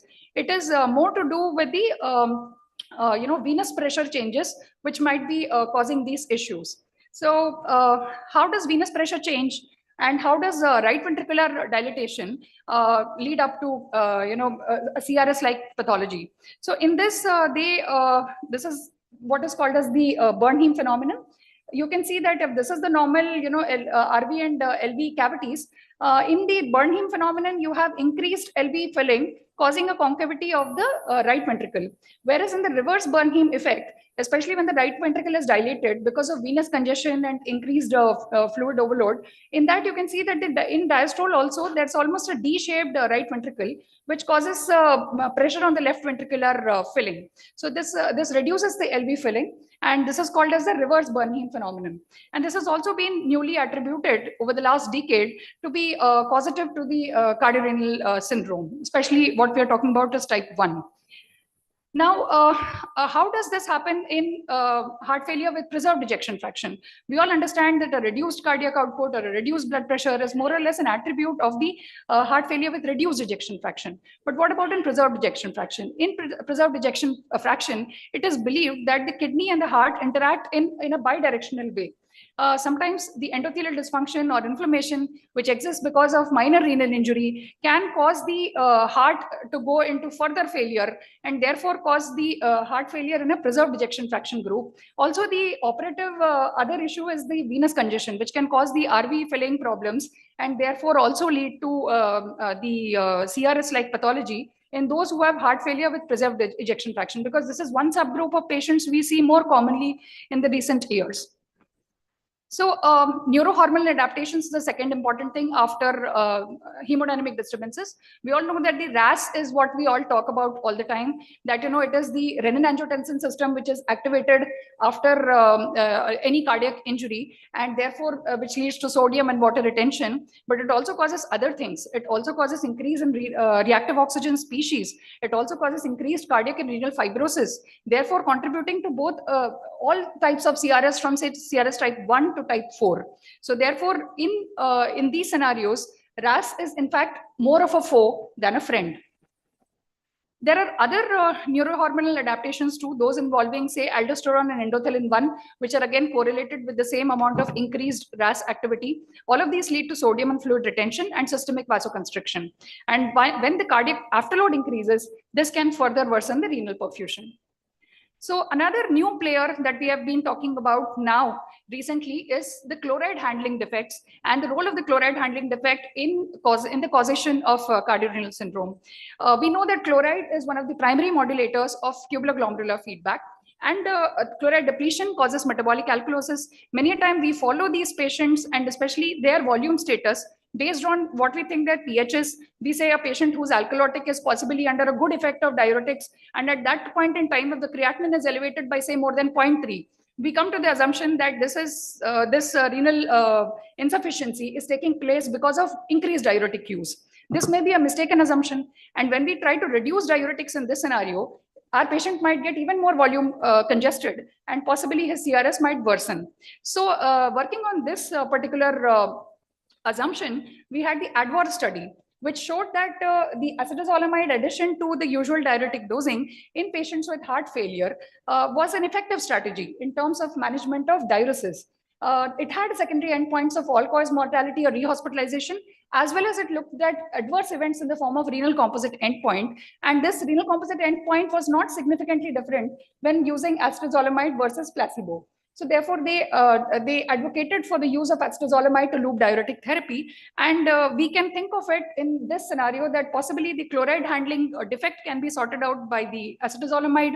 Metabolic alkalosis is also not caused by acetazolamide, which might work out in our benefit of diuresing a patient adequately in a patient of CRS. So after chloride handling, we'd mentioned all the new things that have been added to CRS pathophysiology over the last few years. Apart from the hemodynamic factors that we talked about and the neurohormonal factors that we talked about, there is a special syndrome people talk about, which is anemia, which is cardiorenal anemia syndrome, or the CRAS syndrome. This has also been found to cause bidirectional problems with both the kidney as well as the heart, and causes increased fibrosis in both these organ systems, and has been attributed to the type 4 or even in fact in sometimes acute kind of CRS situations. The other player that has been talked about is the vitamin D and FGF23 axis, the dysregulation of calcium and phosphorus, which can lead to a chronic CRS-like situation too. And more newly, we have the inflammation cachexia syndromes, which also lead to the pathogenesis of chronic CRS. So now that we have added so many new players to the CRS, we come to an important definition, which we generally talk about in terms of CRS, especially in papers which come up from cardiology. They talk of something called the WRF, what is worsening renal function.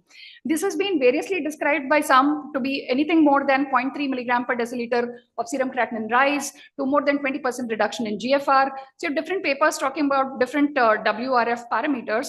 But all WRF per se is not bad, and not all WRF is only CRS.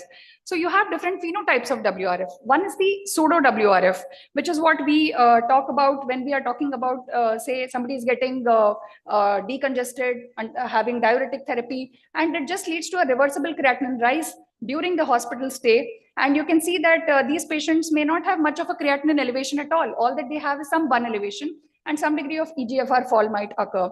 This is the best form or the WRFs or the CRS, and this is not a true CRS at all. Then we have a true WRF. In this condition, the patient is congested while in hospital and even post-discharge. And this is not a patient who is actually diuresing appropriately. And this patient would have both a BUN and serum creatinine increase, as well as a GFR decrease. And it is something which is associated with a poorer prognosis when compared to the pseudo WRF. And this is the third one. Again, this is from a cardio paper that I've taken. So they have loosely mentioned this term called WRF and CKD, which we don't generally talk about. Is that this is a state in which low renal perfusion leads to chronic glomerulosclerosis and fibrosis in the kidney, and therefore causes a long-term CKD-like situation. And this is obviously associated with the poorest prognosis of all. So this is the differential value of WRF phenotypes. What we call a pseudo WRF can also be called as the permissive hypercreatinemia, where we talk about allowing the creatinine to go up a little while good diuresis is taking place, and we associate this with a much better outcome, and also that the patient tends to improve by the time the patient is being discharged or within 1 or 2 weeks of discharge. Whereas true WRF as well as WRF leading to CKD are associated with much poorer prognosis, both at short as well as intermediate and long terms. So what is the conundrum of permissive hypercreatinemia? Many of the time we are called by the cardiologist for precisely this particular entity. And most of the times the call is asked for whether you want to stop RAS inhibitor in this setup of patients or not.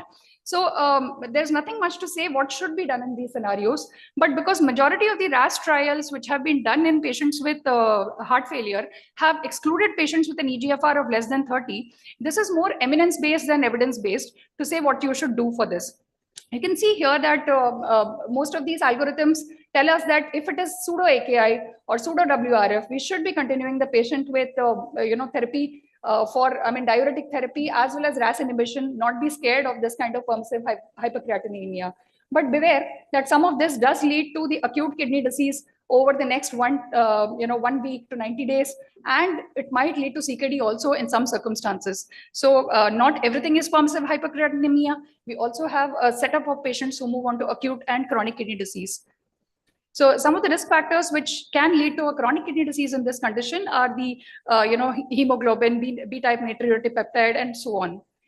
Now, these are some of the biomarkers of CRS. I do not have time to go through all of these, but what has been underlined are those which have been studied to some extent, such as the plasma NT-proBNP, the plasma urinary NGAL, and the urinary KIM-1. They have some data to support their use in the CRS setting. And a recent meta-analysis, which was published in just this year, tells us that with the whether it is for recognizing which kind of worsening heart failure, renal function it is, or for recognizing who's at a high risk of a composite outcome, the serum cystatin C as well as the serum NGAL have both shown a very good adjusted hazard ratio. 2 to 4 or so on. So these may be possibly used by us to probably advise our cardiology colleagues as to what can be used. These are my take-home messages. I will not dwell on this. Thank you so much. Thank you. Very nice presentation, Doctor. Very nice presentation. Any questions from the audience? Would like to close the session here. Thank you. Thank you, dignitaries. Now we are ready to enter our next talk. And for this, I invite on stage Dr. Nitin Agrawal, consultant nephrologist from Varanasi, Dr. Mahabaleshwar Maya, consultant nephrologist from Hubli, and Dr. Sakshi Jain, consultant nephrologist from Lucknow.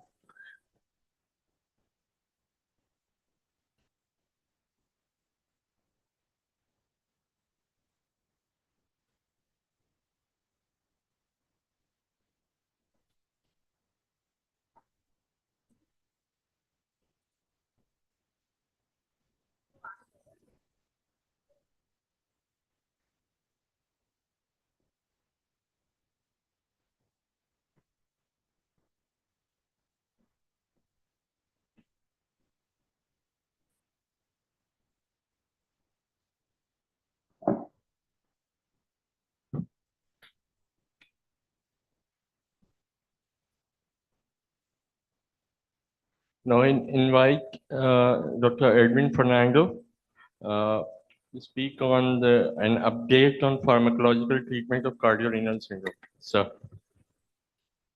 Respected chairpersons, friends, we thank Dr. Narayan Prasad and the SGPGI team for inviting me and my residents for the hospitality rendered. I shall speak to you briefly on the update on pharmacological management of cardiorenal syndrome. In this adhered database of a large number of patients, it was found that at least 65% had at least moderate renal dysfunction. So this will implicate the implications of the numbers are very clear here. And straight away I go to the management. The challenges in management are each patient has his own unique medical history, risk profile, and combination of comorbidities. And most studies predominantly recruited populations with relatively preserved renal function. So what are the preventive approaches one should have? One is avoidance of volume depletion, removal of superimposed renal toxic agents like NSAIDs or aminoglycosides, minimization of toxic exposure like iodinated contrast, time on cardiopulmonary bypass, and possibly use of antioxidant agents like N-acetylcysteine for radiocontrast exposure. We have a few treatment options. One is diuretics, vasodilators, inotropic drugs, blockers of neurohumoral activation, and of course, ultrafiltration and assist devices will be covered later. So basically, when you have a cardiorenal syndrome, once it's diagnosed, we start off with an intravenous loop diuretic. If the urine output is inadequate, then we have to confirm the appropriate dosage based on the GFR. If the urine output is inadequate again, then you consider continuous infusion. If it is inadequate again and the congestion is continuing, add a thiazide diuretic. If the urine output is still inadequate, then acetazolamide or spironolactone, and ultimately ultrafiltration if all this fails. So again, if you look at CRS type 1, it could be either a volume overload type or where there's a reduced perfusion, where you can try vasodilators, ACE inhibitors, inotropes, and then the other interventions. So basically, it's managing fluid retention and congestion. So this is dealt with by diuretics, which are the cornerstone of management, used in more than 90% of patients. Immediate relief of heart failure symptoms do occur, but there's no benefit in short or long-term mortality or rehospitalization. And the AHA endorsed diuretic in heart failure with a class 1 recommendation based on expert opinion alone. And these are the various diuretics that we use. Furosemide, bumetanide is not available with us now, torsemide. And one essentially has to use the dose depending on the GFR. When there is inadequate response to furosemide, always look at the diuretic resistant. What are the roadblocks that you could have? Variable GA absorption, edematous gut, hypoalbuminemia, decreased renal perfusion, competition for the transport channels, reduced kidney function, and heightened sodium avidity. So this has to be looked into. Otherwise, you just keep on increasing the dose of diuretics and you're not getting a desired response. So these are major trials, the CARES, DOSE HF, and the ROSE AHF trials. All this came to the conclusion that intensification of medication for persisting congestion had greater net fluid and weight loss without renal compromise.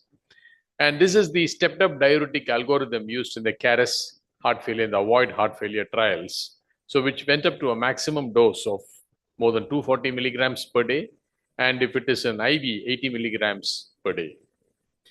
And these are the RCTs that compared pharmacological therapy of fluid overload with the interventions and found that patients who underwent ultrafiltration had higher SAEs.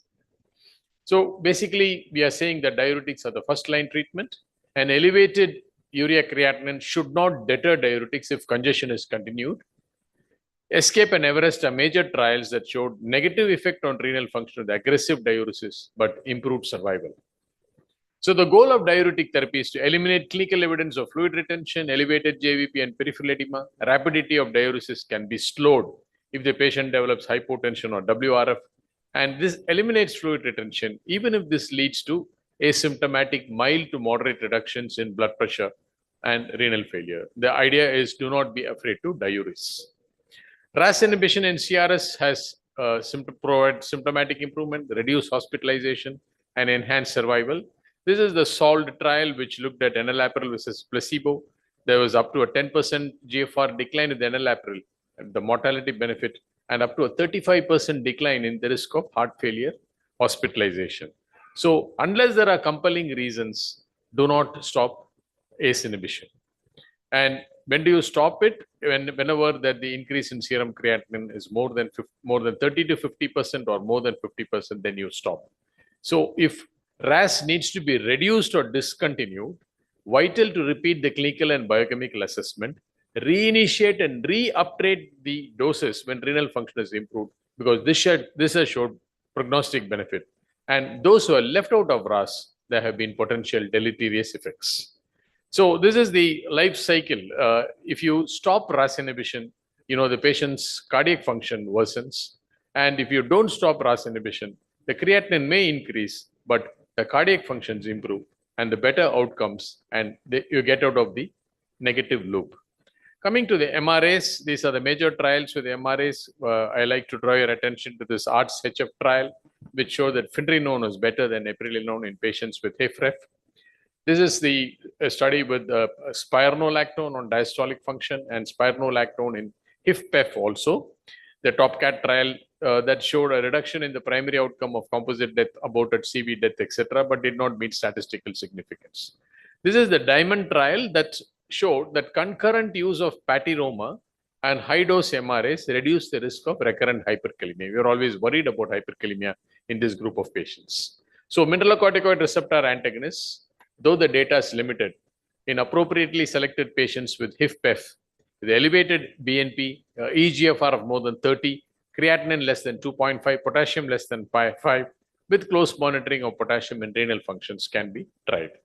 Coming to the ARNIs, this is the paradigm trial that showed that the use of ARNI has been recommended as a first-line recommendation for management of HFrEF as long as the blood pressure is tolerated. This is the combined data from the Paradigm HF and the Paragon heart failure trials that showed in patients with heart failure, sacubitril valsartan reduced risk of serious adverse renal outcomes, slowed decline in eGFR compared with valsartan or enalapril, independent of the baseline renal function. So if you look at this forest plot, 30% lower risk of renal dysfunction with sacubitril valsartan in comparison to RAS inhibition. And AHA has recommended that ARNI is a preferred renin-angiotensin inhibitor for HFrEF over ACI ARBs, and a direct to ARNI approach is recommended. Nesiritide is a recombinant BNP, and this has been studied in the ASCENT heart failure trial. It was very neutral and did not show much benefit. Inotropic therapy, especially with dopamine, has shown favorable acute hemodynamic effects. And this is the ROSE acute heart failure trial that showed that there is a possible beneficial effect of low-dose dopamine. However, dopamine increases the blood flow, blunts the effects of norepinephrine, aldosterone, and promotes vasodilatation. It improved the urine output on day 1, no significant changes in day 2 and 3. So available data do not clearly support favorable effects on renal function. Levosimendan and omecamtiv are other agents with limited data. Then coming to the SGLT2 inhibitors, we all know the beneficial effects of SGLT2 inhibitors on the heart. So the number of trials have shown patients at risk for heart failure and those with heart failure where these drugs have been proved beyond benefit, the cardiovascular benefits. And all of us are aware of the Credence, Dapacicate, and the EMPA kidney trials that had a favorable effect on the heart, cardiovascular death, myocardial infarction, stroke, and the rate of hospitalization from any cause has been proven.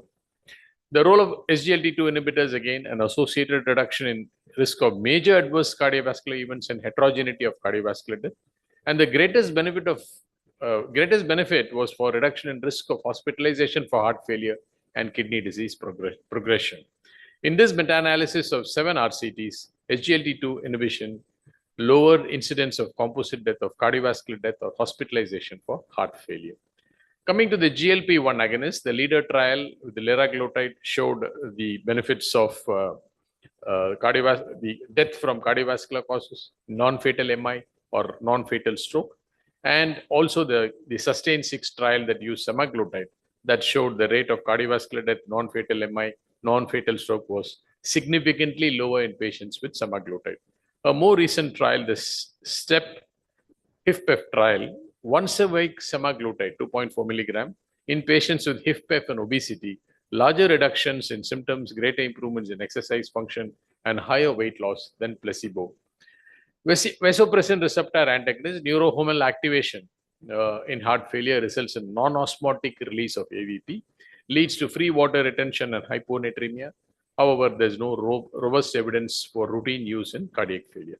So depending on the GFR, the HIF-REF could be dealt with by using a low-dose beta blocker, ARNI, low-dose SGLT, add an MRA if the potassium is okay, and titrate every 2 to 4 weeks. If the GFR is lower than that, lower dose of beta blockers, SGLT2, if the GFR is more than 20, very low dose of ARNI.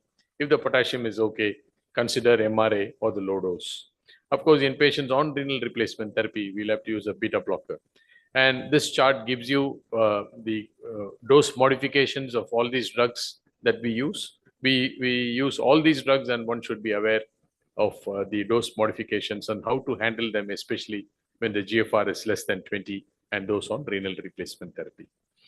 So what is the best combination that you're looking at? So this is a recent paper that looked at the different combos. And in patients with HIF-REF, estimated aggregate benefit is greatest for a combination of ARNI, beta blocker, MRA, and SGLT2 inhibitors.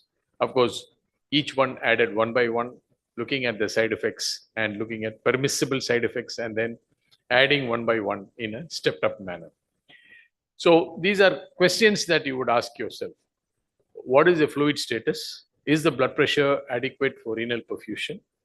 What is the cardiac output? What is the systemic vascular resistance? And aren't we missing intrinsic renal disease? So that also has to be kept in mind. So the treatment approach would be to restrict fluid and sodium intake, increase the furosemide dose to the maximum, use continuous IV furosemide if possible, add thiazides or metolazone, add inotropes or vasodilators according to the systolic BP. And if all this fails, we'll have to go for device therapy like ultrafiltration and intra-aortic balloon pump. CRS manage is challenging because there is relative positive evidence-based therapy, and management of strategies for CRS are largely empirical and goal-directed. And improvement of function of one organ frequently affects the other. We stop an ACE inhibition because of hyperkalemia and AKI, you find the cardiac function is worsening, and vice versa.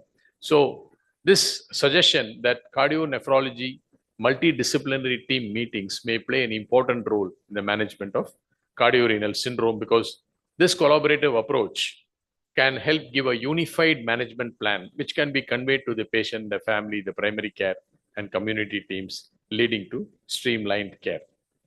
So let me conclude by saying CRS is a very ubiquitous entity in clinical practice associated with numerous barriers that limit medical treatment. There are no medical therapies that have been shown to directly increase the GFR that is manifest clinically by a decline in serum creatinine in patients with heart failure. Improving cardiac function can produce increase in GFR, indicating that type 1 and 2 CRS have substantial reversible components. I stop there. Thank you very much for the patient listening.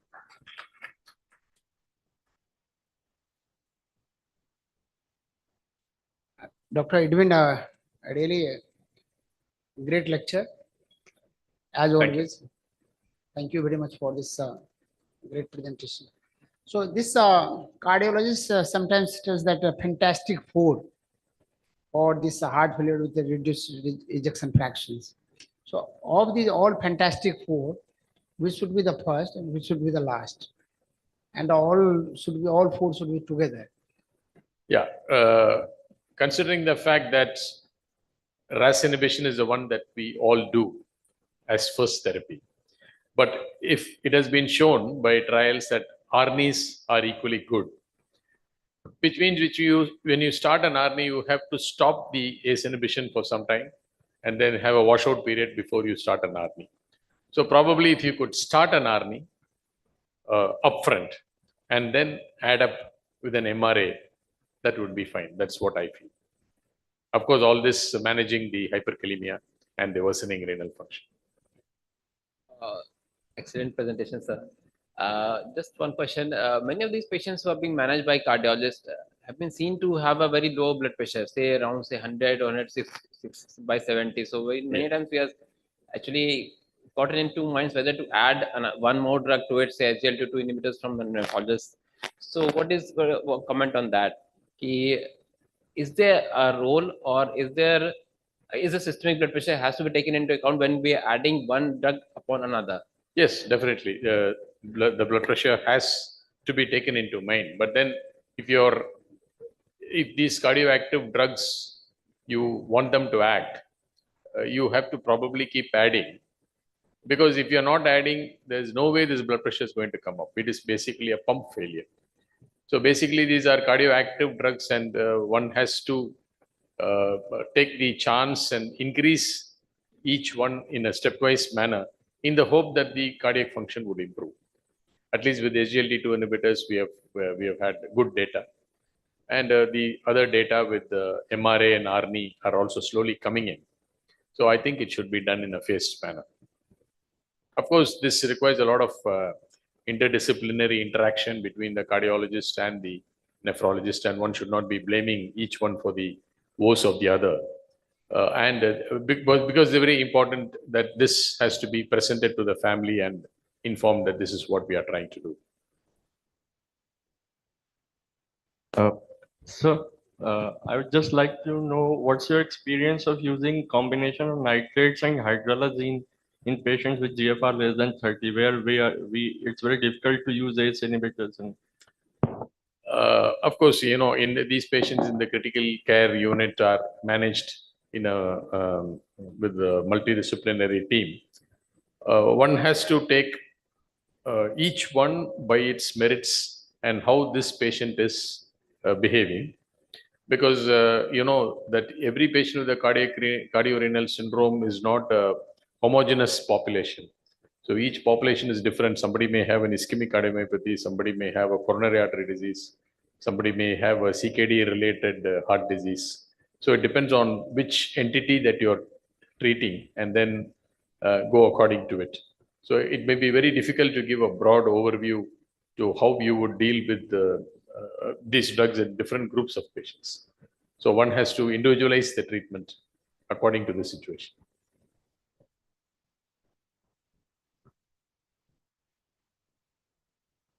If there is no comments, we can close the session. Thank you. Thank you. Thank you, speakers, sir, and chairpersons. Now, it's time to invite chairpersons on a stage for the next talk. And I invite Professor Amit Gupta, sir, Consultant Nephrologist, Director Nephrology, Apollo Medics, Lucknow. Welcome, sir. Dr. Ratan Jha, sir, Consultant Nephrologist from Hyderabad. Dr. Sudeep Kumar, Consultant Cardiologist from Lucknow. And Dr. Indrajit G. Momin, Consultant Nephrologist from Ghaziabad.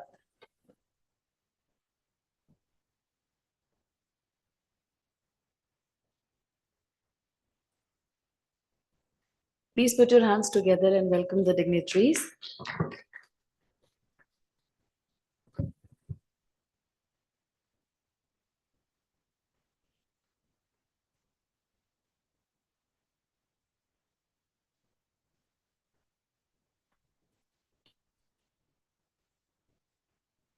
Over to the chair, please.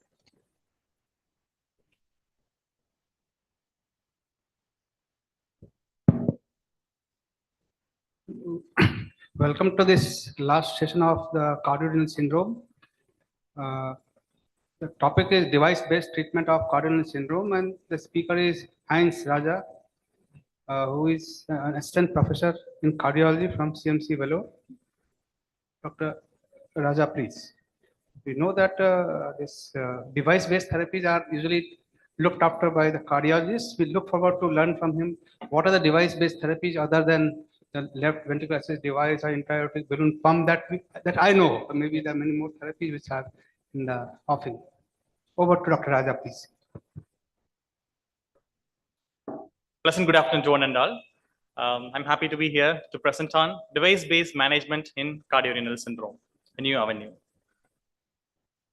So my flow will be a case scenario and then introduction about cardiorenal syndrome, the targets which are approached by devices, and then device mechanisms and the data on it, questions to ponder, and a conclusion.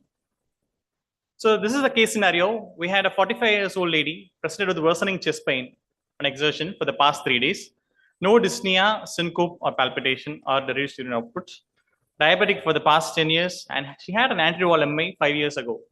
That time, it was a late presentation. We had medically managed her, and then we sent her for an angio, which showed triple vessel disease with occluded left anti-descending artery. So then we subjected her to MRI. So MRI showed a non-viable LAD territory. So we thought we'll medically manage her. Apart from the LAD occlusion, we had a circ which had a diffuse disease with distal circ flowing retrogradely by the right left collaterals, and right coronary artery had an intermediate disease. So we advised medical management. The patient was doing absolutely fine for 5 years duration. But this patient has presented now with worsening angina. So we probably thinking about acute coronary syndrome with unstable angina. The vitals at presentation, the pulse rate of 100 per minute, BP of 8650 millimeters of mercury, ECG showing T inversion in inferior leads with a QS suggesting of infarct in the anterior wall, and an echo showing severe LV dysfunction, ejection fraction of 25%, and global hypokinesia. There are few bad things about this patient. Number one is the bad LV function. And number two is the only surviving coronary artery. So in this patient, what we did is we labeled as acute coronary syndrome, and we are planning for an angiogram followed by revascularization. So we used an equipment that is Impella. So Impella is nothing but a device which we take through the femoral approach. It needs a 9-pin system, and then we took it through the aorta, placed into the LV cavity, and in the LV cavity, it takes the blood from the LV cavity and pushes into the aorta, ascending aorta. That's how this Impella system works.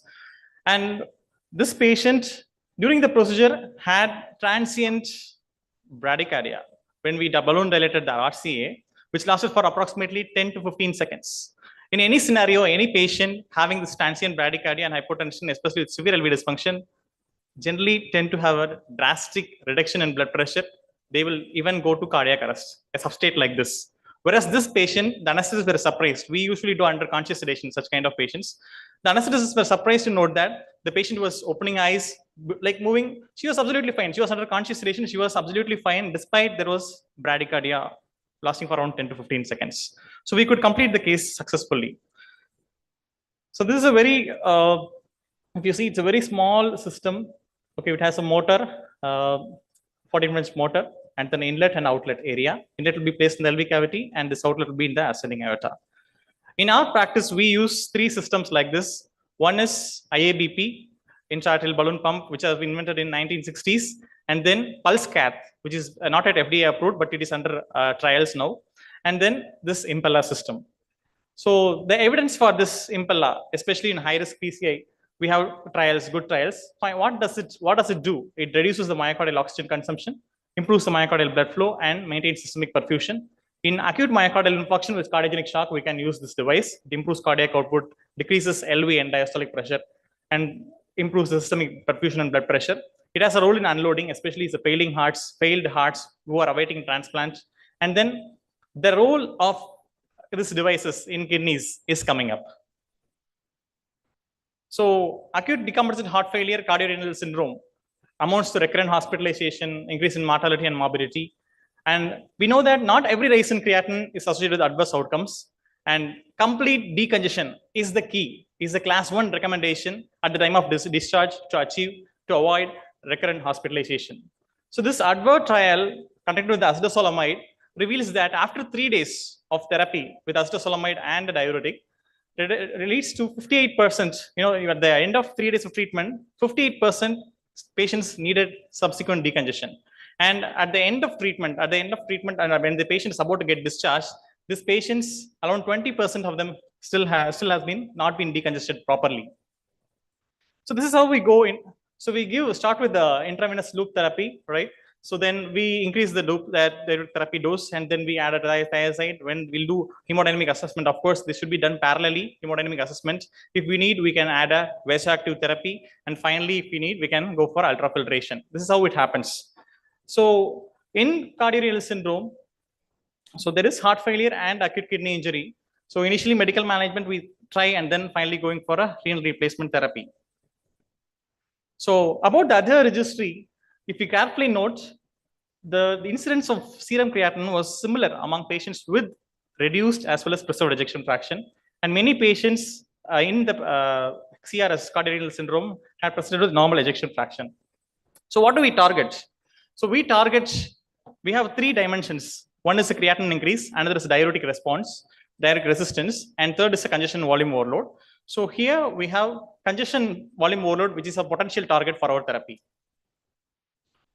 So these are the various avenues, but devices work on 3 things. Number 1, reducing renal venous pressure. Number 2 is increasing the renal lymphatic drainage, and third is increasing the artery pressure. So targeting the renal afterload. So about the venous system, we all know that it has 2 functions. One is venous return, the vehicle for blood return. Another is prevents underfilling via the reservoir function. So 60 to 70% of our blood volume is in veins, and 25% of it is in splanchnic circulation. And it is richly innervated with atomic dose, high density of alpha-1, alpha-2 receptors.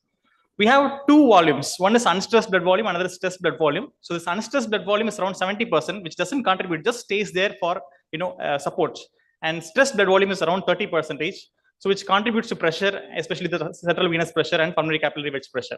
So what happens in cardiorenal syndrome? There is increased systemic vascular resistance, arterial vasoconstriction, decrease in splanchnic circulation, and then splanchnic vein recoil and reduced compliance. And finally, this unstressed blood volume is pushed into the stressed blood volume, thereby increasing filling pressure. Normally, in a working heart, a good heart, this will be tolerated, whereas we have a failing heart, so that will not tolerate the elevated filling pressure. So normally, if you see, so I think that's the issue. It's okay. So there is basically normally what happens is when there is increase in venous volume, okay, especially from the splanchnic circulation, there is increase in venous volume. It will be well tolerated till it reaches a specific volume 100 becoming 150. It will be well tolerated without the increase in capillary filling pressure. Okay. Whereas in this scenario, especially a patient with cardiorenal syndrome and venous congestion, and there is activation of the lymphatics and activation of the splanchnic circulation, it will lead to more elevation in capillary filling pressure. So what are the pullers? We use certain devices so that we can come down on the venous pressures. Number 1 is precardia, number 2 is Doraya, and number 3 is Nephronics Perfusor. So they predominantly work by reducing the central venous pressure. So regarding Doraya catheter, it inflates the balloon in the inferior vena cava below the renal veins, and the degree of balloon inflation is adjustable. It has been the study done in 9 patients. Okay, there was increased diuresis and natriuresis. And precardia system is an occlusive balloon in the SVC with 5 minutes occlusion alternating with 30 seconds relief. So in 30 patients with heart failure, the study has been conducted. 24-hour use decreased PCWP and RAP, right atrial pressure, and double the urine output without any significant side effects. Perfusor is a covered stent which aims at increasing flow and decreasing local pressures. So this has been studied in 1 patient with heart failure. Urine output and urine sodium increased without device-related complications. Next target is interstitium. So why are we targeting this interstitium? Basically, this venous congestion leads to increased hydrostatic pressure, increased filtration into the interstitium, so sodium and water retention, residual volume overload. Normally, the thoracic duct can drain, normally it drains 2 liters, and it can drain up to 20 liters without any problem. Whereas if there is heart failure, okay, this will get accumulated. There will be interstitial volume increase, and interstitial compliance will increase, interstitial volume will increase, and lymphatic reserve will come down. There are 2 devices which targets Whiteswell ILMS system and Aquapass. Whiteswell is a proximal catheter axial flow pump which reduces hydrostatic pressures at the thoracic duct. It is inserted through the left internal jugular vein, and it just tries to push the blood. This has been done in animal model first, and then only 1 human subject. There is decrease in CVP, NT-proBNP, and increase in urine output. Aquapass is nothing but a suit. Just like wearing a suit, the patient has to sit with a suit, and this will increase the skin temperature stimulating the eccrine glands to produce odorless switch and decrease the interstitial volume. 18 patients has been, this patient study has been done in 18 patients. There is hourly weight loss of around 215 gram per hour. Reprieve or DSR, these are actually like a dialysis, peritoneal dialysis. These are protocol, the machine will decide what to do. So protocol driven based upon titration of diuretic agents on output and saline administered to maintain the intravascular volume. This has been done in 84 patients and mean weight loss was around 5.5 kg was achieved. And DS is also sodium-free solution administered into abdomen and allowed to dwell for a predefined period for removal. So number is around 10 patients. Next is targeting renal preload. So this is nothing like an impella where we improve the output from the LV to the aorta. We are increasing the renal artery perfusion. We are increasing the renal artery perfusion. So we have 4 devices: return, aortics, second heart, and module heart. So generally, decongestion and renal failure, LV failure lead to hypotension, and this can lead to worsening renal function. Like that, the cycle can continue forever. And low systemic blood pressure is an attribute, independent predictor of reduced diuretic response. So this will lead to less tubular secretion of diuretics, and diuretic resistance can occur. And higher filtration fraction will occur with a lower results, and enhanced proximal sodium retention can occur. So these are the various ways by which reducing like hypovolemia or decreased arterial filling can impair the kidneys and the cardiorenal symptom cycle. So this return catheter is nothing but a propeller-like system. It's just a motor which enhances the renal perfusion with improvement creatinine and diuretic resistance, and then reduces the cardiac afterload as well. And aortics is a microaxial flow system which enhances renal perfusion. It is placed at the vertebra between T10 and T12. So these are all solutions which can increase the intake to the kidneys, the renal artery perfusion. Module heart is the first in human study for in a patient with cardiorenal syndrome, LV ejection fraction of more than 50% undergoing high-risk PCI. It has 3 pumps position in series at present at the initial stage. As we take it in, we can make it align parallelly and do the job. And second order assist is another device. It also has a propeller-like system. So whatever device we use for increasing the renal artery perfusion is all like propeller-like systems. So at this juncture, after hearing the words pusher, puller, shifter, this pusher is nothing but which is going to push the blood into the kidney, and puller is nothing but reducing the venous congestion, and shifter is nothing but which causes the interstitial space to lose fluid.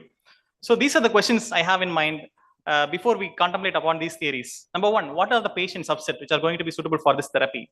Number 2, whether it should be implemented proactively at the initial stage before changing the trajectory, because ultimately cardiorenal syndrome and the patient, how long he will be going to suffer, how much the trajectory is going to change, like that we'll have to make an understanding. And then whether this device therapy is reserved only for patients who are resistant to aggressive diuresis. So how to reliably understand the phenotype, whether he is really needing a pushing force or whether he needs to get rid of the fluid from the venous side. So how to decide on which device to take it.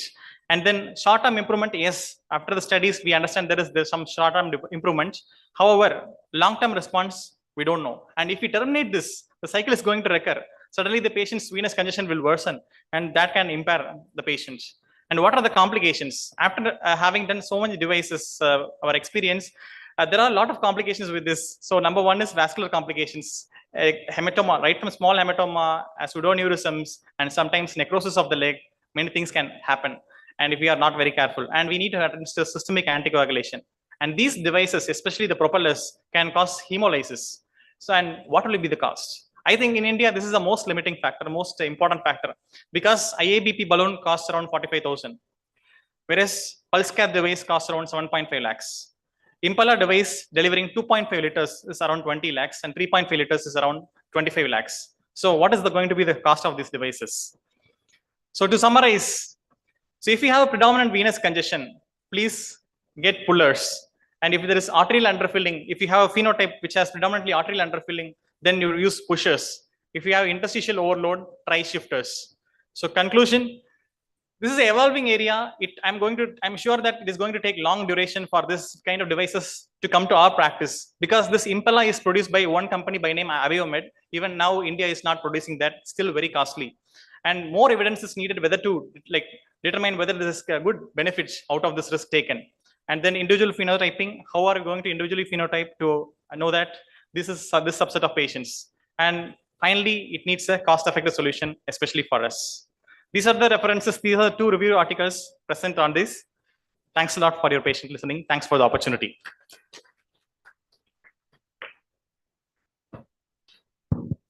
Interesting talk on puller, pusher, and shifters. We are not fully familiar with these devices, though I have in our hospital we have seen that Impala device being put and patients have improved. So Yes. probably we have a long way to go because the cost will be always a factor. Yes. And the duration of therapy to be continued because those things are a bottleneck in our day-to-day practice. If they are Very interesting talk. Just wanted to know how commonly are you using these devices in your practice? Sorry. Across the Like country. actually CMC Vellore, we function in resource limited setting. So not very common. IABP, yes, of course, especially in patients with ACS and high risk or high risk PCA, we do routinely, means weekly at least 2-3 balloons we use at least. But Impala, extremely rare. Pulse cath, yes, some patients suffer it. It's around 7.5 lakhs and 1 liter, it will come to 1.1 to 1.5 liters output, it will enhance. So we use it. But has the use of Impala come down a little across? I mean, there was a big cry about Impala, but I don't think that has come down because in corporate hospitals still they use it and they are getting very good results. Because the main limiting factor is cost. That's what I can tell that.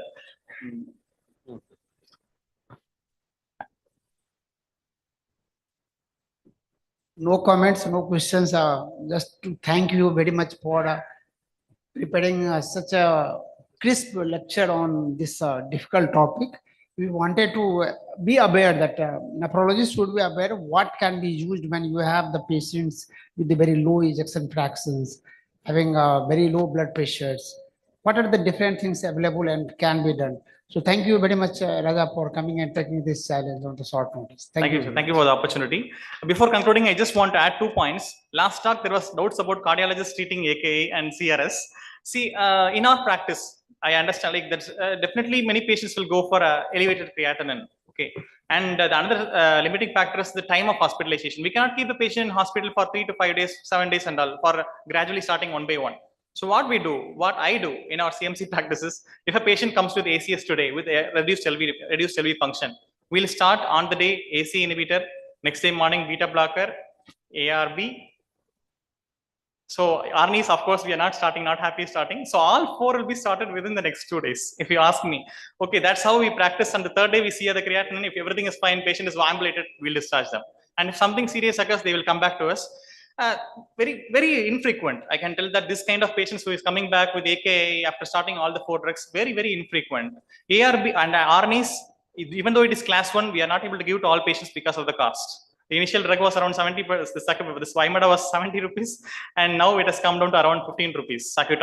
So like there are multiple brands available, but cost is still a limiting factor for us to use this class 1 recommendation.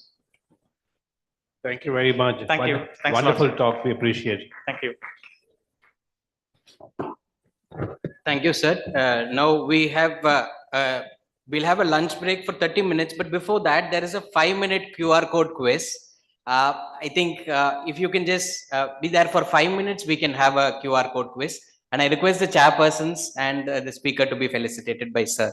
So we will start now. This is just for 5 minutes for young nephrologists, considering that everyone is young at heart. So anyone who has a camera mobile can participate, which also is universal. So we will start the quiz right now. It is only for 5 minutes. We have about 9 questions. We wanted to have the hall full, but whoever is there is open to participate in this. We have very, very exciting prizes. We have about 4 to 5 prizes for this. So keep your cameras on and you can answer once the question comes. So it's about, say, we will start the first question will be 30 seconds. The last 4 questions will be 20 seconds. So it's not important to be slow and steady. It's important to be fast and consistent. So let us start the quiz now. So before that, right. So the QR code will come up now. You can focus the QR code on your camera, on your smartphone camera. It will come up. And if there is any issue with internet connectivity, the FTTH is the Wi-Fi of the auditorium, and I will give you the password for that. I'm also happy that there are very less people. You can take the password. It is 1 2 3 4 5 6 7 8, all 8 digits. So FTTH is this thing, in case you are not able to come. Yes, we have started having everyone join. So once everyone is comfortable having joined, we'll say yay, and then we'll go on, right? So you can open your smartphone camera and you can, yes, I think the technology is working. So, right. We actually planned it as a 3-round quiz, but for want of time, we have squeezed it into 1 round of 8 questions. So if everyone is done and ready, if anyone is having issue, just put your hand up and we could resolve it. Yes. Not able to scan or internet issue. Internet FTTH is the Wi-Fi, and password is the first 8 digits. 1, 2, 3, 4, 5, 6, 7, 8.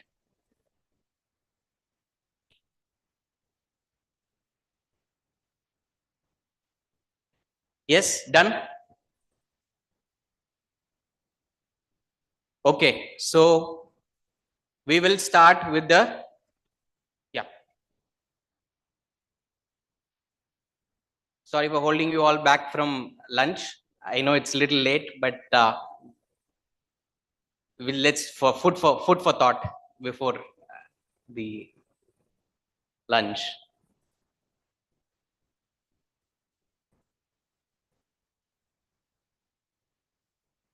Done. If anyone will need help with scanning, you could give it to me. Yes, Shindu?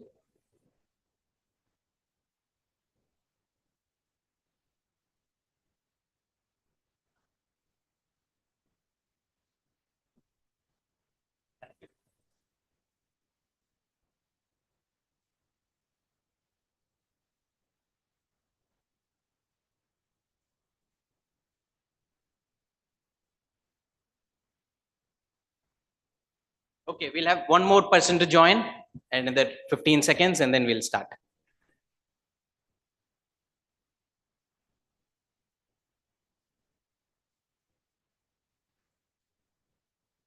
Done? Yes. Okay, so here we go. The first question, which of the following drugs causing TMA may respond to plasma exchange?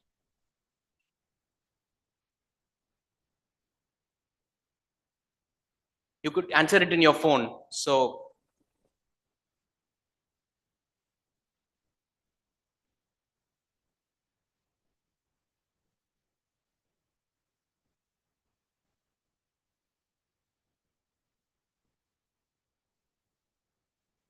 here we go.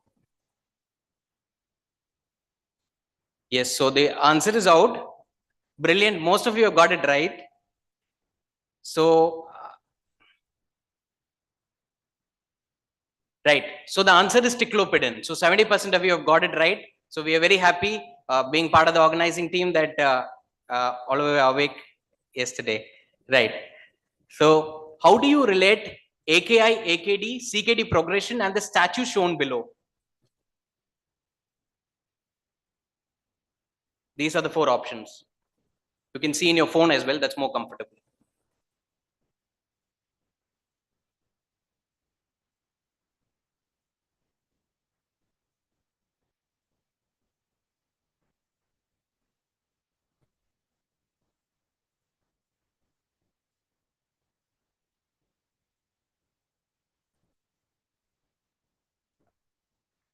All right. I think 28% of you have got it right. That is Clotho, right? So the Clotho is a Greek goddess of anti-aging, and Clotho deficiency in kidneys has been noted to be, those patients with Clotho deficiency can progress faster. So brilliant answering. Next, which of the following trials? Sorry, I think that question is gone.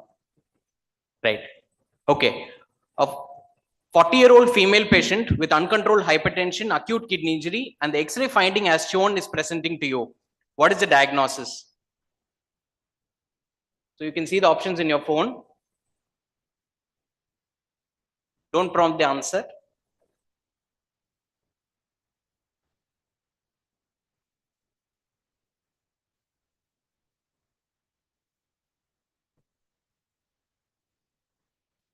All right.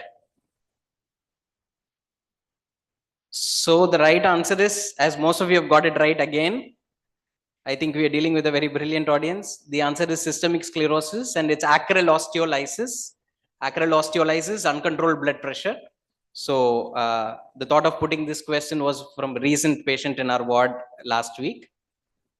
Okay. Biomarker guided KDIGO bundled AKI care includes all the following except. This will go faster, only 20 seconds.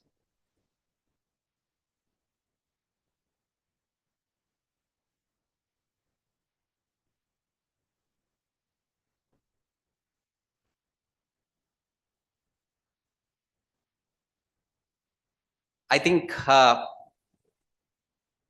quite good percentage have got it right. Answer is antimicrobial stewardship. This would have been the confuser actually. If you had listened to yesterday, Dr. Vivek Kumar's talk, he was emphasizing on this. So all the other three are part of the bundled AKA care. Right? Stewardship is not part of it. Avoidance of nephrotoxins is. Okay. Which of the following biomarkers is specifically being studied and validated for diagnosis of AAN?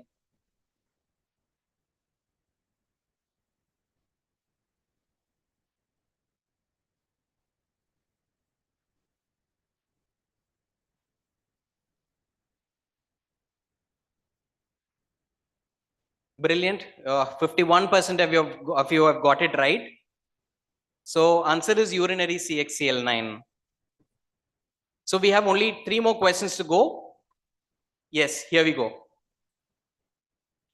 According to the PRECISE trial, which of the following is not true about SFLT1 PAG ratio in preeclampsia?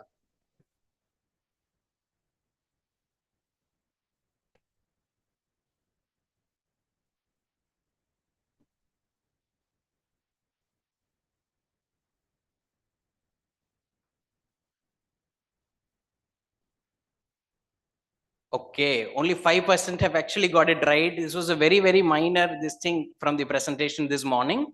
It is not for early preeclampsia. The included from 23 weeks onwards. So that was what was morning stressed in one of the lectures. It was from 23 week onwards, right?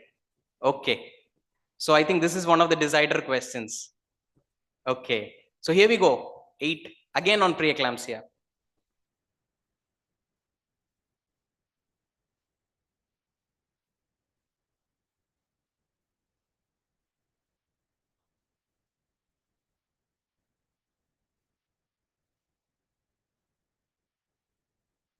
Read it as endothelium.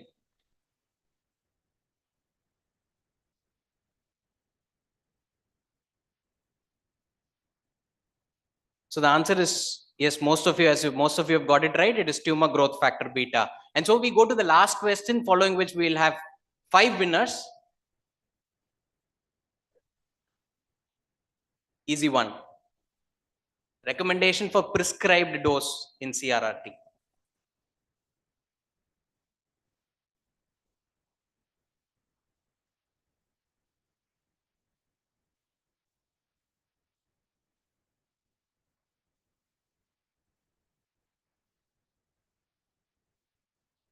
So we are going to have the leaderboard in the next 5 seconds.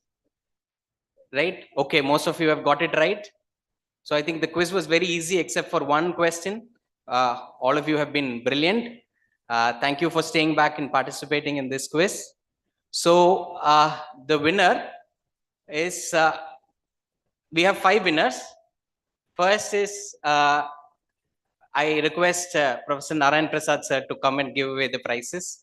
The winner of this quiz is Dr. Arpit Srivastav.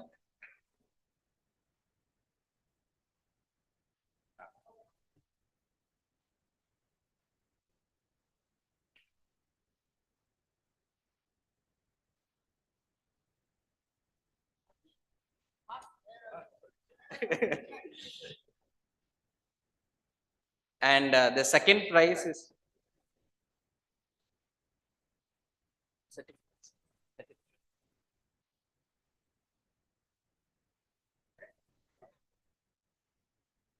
Second prize is Dr. Rakesh.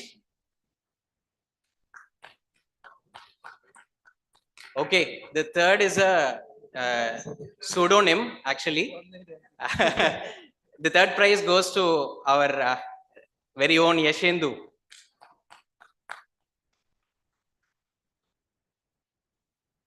Congratulations to all the winners, Arpit sir, Dr. Rakesh and Dr.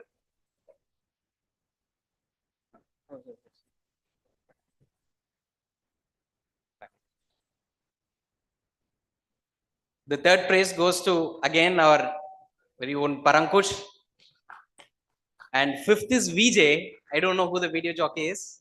I think whose ID was VJ. Yes, yes. Please.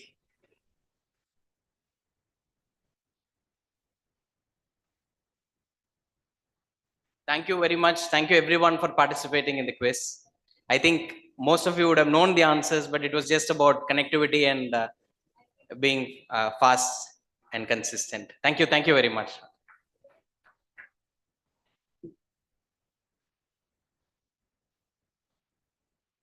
So we will gather back in the next 15 minutes. By 2:30 sharp, we will start the 30 minutes. 2:30 we will start the. Lunchtime, you can enjoy after 30 minutes, after having lunch.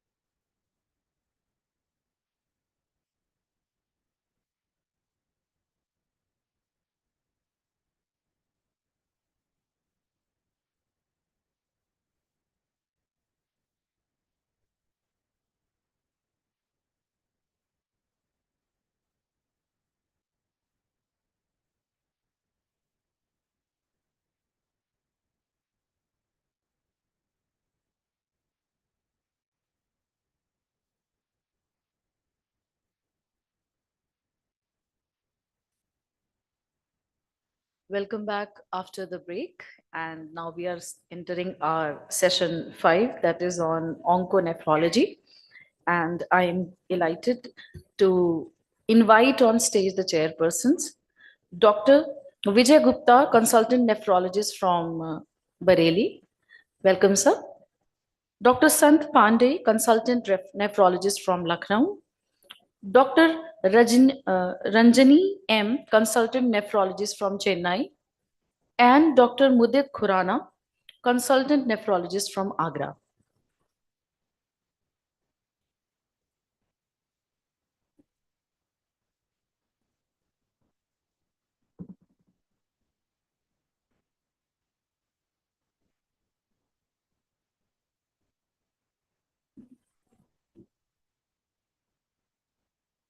Requesting chairpersons to take over the session. Thank you.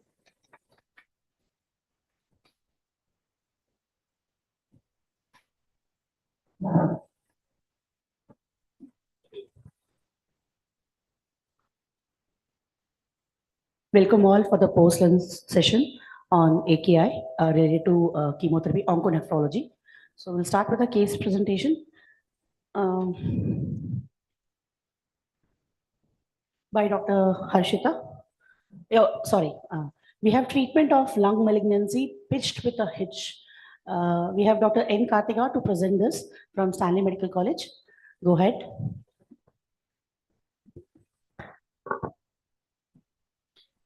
Good afternoon. Let's see a case how the treatment of malignancy had a hitch. History: she's a 49-year-old female with no known prior comorbidities who is homemaker, was referred to nephrology in view of elevated serum creatinine of 1.6 on April 2023. Her history way back from February 2022. At the time, she had chronic cough for 2 to 3 months and she presented with seizures. On evaluation, she was diagnosed to have adenocarcinoma of lung with brain metastasis. But in the CT, it showed multiple ring enhancing lesions in the cerebellum. This is her treatment timeline. At February 2022, she was diagnosed to have stage 4 adenocarcinoma of lung and she was started on palliative chemoradiotherapy, whole brain radiotherapy with 6 cycles of carboplatin, pemetrexate, along with erlotinib. On July 2022, her PET CT showed partial remission with creat of 0.8. On August, she was changed to maintenance regimen only on pemetrexate, 800 mg. That maintenance was given once in 21 days. On March 2023, when she came for 9th cycle of pemetrexate, her PET CT showed complete metabolic response with creat of 0.8. On April 2023, when she came for 11th cycle of pemetrexate, her creat was 1.6. At presentation to our department, she had complaint of fatigue and lethargy for 7 days. No history suggestive of volume depletion like vomiting, fever, or loose stools.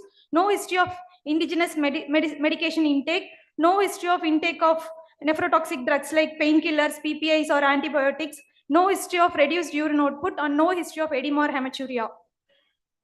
And her physical examination, her BP was 120/80 and she was euvolemic. No fever, rash, or no mucositis, no edema, and other systemic examination was unremarkable. Investigation: her urine routine was bland, albumin and blood was negative. Urea creat at presentation as creat was 1.6, which increased to 2.8 in a span of 10 days, and her urea is 38. See, other parameters were normal, and her USG showed right kidney of 9.5 into 4 centimeter and left kidney of 9 into 4 centimeter with altered echoes and maintained corticomedullary differentiation and no evidence of hydroerythronephrosis. From the above, she was diagnosed to have acute kidney injury, and after excluding pre-renal and post-renal causes and with bland urinary sediment, the probable diagnosis acute tubulointerstitial nephritis, probably drug-induced. And we go ahead with renal biopsy. Her renal biopsy showed in light microscopy, it showed 13 glomeruli, which was normal, and the interstitium was edematous with widely spaced tubules with lymphoplasmacytic infiltration involving 40 to 50% of cortex, with evidence of tubuloepithelial injury, no interstitial fibrosis or tubular atrophy, and IF was negative. The biopsy diagnosis was acute tubulointerstitial nephritis. As the patient had temporal association with the use of pemetrexate and AN, the further exposure was avoided and the autoimmune profile was negative and other infectious screen was also negative. And after discontinuation of the drugs for 2 weeks, the creatinine remained static at 2.6 mg. Hence, we started her on short course of steroid of 1 mg per kg per day. After 2 weeks of steroid treatment, her creat came down to 2 mg. After 3 to 4 weeks of treatment, her creat came down to 1.4 mg, and we started tapering steroid. After 6 weeks later, her creat was around 1.4 mg. And her diagnosis is acute tubulointerstitial nephritis because of pemetrexate. Follow-up, as the patient had ATIN due to pemetrexate, she was switched over to EGFR tyrosine kinase inhibitor afatinib 30 mg OD, and she is on regular follow-up. On April 2022, after 8 months of follow-up, her creat settled down at 1.4 mg per kg with EGFR of 47 ml per minute with complete normal blood count with no further worsening of the disease. Few words about pemetrexate. Pemetrexate is a multi-targeted antifolate therapy which is approved for the treatment of unresectable malignant mesothelioma in the year 2004, and in 2008 it was approved for the treatment of non-small cell lung carcinoma along with cisplatin. Pemetrexate, it is a folate inhibitor. After entering the cell, it is converted into pemetrexate polyglutamate, and it inhibits the 3 enzyme thymidate synthase. It inhibits thymidate synthase, it inhibits dihydrofolate reductase, and it inhibits GARFT, which is glycinamide remote nucleotide formyltransferase. By doing this, it inhibits the synthesis of both pyrimidine and purine, by which it inhibits the synthesis of DNA and RNA. Elimination, its T-half is around 2 to 4 hours. It is eliminated unaltered in the kidney in the unaltered form. It is considered safe at GFR more than 45 ml per minute. To reduce the toxicity of pemetrexate, we can use folic acid and vitamin B12. The drug toxicity of pemetrexate, which includes non-hematological side effects, are stomatitis, diarrhea, vomiting, skin hypersensitivity reaction. Hematological side effects are neutropenia, bone marrow suppression. And with the side effects of grade 4 or grade 3 or grade 4 myelosuppression, grade 3 or grade 4 neurotoxicity, or grade 3 or grade 4 hematological toxicity, we should discontinue the drug. The probable mechanism of renal toxicity is impaired DNA synthesis, which in turn causes tubular damage. The incidence of AKI in pemetrexate reported by US FDA is around 2.4%. These are some case reports on tubulointerstitial injury associated with pemetrexate use from 2004 to 2017. In all these cases, this patient have acute tubular necrosis along with interstitial fibrosis, and in only one case report, the patient had acute tubular necrosis with interstitial infiltrates. Rest other patients had interstitial fibrosis at the time of diagnosis, probably because of late diagnosis.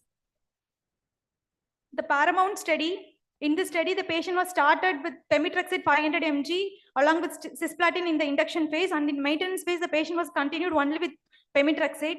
In this, 2 arms are compared, one arm maintenance with pemetrexate and another arm only with placebo. In the pemetrexate arm, 10% of the patient had renal dysfunction.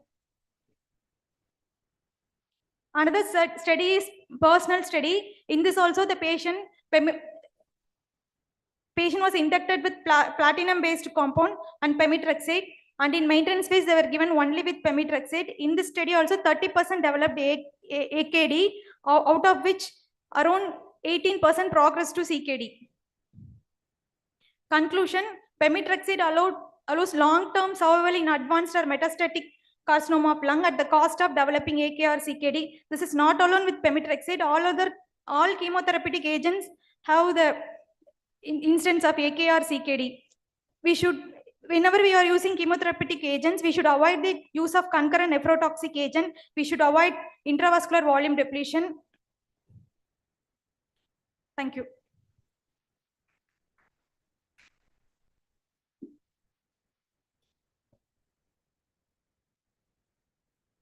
Did this patient receive prophylactically folate and vitamin B12? Yes, ma'am, they were given, ma'am. Despite that, he developed. he Yes, ma'am. went into AKI. Yes, It was a good presentation. Thank you. thank you, ma'am. The floor is open for any questions before we move on to the next topic. We'll proceed to the next topic, which is AKI related to cancer immunotherapy, how to manage. For this, we have Dr. Harshita,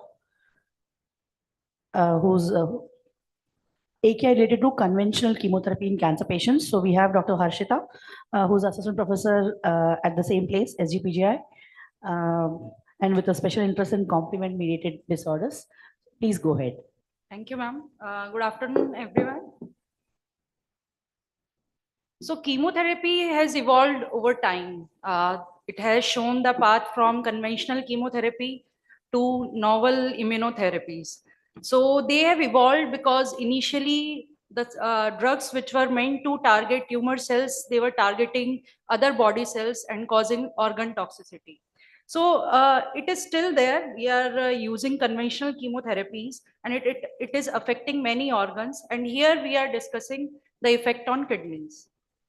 So they are meant to inhibit tumor multiplication and they affect either preformed molecules or the formation of some macromolecules which are important for tumor cells to grow. So every patient who is receiving chemotherapy is not having nephrotoxicity due to these drugs. So there are some risk factors which are related to nephrotoxicity. So these factors either related to tumors because of direct infiltration or the urinary tract obstruction, and indirect renal involvement is also seen due to these tumor because of symptoms arise like which cause volume depletion in such patients. Then some innate drug toxicity is also there for particular drug, which is due to different mechanism affects kidney and cause AKI. Patient factors are very important here, like age, comorbidity, pre-existing renal dysfunction, which limit the use of some conventional chemotherapies for particular tumor. And renal drug handling is very important to know because so that we can decide the best therapy for that patient. The important thing which I would like to emphasize is dyselectrolytemia, which happens because of use of these chemotherapies. This imbalance of electrolytes is there with or without renal failure. So we need to know about hyponatremia, hypokalemia, hypomagnesemia, and hypophosphatemia, which happens because of drug toxicity in different sections of tubules. Then different mechanisms are known because drugs affect different compartments of kidney. It can cause pre-renal AKI, post-renal AKI, and with different mechanisms, it affects kidneys and hence cause nephrotoxicity. As we can see here, GLOMs are mainly involved due to novel immunotherapies. However, conventional chemotherapies also affect these GLOM, interstitium, tubules, and vasculature of the kidney. So here conventional chemotherapy is divided into some sections so that we can remember it as we discussing here, their effect on kidneys and causing nephrotoxicity. So we would start with few drugs and we'll focus on few drugs which are more important for us because they are causing nephrotoxicity in as an oncologist see in his routine life. So first we need to know that for any cell, we first DNA needs to replicate, that is normal DNA replication. Then DNA gets converted into RNA, that is transcription. Then RNA goes to store that information in the form of protein, that is translation. This we need to know so that we can know about the mechanism of different anti-cancer drugs here. So it starts with purine synthesis, pyrimidine synthesis, DNA, RNA, and then mRNA. And at different positions, different locations, we have different conventional chemotherapies which affect the growth of tumor cells.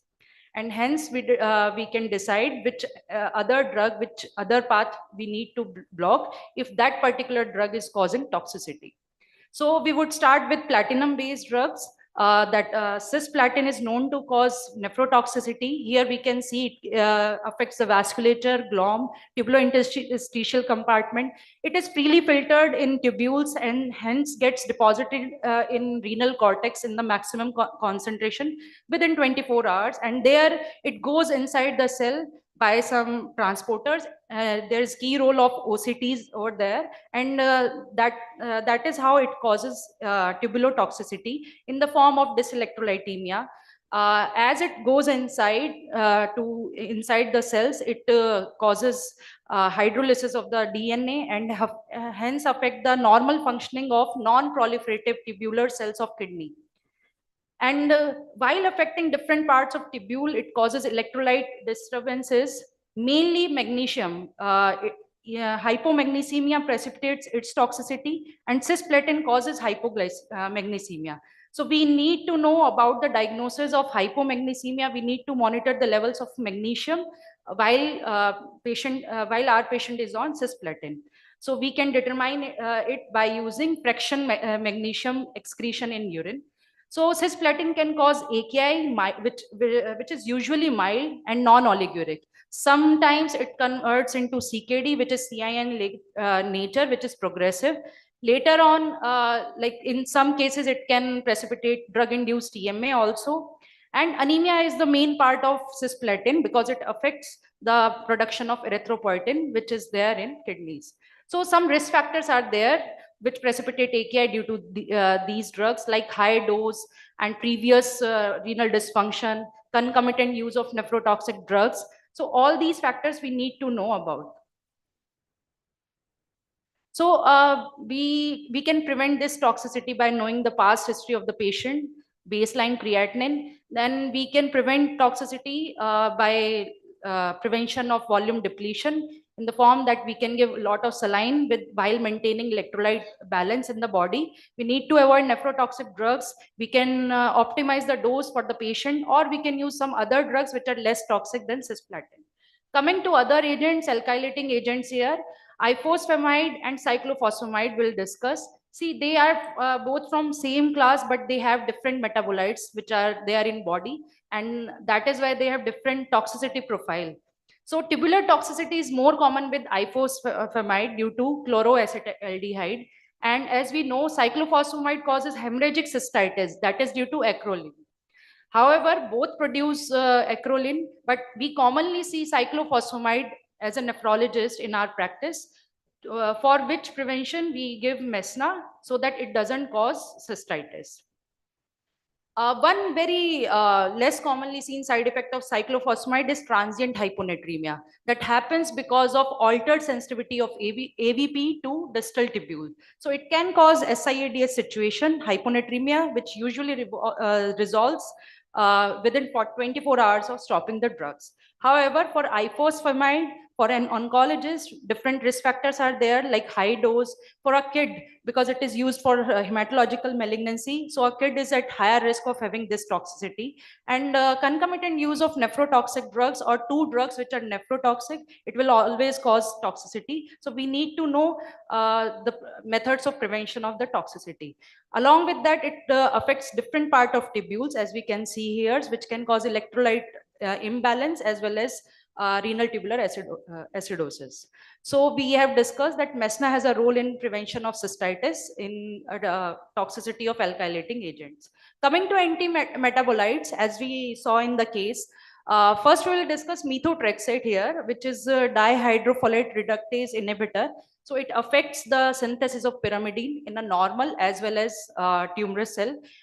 Its toxicity gets precipitated if the volume of urine is less and the basic nature, like acidic urine is there. So it gets filtered and gets precipitated and causes crystal-induced nephropathy. However, it is non-oliguric AKI. So we need to know about the drug therapy and the dose which is given to the methotrexate. So in few centers, what they do that they replete the patient before and during infusion, and they give it with leucovorin in order to prevent any kind of toxicity to other organs as well. So we need to optimize the pH of urine. So they do urine pH before giving methotrexate. However, if it is not corrected, so we can correct it with leucovorin and glucaribidase, and high flux HD has a role in the treatment of methotrexate toxicity. As we saw in the case, like this drug also can cause AIN, which for which we need to give steroid and consider for optimization of the dose. Other anti-metabolites we will discuss in another section. Coming to immunomodulatory drugs, here we need to know about lenalidomide, which causes immune activation. It is important to know because there are few case reports where a patient with graft, transplant patient with graft was given lenalidomide and it precipitated rejection. Proteasome inhibitor, carfilzomib, is known to cause DITMA, which we'll discuss subsequently. In this series, I would like to discuss about TLS, which may happen with or without chemotherapy. So it happens in hematological malignancies more, and it is an hematological emergency. So we need to know about some lab parameters where we can detect TLS in a patient who is carrying hematological malignancy. So there is this frank dyselectrolytemia if it happens. Along with that, there is uric acid deposition in kidney, which can cause renal involvement also. As we can see here, because of purine metabolism, uric acid is formed, and either we can prevent it here by giving allopurinol or other drugs. And after there is massive production of uric acid, we can give some drug which can catalyze the uric acid and hence can prevent TLS. So we can diagnose it on the basis of lab parameters as well as clinically if it involves other organs and can cause arrhythmia, seizure, and death. So there are some risk factors which are tumor related and patient related. We have some grading so that we can categorize, stratify our patient in order to prevent the TLS in such cases. So first step is to stratify the risks of our patient depending on cancer related factors, therapy, and patient related therapy. Then we need to replete these patients with lots of fluid. In order to maintain urine output of around 100 ml per hour, we need to give, I think, 3 to 3.5 liter per meter square. And we can start hypouricemic agents in these patients where we have high risk of having TLS. Then we need to closely monitor the electrolyte levels of these patients depending on the risk stratification. Then we can treat, if TLS happens, we need to be vigilant about the levels of electrolytes, particularly potassium, calcium, phosphorus, and uric acid. And we can early initiate RRT also for such patients.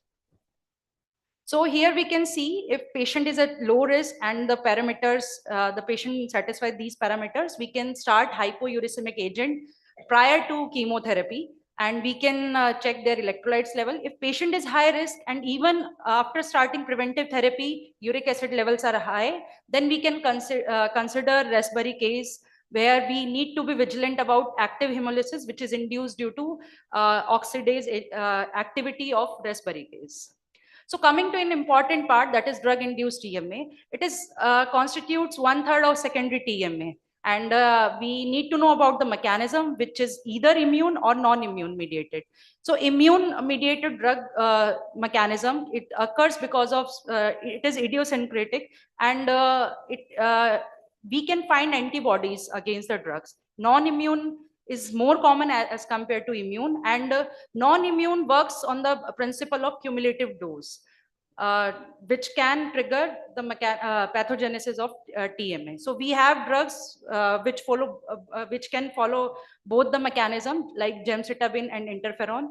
So when biopsy was done in such patients, so they saw that 50% of renal biopsy showed complement deposition, and 1/3 patient had lower complement levels.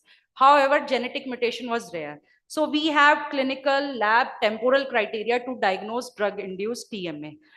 Regarding drug, if TMA or renal failure occurs after initiation, it resolves after stopping the drug, or it relapses after restarting the drug. So these are the criteria where we can diagnose that drug-induced TMA is there.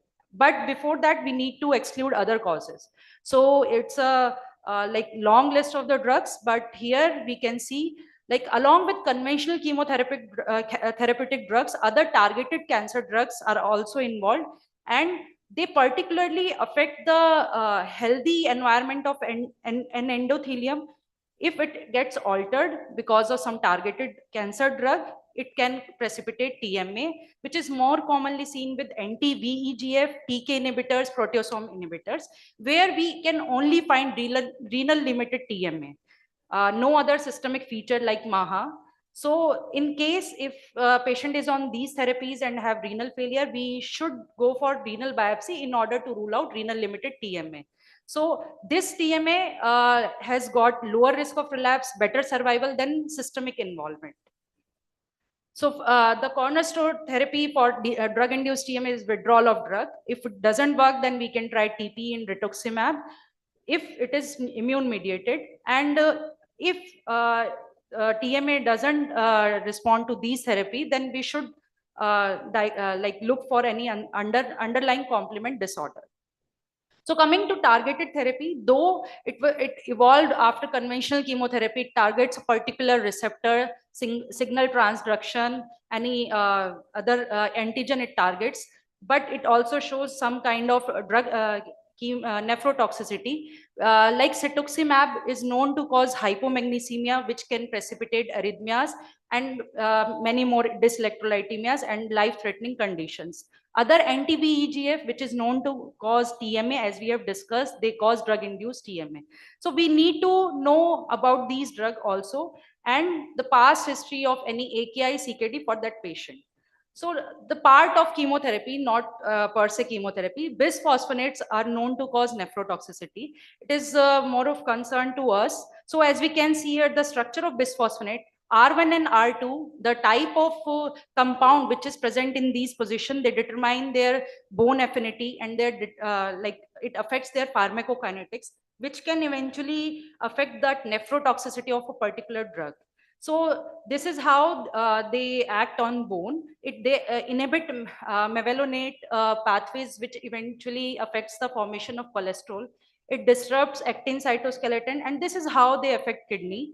And as we can see here that it is proven in mouse models also that it affects podocyte, bloms, and tubulointerstitial compartment. Thank you for patient hearing.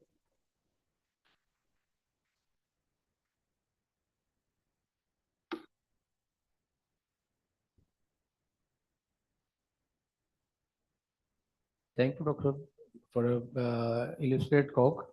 Now the house is open for discussion on the topic.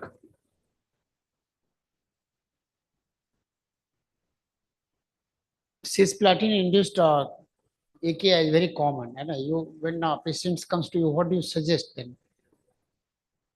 Cisplatin. So volume depletion and like magnesium, because it affects the metabolism of magnesium in distal tubule.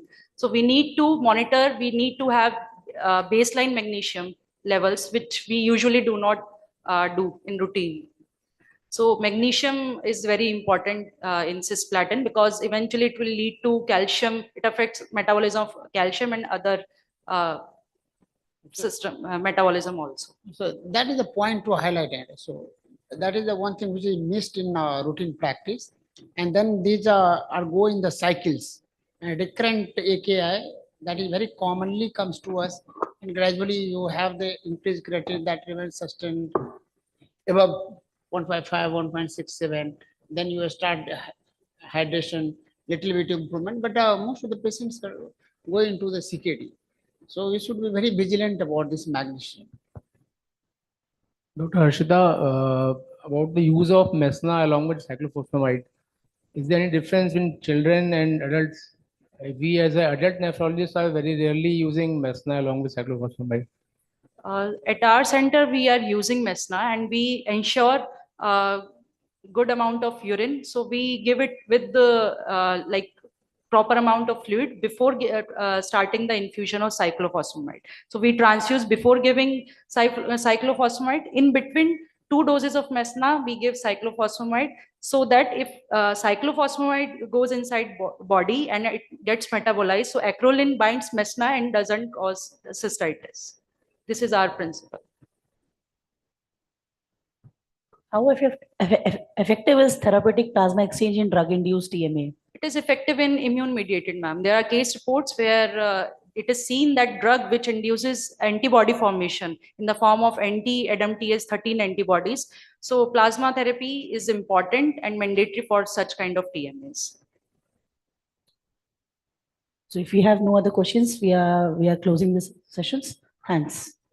Thank you. Thank you so much. Now is the time for the next talk of this session. And I invite on stage the chairpersons for the same. Dr. Anurag Singh, consultant nephrologist from Prayagraj. Dr. Bhupesh Saini, consultant nephrologist from Lucknow. Dr. Amit Kumar, consultant nephrologist from Ranchi. And Dr. Karthikeyan B, consultant nephrologist from Chennai.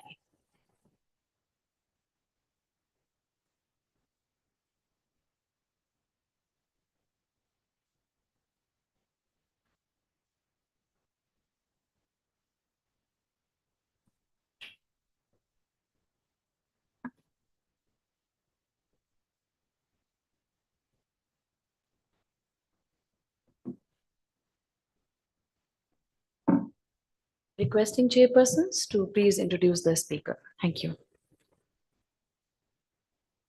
Now, moving on to the next segment in this onco-nephrology part, I would like to call Dr. Sandeep Mahajan from New Delhi to deliver this talk. He is a professor in the Department of Nephrology at All India Institute of Medical Science in New Delhi. We will be speaking on the AKI related to cancer therapy, cancer immunotherapy, how to manage. Dr. Sandeep Mahajan, sir. Well, good afternoon, everyone. At the outset, I would like to thank Dr. Narayan and his team to have me here. Coming here brings back memories when I came to this auditorium complex for the first time when I was a final year PG and attended my first ISN. That was ISN Lucknow 2001.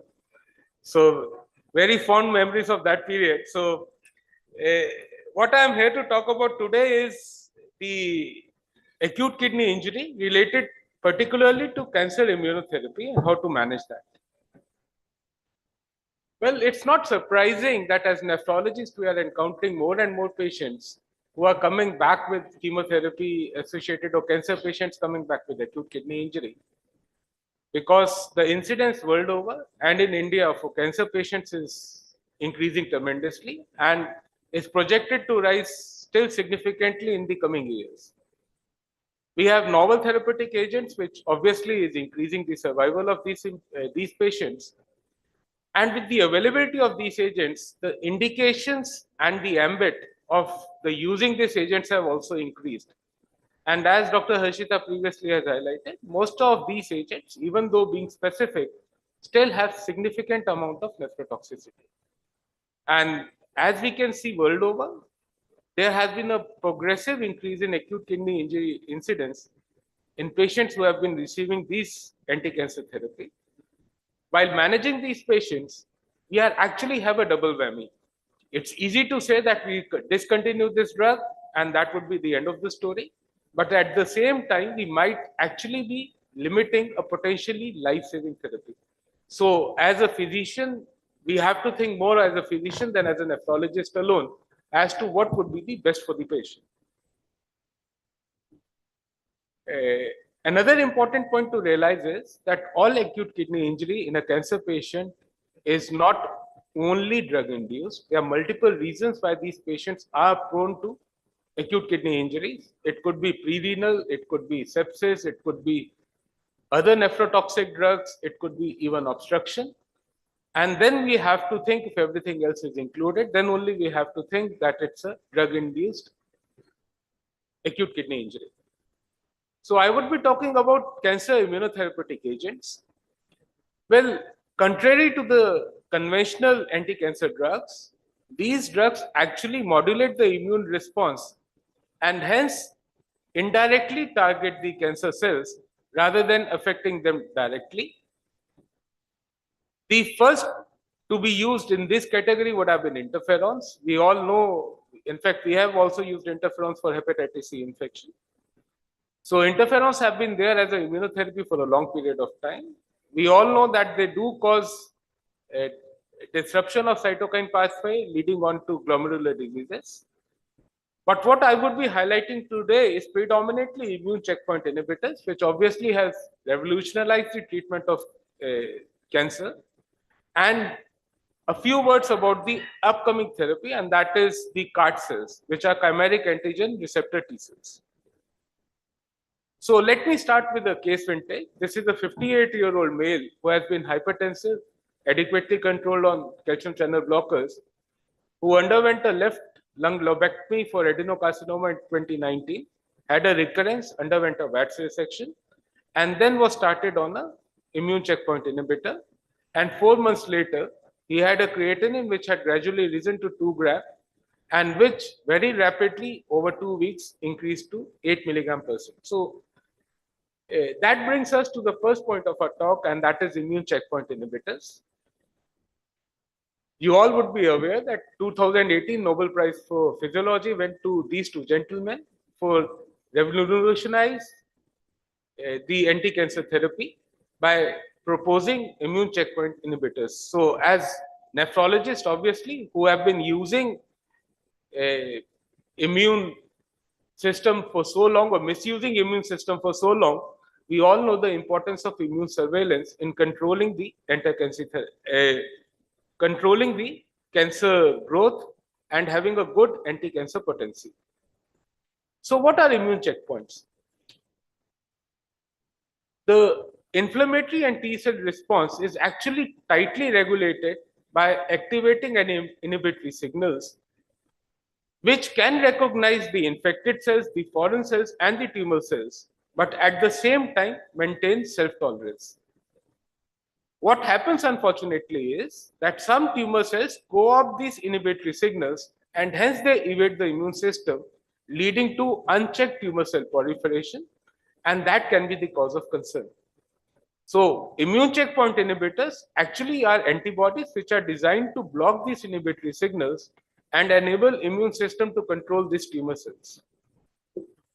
So coming to the normal physiology of immune cells and the immune checkpoint inhibitors, at the lymph node, we all know that we have activation of the T cells which get proliferated and then they get and attack the infected cells or the tumor microenvironment. The immune checkpoint inhibitors actually start at the level of antigen presenting cells. The moment you have a dendritic cell which is activated, CTLA4, which is normally in the intracellular compartment in the vacuoles, gets mobilized and gets expressed. It binds to CTLA4 and together binding of CTLA4 ligand and the receptor leads on to the competitive blockade of the co-stimulation pathway. And we know the moment we block the co-stimulation pathway, we have been using that in a immunosuppressive therapy, you would have apoptosis of this T cell. In the tumor level, we have two very important players here, the PD1 and the PD2, that is programmed death protein 1 and programmed death protein 2, which actually bind to their receptive ligands. And the moment they bind to each other, this T lymphocyte, which is activated, against undergo apoptosis. So this is how the immune checkpoint inhibitors work. What happens in a tumor cell is the primary tumor cell somehow starts expressing either the anti-CTLA4, either the starts co-opting or expressing the CTLA4, or starts progressively showing the PD1 or PD2. And therefore, it evades the immune system and you have a continuous growth of the cancer cells. What immune checkpoint inhibitors do is they competitively inhibit with the CTLA4 ligand or the PD1 ligand, and therefore they upregulate the immune system to destroy these tumor cells. This is an older slide, but this shows the exponential growth of the probable indication of immune checkpoint inhibitors ever since they have been introduced more than a decade back. So there has been a steady rise in patients who are now being given these agents, and in vast number of cancers they are being used. It's not that they are restricted to any particular cancer type. So the indications obviously are increasing by each day. The main problem with immune checkpoint inhibitors is the unregulated immune system activation, and this leads on to various immune-related side effects, which could be as simple as a uveitis to even meningitis, hypophysiitis, thyroiditis. Fortunately, the kidney injury is not that common, but still is a big problem. Why does this happen? We all know that once we have unregulated upregulation of the immune system, you can have, importantly, a production of antibodies which otherwise were suppressed or nascent. So this could be actually various drugs which we use, proton pump inhibitors, NSAIDs, which the normal immune system would be checking. But once you have given them immune checkpoint inhibitors, they are more likely to cause acute interstitial nephritis. That's the one way of injury to the kidneys. You can have loss of tolerance to self-antigen. We know the podocytes, the endothelial cells do represent PD-L1 cells, and this can lead on to loss of tolerance to these self-antigens, leading on to the damage. You can have release of pro-inflammatory cytokines, and you can have molecular mimicry, which can again lead on to the damage of tubular cells. So multiple ways in which immune checkpoint inhibitors can actually damage the kidney. And this could be true for all the organs. As I said, a vast list of immune-related adverse events. Fortunately, kidney incidence is still lower as opposed to other immune-related adverse events. So what are these kidney-related adverse events which have been noted in literature? Multiple immune checkpoint inhibitors. The commonest damage is acute tubular interstitial nephritis with or without acute tubular injury. Rarely you can have a combination of acute tubular injury along with a glomerular disease. The commonest glomerular disease actually is immune-related GN or IRGN. The other, you can have only the glomerular diseases. You can have rarely acute tubular injury and very rare case reports of TMA. So as I said, the incidence is still reported to be lower. A meta-analysis of all the phase 2, phase 3 trials in around 3,500 patients showed an incidence of 2.2% and a severe acute kidney injury of less than 1%. Dyselectrolytemia was almost as common as around 1%. However, once you have in a real life scenario, the incidence of acute kidney injury is around 10 to 30%. And this is what is important to realize, that maybe the incidence of acute kidney injury is not as uncommon as was initially described in the trials. Particularly if you are using a combination of two agents, the incidence even in that scenario, in trial scenarios, was 5%. So this study actually looked at more real life data onto the frequency and etiology of acute kidney injury and the risk factors for immune checkpoint inhibitor damage. And what it found was that the biggest higher incidence of acute kidney injury occurred if the patient have been concomitantly using proton pump inhibitors. So the moment you are using proton pump inhibitors, you have a significantly increased incidence of acute kidney injury. The other risk factor being the combination of two immune checkpoint inhibitors. The incidence of acute kidney injury, as I said, is more closer to 10 to 30%. Here it was around 17%, of which you can have a pure damage of only 3%. But as I said, it's a multifactorial. It could be ATIN related to a proton pump inhibitor. Another very important point which Dr. Harshita did try to highlight was that, or a speaker before did try to highlight was that while evaluating a cancer patient, we might be actually underreporting acute kidney injury because these patients already are cachextic. The serum creatinine levels might not be very high. They in fact might be fallaciously low, like in the patient of a cirrhosis. And if we rely only on serum creatinine as a marker, not looking at the estimated GFR or slope of a GFR, we might actually have a delayed diagnosis of immune checkpoint or any chemotherapy related acute kidney injury. So what is the difference between the conventional acute tubular interstitial nephritis and ATIN associated with immune checkpoint inhibitors? Are they in fact the same disease? Since it's because of the release of predominantly suppressed antibodies, you can have acute tubular interstitial nephritis, which can occur maybe weeks or many months after treatment initiation.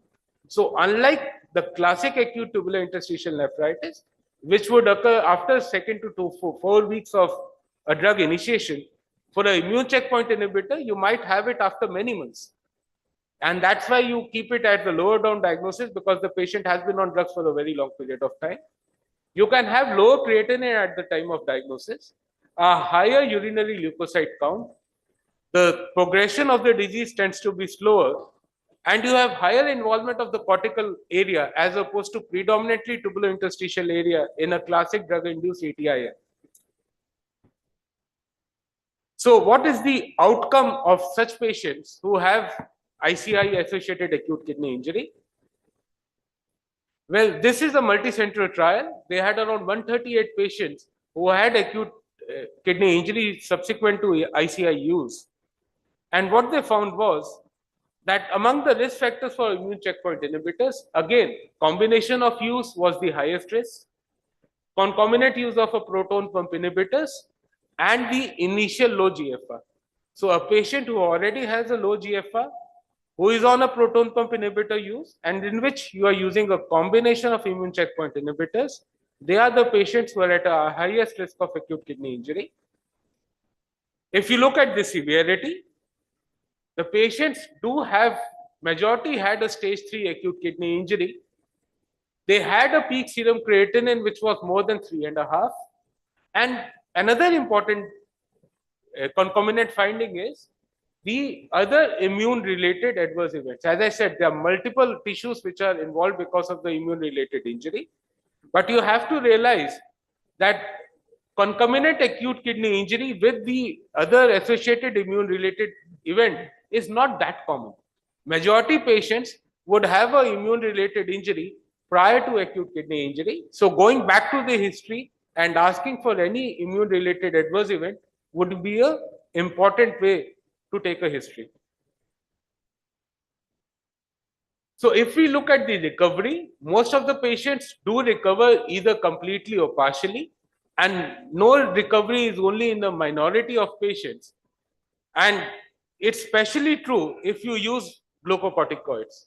So early use of glucocorticoids can actually enhance the complete or partial recovery, and you would have lower proportion of patients who have no recovery.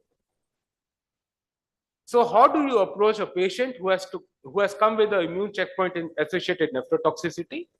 It basically depends upon the severity of the damage, excluding other causes of acute kidney injury. Interventions, which obviously would be discontinuation of immune checkpoint inhibitors, take a good history, discontinue all other drugs, particularly proton pump inhibitors and NSAIDs, which can cause acute interstitial nephritis. If the patient is not responding, give a trial of steroids. The other pertinent question which can come as a nephrologist is when to do a biopsy. Like, as I said, more often than not, it's acute tubular interstitial nephritis, which is the cause of acute kidney injury. So ideally, we should be doing biopsy only if we have evidence of any diagnosis which might be otherwise. That would be a heavy proteinuria, active urinary sediments, or the patient presenting first up with severe injury, or if the patient has poor response to steroids. So unless you have a clinical lead or a laboratory lead of an alternative diagnosis, which might be a TMA, which might be a glomerular involvement, you should not be doing a biopsy, because majority of patients would have acute tubular interstitial nephritis, and a trial of steroids might work. However, if the patient is not responding to steroids or has atypical features, that's the time when you should do a biopsy. So this is the flowchart as to how you should proceed. If the patient has an early stage of acute kidney injury, does not have significant proteinuria or active sediments, it would be just prudent to have a good clinical evaluation. Look at the other causes, particularly dehydration, hyperuricemia. If on intervention acute kidney injury improves, you continue with your drugs. If you have acute kidney injury which worsens, has proteinuria or urinary abnormalities, then you should stop immune checkpoint inhibitors and then seek a nephrology consultation. If you have a more severe acute kidney injury, then obviously you have to intervene faster. Stop immune checkpoint inhibitors, stop proton pump inhibitors, stop NSAIDs. Again, look for any reversibility. If there is no reversibility and you have damage which already historically has occurred in other organs because of the immune related adverse events, it would be worthwhile going straight with trial of steroids and seeing the response. If the patient has atypical features or he does not respond to discontinuation, it's worthwhile doing a kidney biopsy and taking it from there. Patients who don't respond to steroids, you can actually, or you have an alternative diagnosis, you can actually try other immunosuppressive drugs, including MMF. So this is what the latest guidelines are, which essentially are the same. The only thing is they highlight the role of pulse if the patient is not responding, and use of alternative immunosuppressive agents if the patient is not responding to a short, low dose of steroids. Another important thing which I highlighted to initially was that we should not be doing stopping a therapy which can be potentially life-saving to a patient, because immune checkpoint inhibitors have revolutionized the management of cancer. So can we re-challenge the patient who already has had acute kidney injury once while on immune checkpoint inhibitors? Yes, we can, if the patient didn't have any non-immune related cause of injury, particularly acute tubular injury. If the patient responded completely to steroids, or if the patient in which you definitely had an immune mediated injury, it becomes a bit uncertain who has not responded to steroids. So this is the previous study which I quoted. They re-challenged the patients who had responded to the therapy, of which majority, around 3/4, didn't have any acute kidney injury on a re-challenge, while a quarter did have acute kidney injury, which can lead on to in poor response to subsequent therapy. So this is a meta-analysis which has looked at the reinitiation of immune checkpoint inhibitors in patients who have been transplant recipients. We all know that patients who undergo renal transplant, we give immunosuppressive drugs, and giving immune checkpoint inhibitors would upregulate the immune system, leading on to rejection. And this is what has been shown in this meta-analysis. This happens more with PD-1 and PD-L1 inhibitors as opposed to CTLA-4 inhibitors. And this can lead on to graft loss in around 1/3 of the cases. So if you have to start in these patients, you have to take the risk of graft loss in these patients. Now, just very briefly, the role of chimeric antigen receptor T cell therapy. This is the new kid of the block. What happens is we harvest the T cells of the patient, genetically modify them by giving a chimeric receptor which identifies the tumor cells. You repopulate these T cells ex vivo, and once you have adequate numbers, you infuse these T cells into the patient again. They identify the tumor cells and lead on to the lysis. They have been approved in certain hematological and solid tumors. The only problem is it can lead on to tumor lysis syndrome, it can lead on to cytokine release, and it can lead on to HLH. So these are the important nephrotoxicity of these agents, and they can occur very quickly. So in CAR cell nephrotoxicity, prevention is better than cure. You can anticipate by the tumor burden. You can give chemotherapy to reduce the tumor burden. You can give steroids. You can start a supportive therapy in case the patient develops cytokine release syndrome form.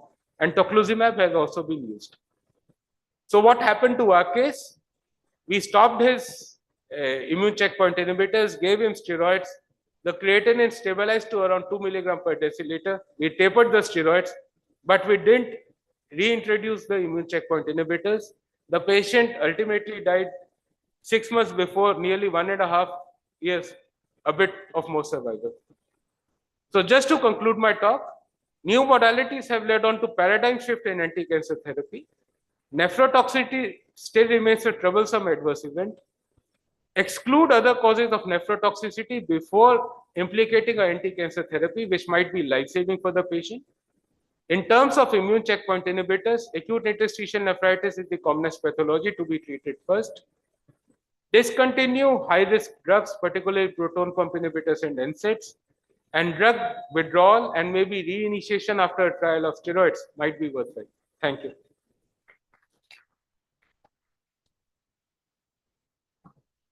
Excellent talk, sir. Now the house is open for any question and answer.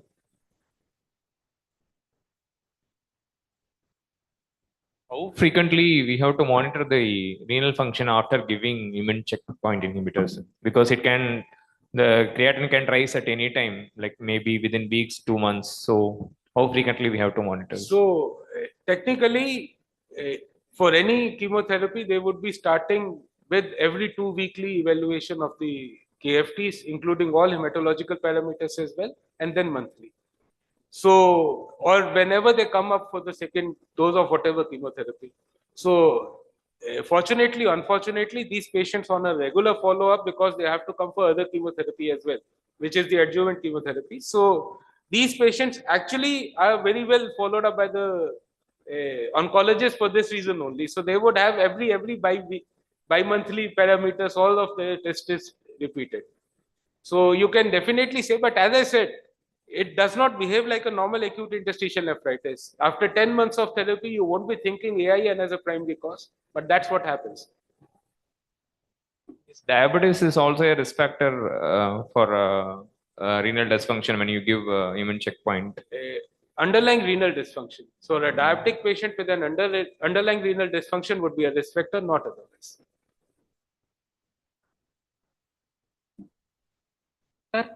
Any role of PET-CT in diagnosing ICPI-mediated AIN? Because some studies say there is an increased cortical enhancement can be seen on PET-CT. I don't know. I would believe that in a cancer patient who most likely would have a disseminated malignancy, reading PET would be reading too much onto diagnosis. You could have multiple reasons for that increased PET uptake. But fortunately, most of these patients would have host of immune-related adverse events. They might have had uveitis, thyroiditis before actually having acute interstitial nephritis due to acute kidney injury. So having this history, eliciting this history actually would be very important. One comment from my side, like as a nephrologist, many a time come across with a patient, cancer patients coming to our OPD with raised creatinine 1.5, 1.8, and oncologist many a time said the patient when creatinine will be normal, then we'll start the immunotherapy or chemotherapy. So that is something cancer patient doesn't understand, because if they not start the required treatment, they will feel the consequences. And as a nephrologist, we know the patient is having multiple comorbidities and is having baseline renal dysfunction always. Then what should be the appropriate management of these patients? Like we should follow them for the, as you highlighted, for the pre-renal causes, other drugs. Third is chemotherapy or immunotherapy agent or some glomerular diseases. So there should be a team effort, because if you are not giving the correct therapy to that patient, he might, even if the patient goes for dialysis or anything else, it may recover, as many a time it is ATN or AIN. So combined therapy, like with the association of oncologists and nephrologists, there should be a approach for these patients. And one question, how you feel comfortable using steroid in these patients? Empirical steroid, as you mentioned, but in your in this patient, you did biopsy, then start steroid. So steroids actually, as I said, if you have no other cause, it's worthwhile giving 0.5 to 0.6 milligram per kg steroids in patients with mild renal failure, or say in stage 2. In patients with stage 3, no other cause, it would be important to give 1 milligram per kg straight up. The duration of therapy, fortunately, can be slow, as for all acute interstitial nephritis. The full dose steroids are continued for 4 weeks. or maximum 6 weeks, and then gradual taper in another 4 to 6 weeks.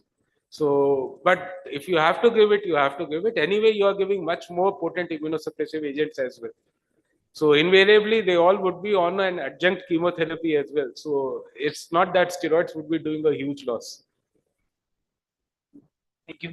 So one question, fine. Yes. Just one question, sir. So as you rightly said, these patients are malnourished, they have low albumins. So the assessment of the creatinine is quite a difficulty in them. So where does the biomarker stand here in these patients where we have a risk to immune check inhibitors causing renal dysfunction? So what do you suggest about role of biomarkers here? Well, Anupama, it's very difficult to say. See, cystatin C again would become unreliable because of the neoplastic etiology. So, Do you need biomarkers which are coming for tubular interstitial nephritis? So, okay, biomarkers for tubular interstitial nephritis. Well, serum creatinine still remains the most robust and most time-tested biomarker with us as nephrologists. I'm not very convinced with the role of acute interstitial related, AIN related, so various biomarkers either in the urine or in the blood. So if you are developing acute kidney injury, even in early stages, stage 2, stage 3, I think so it would be still better to give us trial of steroids and discontinuing all offending drugs. So we can close this session. Thank you so much, sir. Thank you.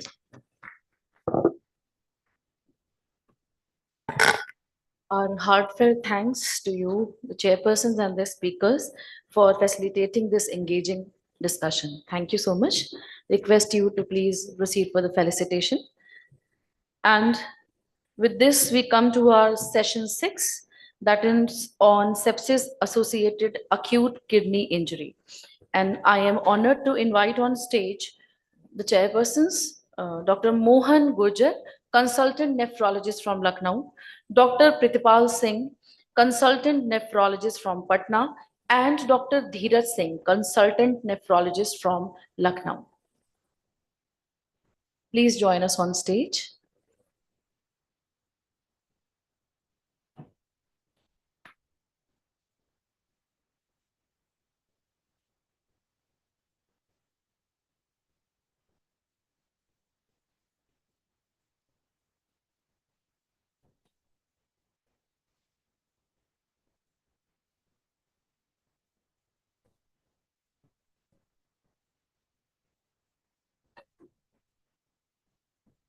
The dais is all yours, sir.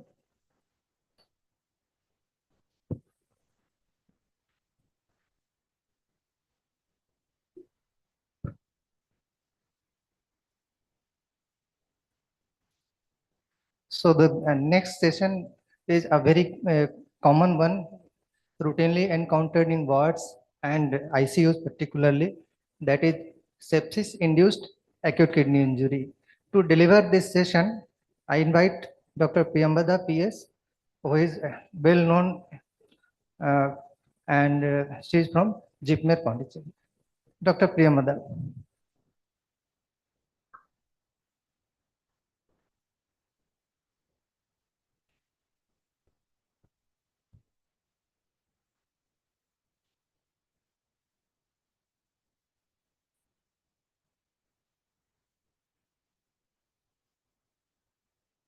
So good evening, everyone. So this is an overview of what I would be covering in the next 25 to 30 minutes. So sepsis is a dysregulated host response towards an infection. And there has been some recent changes in the terminology, in the definitions of sepsis. The sepsis 3 guidelines, which was put forward in 2016, has sort of simplified the sepsis definition. It says that there should be an infection and the host should have, the person suffering from infection should have a Q-SOFA score of more than 2. So the components of Q-SOFA score is simple. It's a GCS less than 15, respiratory rate more than 22, and systolic blood pressure less than 100. So this has replaced the pre-existing SIRS criteria that was used as a definition for sepsis. But again, over the next 5 years, it has been felt that Q-SOFA score of 2 is a sort of oversimplification. And probably it might actually end up leading to an overdiagnosis of sepsis. So the sepsis 2021 guidelines actually has retained the QSOFA score of 2, but they have proposed that just simply don't make a diagnosis of sepsis based on the QSOFA score of 2, but you have to go for other criteria like the new early warning system or a modified early warning system. These are usually triage criteria, and it's a little bit of a complex system. So rather than simply labeling sepsis alone based on a QSOFA score of 2, take into consideration the other scoring systems like going back to the old SIRS, or even better, the new scoring system or the Muse scoring system. Now, sepsis and AKI is actually a relatively gray zone. And the prevalence, it is said that around 5 to 10% of the general ICU admissions will be having sepsis-related AKI. And if we take the cohort of patients with sepsis, and again, the prevalence of sepsis-related AKI is quite wide. You can see that certain studies, the prevalence is pretty low, and some other studies, it goes up to 90%. This is because one problem is there was a lack of definition for sepsis-related AKI.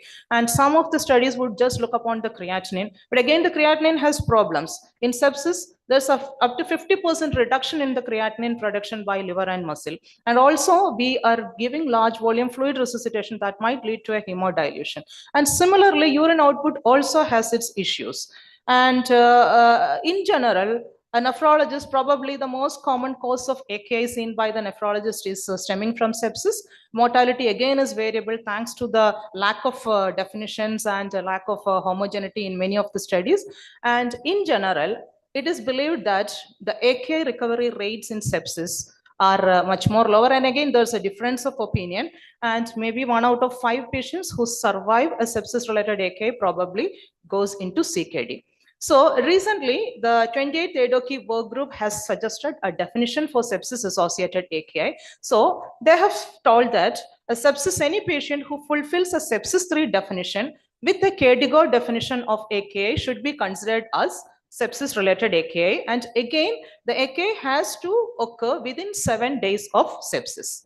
And it's again divided into an early sepsis-associated AKI, that is sepsis-associated AKI happening in the first 48 hours, and a late sepsis-associated AKI that happens beyond 48 hours, because the early sepsis-associated AKI tend to have a much better prognosis in terms of mortality as well as CKD progression.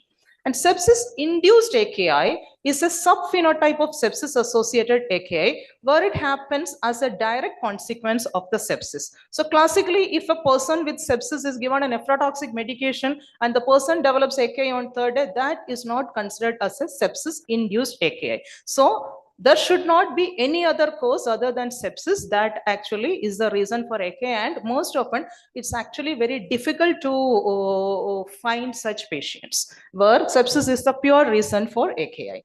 And patient with AKI developing sepsis is characteristically excluded from any of these definitions.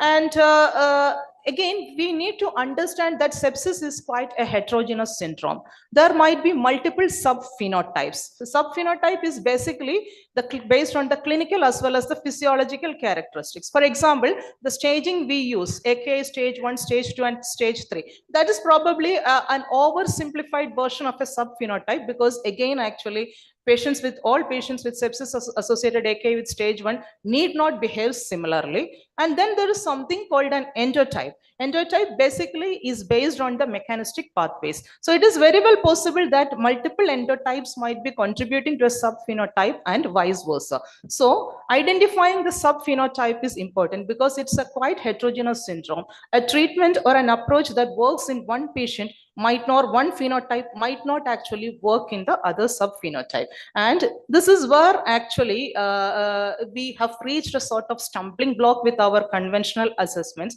properly identifying the subphenotypes. And this was a study which was actually done by in hospitalized patients. You can see that there are quite large numbers, and they divided this AKI into persistent AKI without renal recovery, then persistent AKI with renal recovery, and a rapidly reversing AKI and no AKI. And when they analyzed the long-term outcomes, the persistent AKI without renal recovery was found to have a very bad prognosis.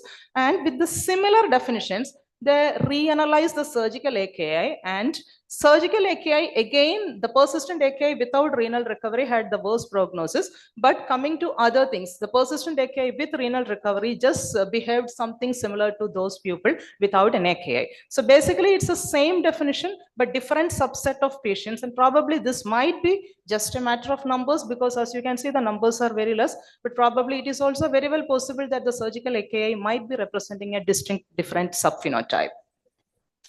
So in mechanisms of sepsis-associated AKI, there's a bidirectional interplay between kidney cells and the immune system. There's a resultant hyperinflammation, and there are conventional risk factors we know. And apart from that, there's an individual susceptibility, which might be genetic or probably epigenetic. So coming to the role of innate immune system.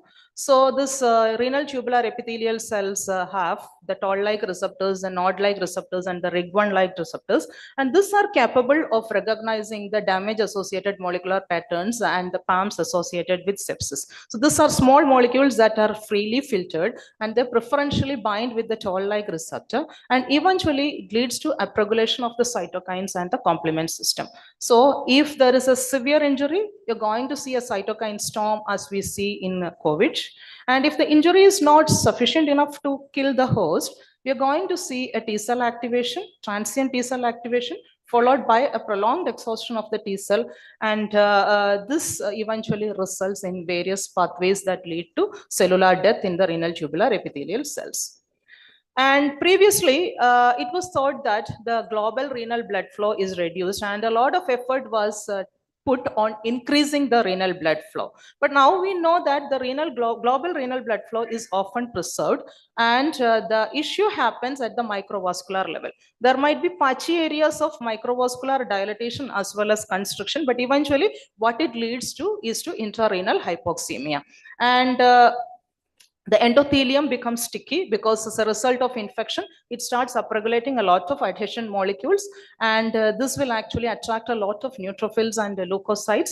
So the stasis happens, and there will be patchy areas of hypoxia, which leads to metabolic reprocessing inside the cells.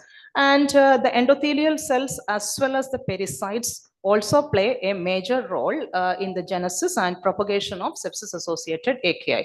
So this endothelial cells also has toll-like receptors like the tubular epithelial cells, and they have this biomechanical sensing property. And by virtue of the toll-like receptors, they can upregulate the inflammation. And worst cases, there might be thrombotic occlusion and adhesion. And also the glycocalyx might be damaged by certain specific sepsis-related mechanism. It has been found that in sepsis, the VEGF activity is very low. The VEGF receptor 2 binding or available VEGF binds to VEGF receptor 2. But once it binds to VEGF receptor 2, it no longer exerts a protective action. It destabilizes the cadherin and leads to destabilization of the endothelium. And again, angiopoietin 1, it's another molecule which actually favors angiogenesis. The angiopoietin 2 will be elevated, and angiopoietin 1 is protective, and angiopoietin 2 is actually destabilizing the epithelium, and angiopoietin 2 will be upregulated in sepsis. And again, there is this sphingosine 1 phosphate, which actually binds to its receptors, and this also leads to destabilization of the endothelial cells. The pericytes has not actually got much attention. They were actually thought as innocent bystanders, but it has been known that sepsis leads to a rapid pericyte detachment also. And this pericyte detachment makes the capillaries vulnerable to stasis. And already there is added endothelial injury, and the pericytes can transform to myofibroblast, and it can actually make the AKI persist into AKD or even CKD. And as a consequence of all these things, the microvascular injury, inflammation, the endothelial injury, there is enhanced inflammation in the renal tubular epithelial cells. And we know that the renal tubular epithelial cells are dependent on aerobic metabolism. Free fatty acids are the favored substrate. So as a result of reduced ATP in the cells, as a result of this inflammation, hypoxia and all, the mitochondria suffers the maximum. And in an attempt to salvage the mitochondria, transiently the cells shift from oxidative phosphorylation to anaerobic phosphorylation. There's something called the Warburg effect, which is well described, which was initially described in the cancer cells. So this is a protective mechanism which is meant to be temporarily. But what happens in AKI is this switch of anaerobic metabolism to oxidative phosphorylation is delayed. And the longer the cell stays in anaerobic metabolism, the greater will be the extent of tissue injury. And eventually, the burnt of the attack is being faced by the renal tubular epithelial cells. So there's a mitochondrial injury, eventually leads to dysfunctional autophagy and various pathways of cell death. So this is in short what is happening in sepsis-related AKI. On one side, there is a dysregulated immune response and systemic inflammation. And on the other side, there's a dysfunction of renal microvascular endothelial cells and hemodynamic changes. And eventually, the renal epithelial cells, the tubular epithelial cells are facing the damage. And the damage is not really originating from the kidney also. Sometimes damage originating, the source of damage could be from the other organs, like in the form of extracellular vesicles. These are lipid bilayer enclosed particles. It contains many cellular structures like DNA, RNA, microRNAs and all. This need not be from the kidney. This could be from remote organs like liver or lung. And this microvesicles also can actually enhance the renal injury. The other remote modulation is a neuromodulation also. The vagus nerve stimulation is associated with the stimulation of the nucleus tractus solitarius, and the efferent signals are coming via the splenic nerve, the sympathetic nervous system, and the vagus nerve itself. And this actually leads to more production of an inflammatory phenotype of T cells from the spleen. So this is one experimental therapeutic target. Stimulation of the vagus nerve has been found to be associated with reduced inflammation in animal models. Now, eventually, once the renal tubular epithelial cell is damaged, it undergoes either a programmed cell death or a non-programmed cell death. And even though we used to call acute tubular necrosis, many of the acute tubular necrosis, the necrosis is not really evident. So it's more of a regulated cell death pathways that happens in acute kidney injury rather than the necrosis. The various programmed cell death, there are many pathways which probably has been covered in yesterday's talk on AKI to CKD transition. So broadly, there are two caspase-dependent pathways and caspase-independent pathways. The caspase-dependent pathways are the pyroptosis and the apoptosis, and the caspase-independent pathways are necroptosis, autophagy, and the ferroptosis. So now coming to the pyroptosis, that is considered to be an important pathway of cell death in sepsis-associated AKI. This is mediated by something called an node-like receptor P3 inflammasome. So the pump and the dams, they bind with the toll-like receptors and eventually they cause the mitochondrial damage. So mitochondrial fragments are released with oxidized DNA and they bind with the NLRP inflammasome, forming a complex. And this is something which triggers downstream injury. It leads to activation of caspases 1, eventually leading to maturation of interleukin 1 beta and interleukin 1. And there is another pathway where pyroptosis can happen. This is directly mediated by the lipopolysaccharide of bacteria. This causes a caspase-dependent pyroptotic death mediated by a family of proteins called gasdermins. So pyroptosis is one mode of death that happens in sepsis-associated AKI. And probably this NLRP3 inflammasome is a potential target, molecular target, which probably is used to alleviate the inflammation associated with sepsis-associated AKI. Now, autophagy is another form of cell death.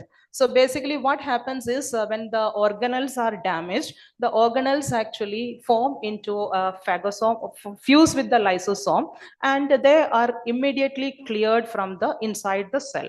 So this is again a protective mechanism. So usually the mitochondria is the most damaged one because that's an ATP dependent organelle, and mitochondria are cleared by mitophagy. And again, what happens in sepsis-associated AKI is autophagy is actually a protective mechanism. It ensures that the damaged organelles are cleared from the circulation so that the cell doesn't die. But what happens in sepsis-associated AKI is there are a lot of autophagy-related genes. They are down-regulated, and eventually autophagy doesn't happen. The damaged organelle tries to accumulate and eventually leading to the cell death. And then there's something called efferocytosis. Autophagy is basically phagocyting the damaged organelles within the cell. And efferocytosis is the damaged organelle or the damaged cell, it becomes an apoptotic body and it's being phagocytosed by a phagocyte outside. And in apoptosis, generally when the efferocytosis happens, it's basically clearing the damaged organelles and it's a sort of anti-inflammatory milieu is created. On the other side, when a damaged cell which undergoes any of these regulated cell death pathways like apoptosis, ferroptosis and all, it is phagocytosed. Whatever remnants released by the phagocyte is going to perpetuate the inflammation.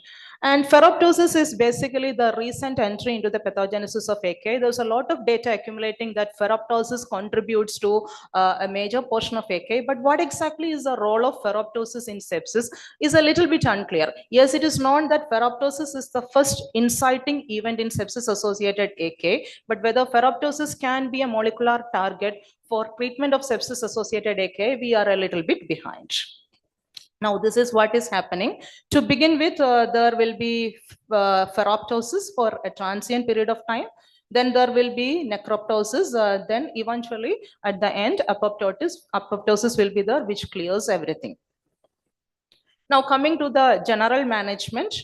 General fluid management is the general care of sepsis-associated AKI goes in line with the sepsis care bundles. The early resuscitation is recommended with 30 ml per kilogram weight of balanced crystalloids. Okay, again, actually this balanced crystalloids is an issue. This is the sepsis 3 guideline. And now in the 2021 guidelines, actually there is no preferential choice of any particular agent. And the idea is the first 3 hours resuscitate with sufficient fluid. You can give up to 30 ml per kilogram body weight.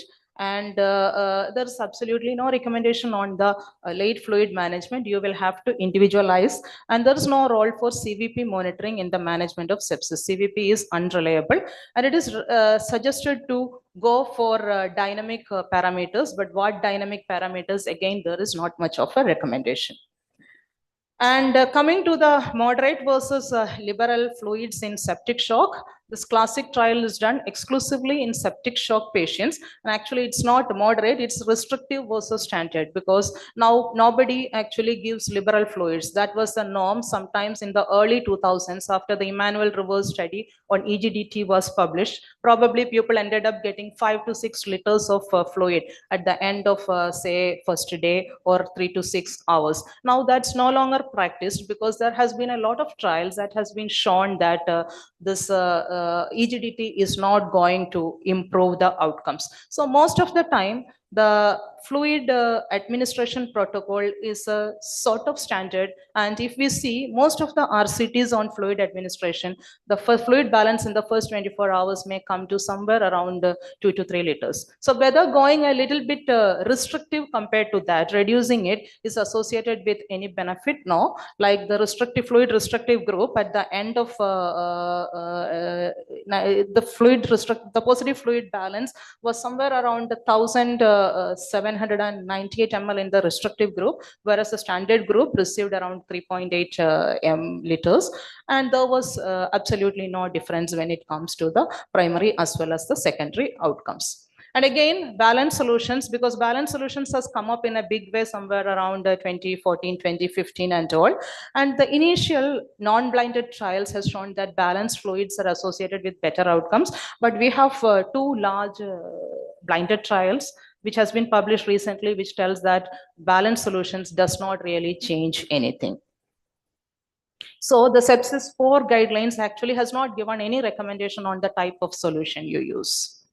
And again, coming to whether there's a role for albumin, Subgroup analysis from the SAFE trial has found that albumin probably improves outcomes in people with septic shock. So this Albios trial was a trial in sepsis where supplemental albumin was given to keep the serum albumin levels above 300 ml. This is not as a primary replacement fluid. They received crystalloids and the intervention group received albumin also in addition to the crystalloids. But the primary outcome was not really different. It didn't change the mortality. But again, on a subgroup analysis, it has been found that those with septic shock probably had a better outcomes with albumin infusion. So the question whether albumin can be used in patients with sepsis is perhaps unanswered for the time being. There are more trials in the pipeline and probably we will have to wait for the results. There's no role for dextrans and hydroxyethyl starch. Again, sodium bicarbonate is not a controversial issue. Many of the intensivists would actually like to follow the bicarb ICU trial, which has shown that those with severe forms of AKI, probably bicarbonate administration was beneficial. But I don't really think many of the nephrologists would agree because the study has its own problems in the design. And norepinephrine is recommended, the drug is as a drug recommended for hemodynamic stabilization. And diuretics has no role in prevention of AKI, but probably it can be used for the optimization of the volume. And some subgroup analysis again shows that when you give diuretics for volume control, probably there is a survival benefit. But again, all subgroup analysis has to be taken with a pinch of salt. So this is what you would do overall. So hemodynamic optimization, including volume resuscitation, inotropes and vasopressors, antibiotics as early as possible, depending on how high your index of suspicion of infection is. Then try to control or remove the source of infection. And lactate measurements. This was the previous one because lactate measurements was given a lot of importance, but now again, that's also being under question. If you see the sepsis 2021 guidelines, the quality of evidence on lactate measurement guided volume therapy is considered as weak. And assess the kidney, monitor the creatinine and urine output, and consider biomarkers.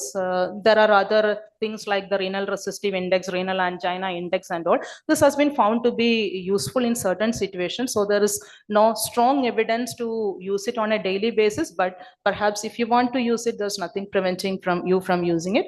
And if the patient is at high risk of AKI, you have to optimize the hemodynamics. You have to closely monitor the RFT, avoid venous congestion, and avoid potentially nephrotoxic drugs and contrast. Again, if absolutely needed, go ahead with contrast. Otherwise, do not use it for unnecessary indications, and hypoglycemia has to be, hyper and hypoglycemia has to be strictly avoided. Now again, initiation of RRT. We had previous trials in which only a part of the group was having sepsis. Now the ideal ICU trial has convincingly proven that early initiation of renal replacement therapy is not going to confer any benefits. So it has to be by the standard indications. And yesterday probably there was a talk on this extracorporeal therapies. There are a lot of extracorporeal therapies like high volume hemofiltration, coupled plasma filtration adsorption, heme adsorption, then endotoxin removal strategies, combined cytokine and endotoxin removal strategies. And the latest one is the renal assist devices. But all these trials are small and the quality of the evidence is not really strong to recommend on a daily basis. So basically it's like sort of left to individual clinicians' discretion depending upon the resources available. Now, again, some of the biomarkers like cystatin C, proencaphalin, NGAL, TIM2 and IGF binding protein 7 has been found to be predicting the outcomes in sepsis-associated AKI. But again, if we ask a question, is there a single biomarker that's going to predict adverse outcomes in AKI? The answer is no. But if you want to use a biomarker, these are the 4 biomarkers that has been proven to be of some use in observational studies. Now, what are the long-term outcomes in sepsis-associated AKI? There's a sort of dichotomy here.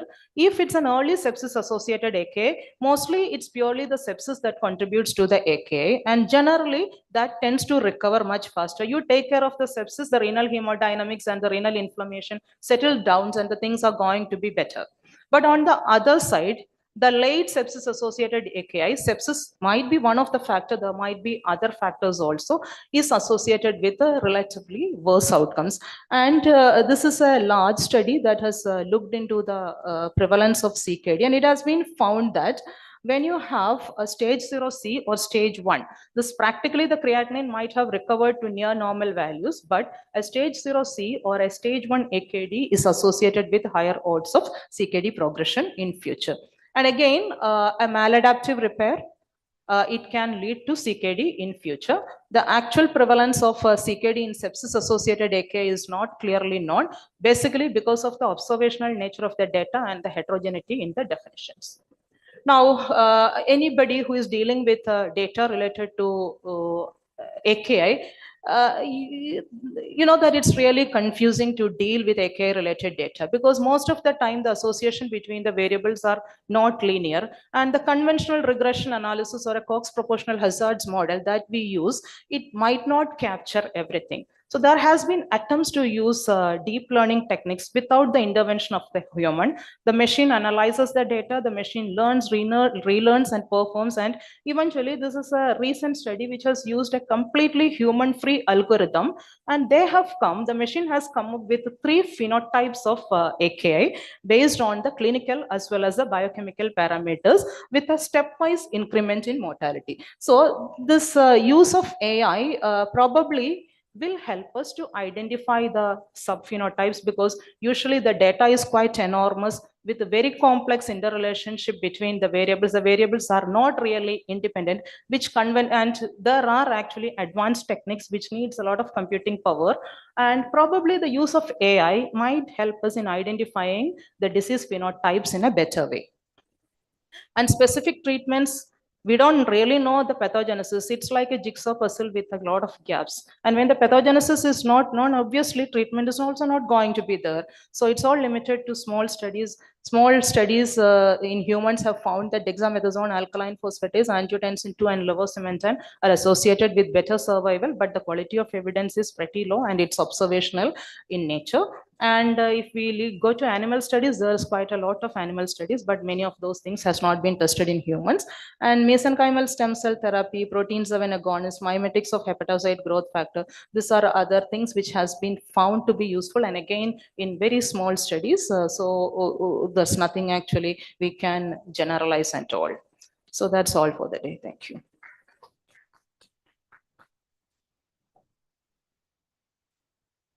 A very complex topic with interplay of so many factors leading to AKI. Dr. Priyamada discussed this, and now house is open for any suggestion or comment.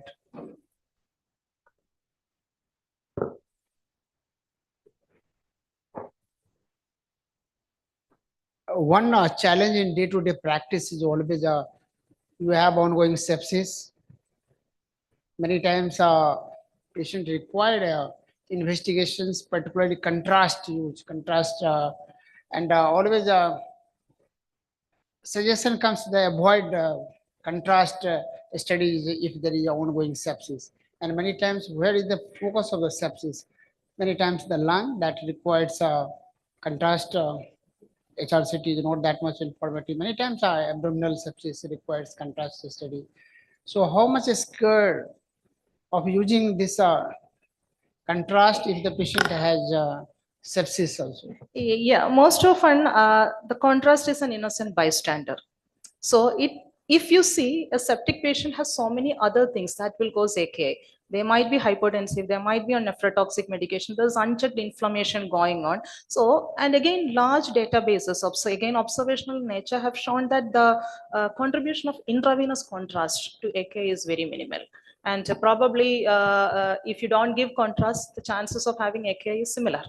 So it's not really a major culprit, intravenous contrast. Yeah, you want Yes. any comments? I'm the intensivist, so challenging is always there to manage these Saki related conditions. And the managing the interplay between the hemodynamics, the fluid, the type of fluid, the volume, the timing of the fluid, and the source control, as Professor Narayan Prasad has elaborated. When there you feel there is a more benefit by going for diagnosing the source of the sepsis, you have to go with the giving the contrast and find it out the source of sepsis and manage it timely. Possibly repeated imaging if unnecessary, because once we have isolated the focus of sepsis, probably a repeat contrast imaging might not be necessary in Yes. certain situations. That probably might be avoided, but there is absolutely no point in delaying a contrast imaging just to save the kidney. Yes. Excuse me, my one question is regarding biomarkers of sepsis. Like nowadays, we frequently use procalcitonin. Procalcitonin, there is not much data of procalcitonin in sepsis associated AKI. So generally, if we see the recent sepsis 2021 guidelines, they are basically arguing against the use of biomarkers for the diagnosis of sepsis. Were actually all these biomarkers, cystatin C, TIM2, IGF binding protein 7, they are all for probably the prognostication.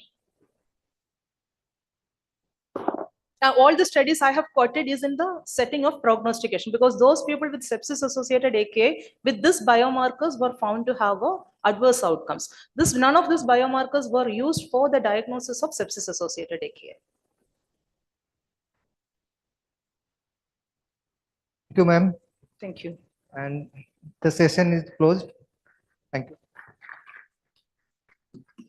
Thank you so much, the speaker and the chairpersons. I request you to please proceed for the felicitation. With this, we come to our last session, that is session 7, interesting cases of AKI. And I invite on stage the chairpersons for the first talk, Dr. Deshraj Gurjar, consultant nephrologist from Kanpur, Dr. Vidyanand Jha, consultant nephrologist from Bareilly, Dr. Lakshya Kumar, consultant nephrologist from Lucknow, and Dr. Durgesh Pushkar, consultant nephrologist from Lucknow.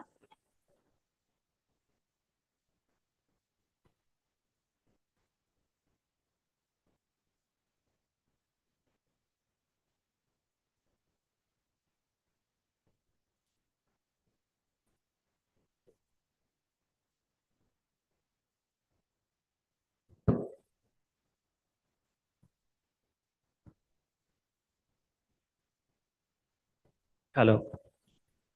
This upcoming session is related to some interesting cases of AKI. For first case, I'll invite Dr. Vamshidhar. Dr. Vamshidhar is Assistant Professor of SGPGIM's Lucknow. He will discuss about the recurrent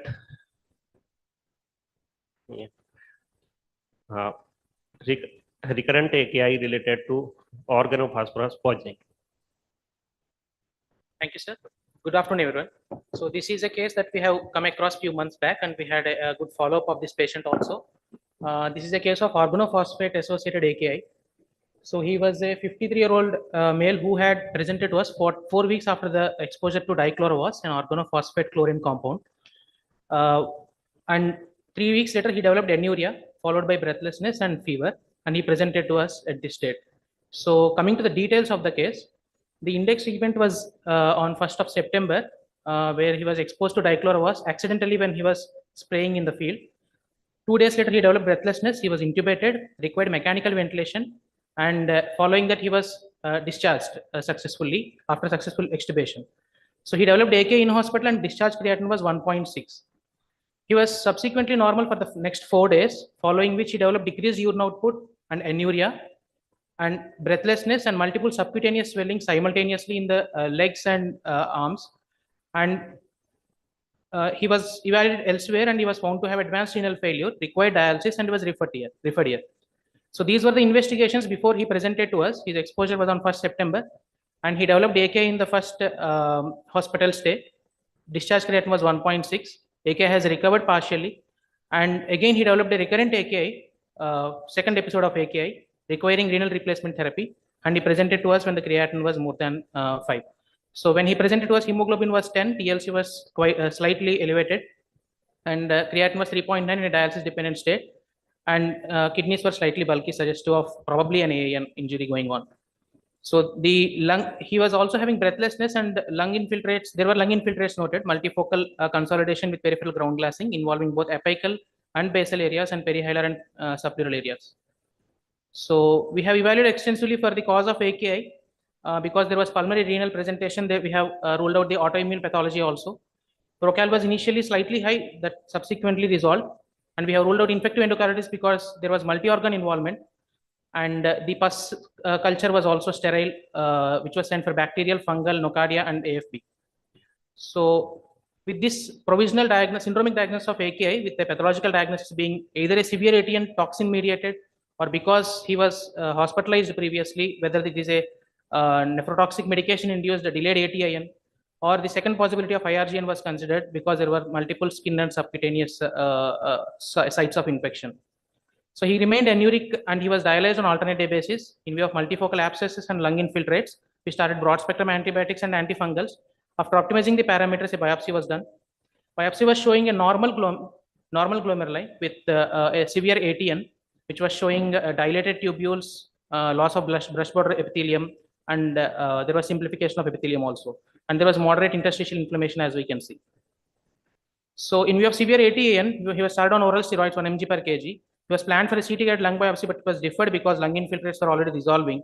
There was doubling of urine output noted after 3 days of initiation of steroids, and urine output has improved. Creatinine was also in the declining trend, and he was dialysis independent at discharge. So the second AKI also has recovered. But the story didn't end there. He developed 1 month later during follow-up. Again, the creatinine has risen, and it peaked up to 8.6. Again, he was admitted, he was dialyzed, and he was optimized for biopsy. And the second biopsy revealed a segmental sclerosis, otherwise normal glom, and a moderate to marked IFTA with ATN also. And there is IFTA along with a marked ATN. So he was dialysis dependent at second admission, restarted on steroid, but it could not be escalated further because he acquired hospital-acquired pneumonia. He remained dialysis independent, and there was no improvement in renal dysfunction, and he was declared end-stage renal disease later on.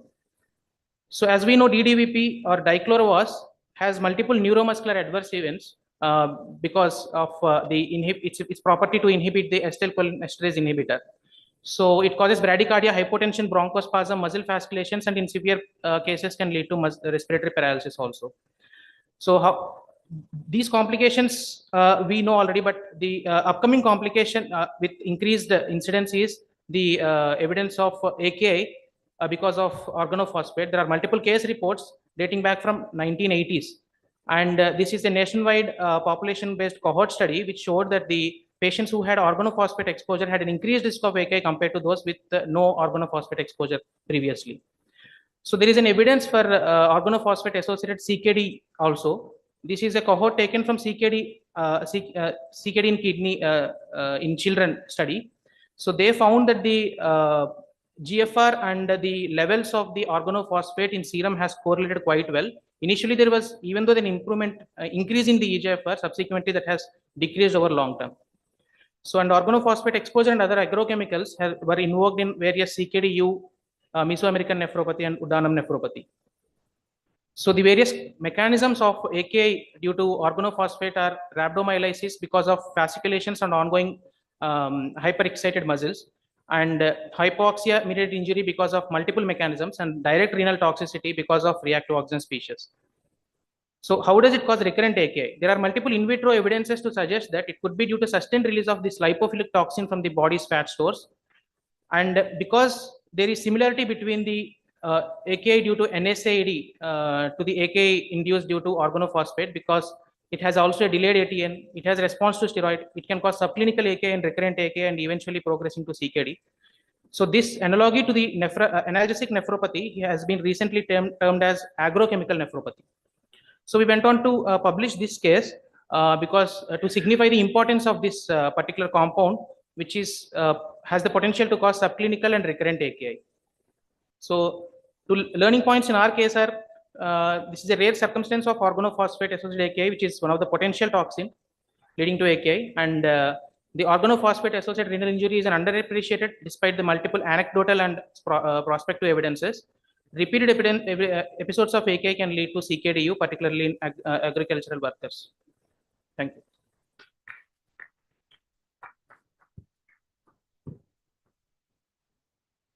Thank you, Dr. Bamshidhar. Now, house is open for discussion. I have one question actually. So, is there any role of the plasmapheresis in organophosphorus poisoning? Because in KGMC, as I discussed with the ICU faculty, they are doing plasmapheresis in the organophosphorus patients. As such, there is no role because the compounds mostly are lipophilic compounds, so it gets accumulated within the tissues, and because the volume of absorption is so high, volume of distribution is so high, so even though if you remove the compound, the toxin might actually get released again.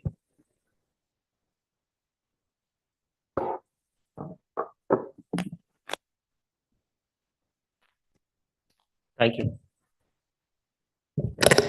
Thank you, gentlemen, for the skillful moderation. I request you all to proceed for the felicitation.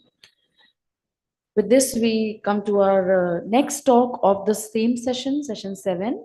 And I invite on a stage the chairpersons, Dr. Sana Shadab, consultant nephrologist from Prayagraj, Dr. Vijay Pratap Singh, consultant nephrologist from Gorakhpur, Dr. Majibullah Ansari, consultant nephrologist from Lucknow, Dr. Rajesh Jaiswal, consultant nephrologist from Lucknow. Welcome, dignitaries.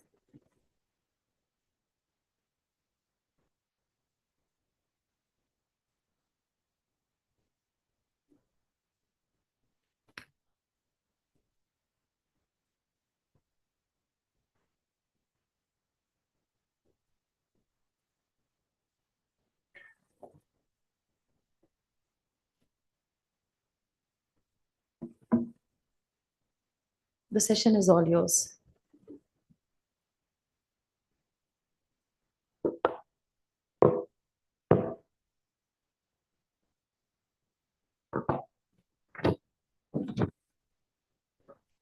Next topic, idiopathic retroperitoneal fibrosis, a rare cause of AKI, by Dr. Harshita Sharma, Assistant Professor, Department of Nephrology, SGPGI, Lucknow. Good evening, everyone. I'm presenting an unusual case of AKI. My patient is a 53-year-old male who has history of right eye spontaneous retinal detachment, and at present he has no vision in right eye. Way back in 2018, he was diagnosed to have hypothyroidism in 2022, and since then he is on treatment for the same. He has been symptomatic since January 22.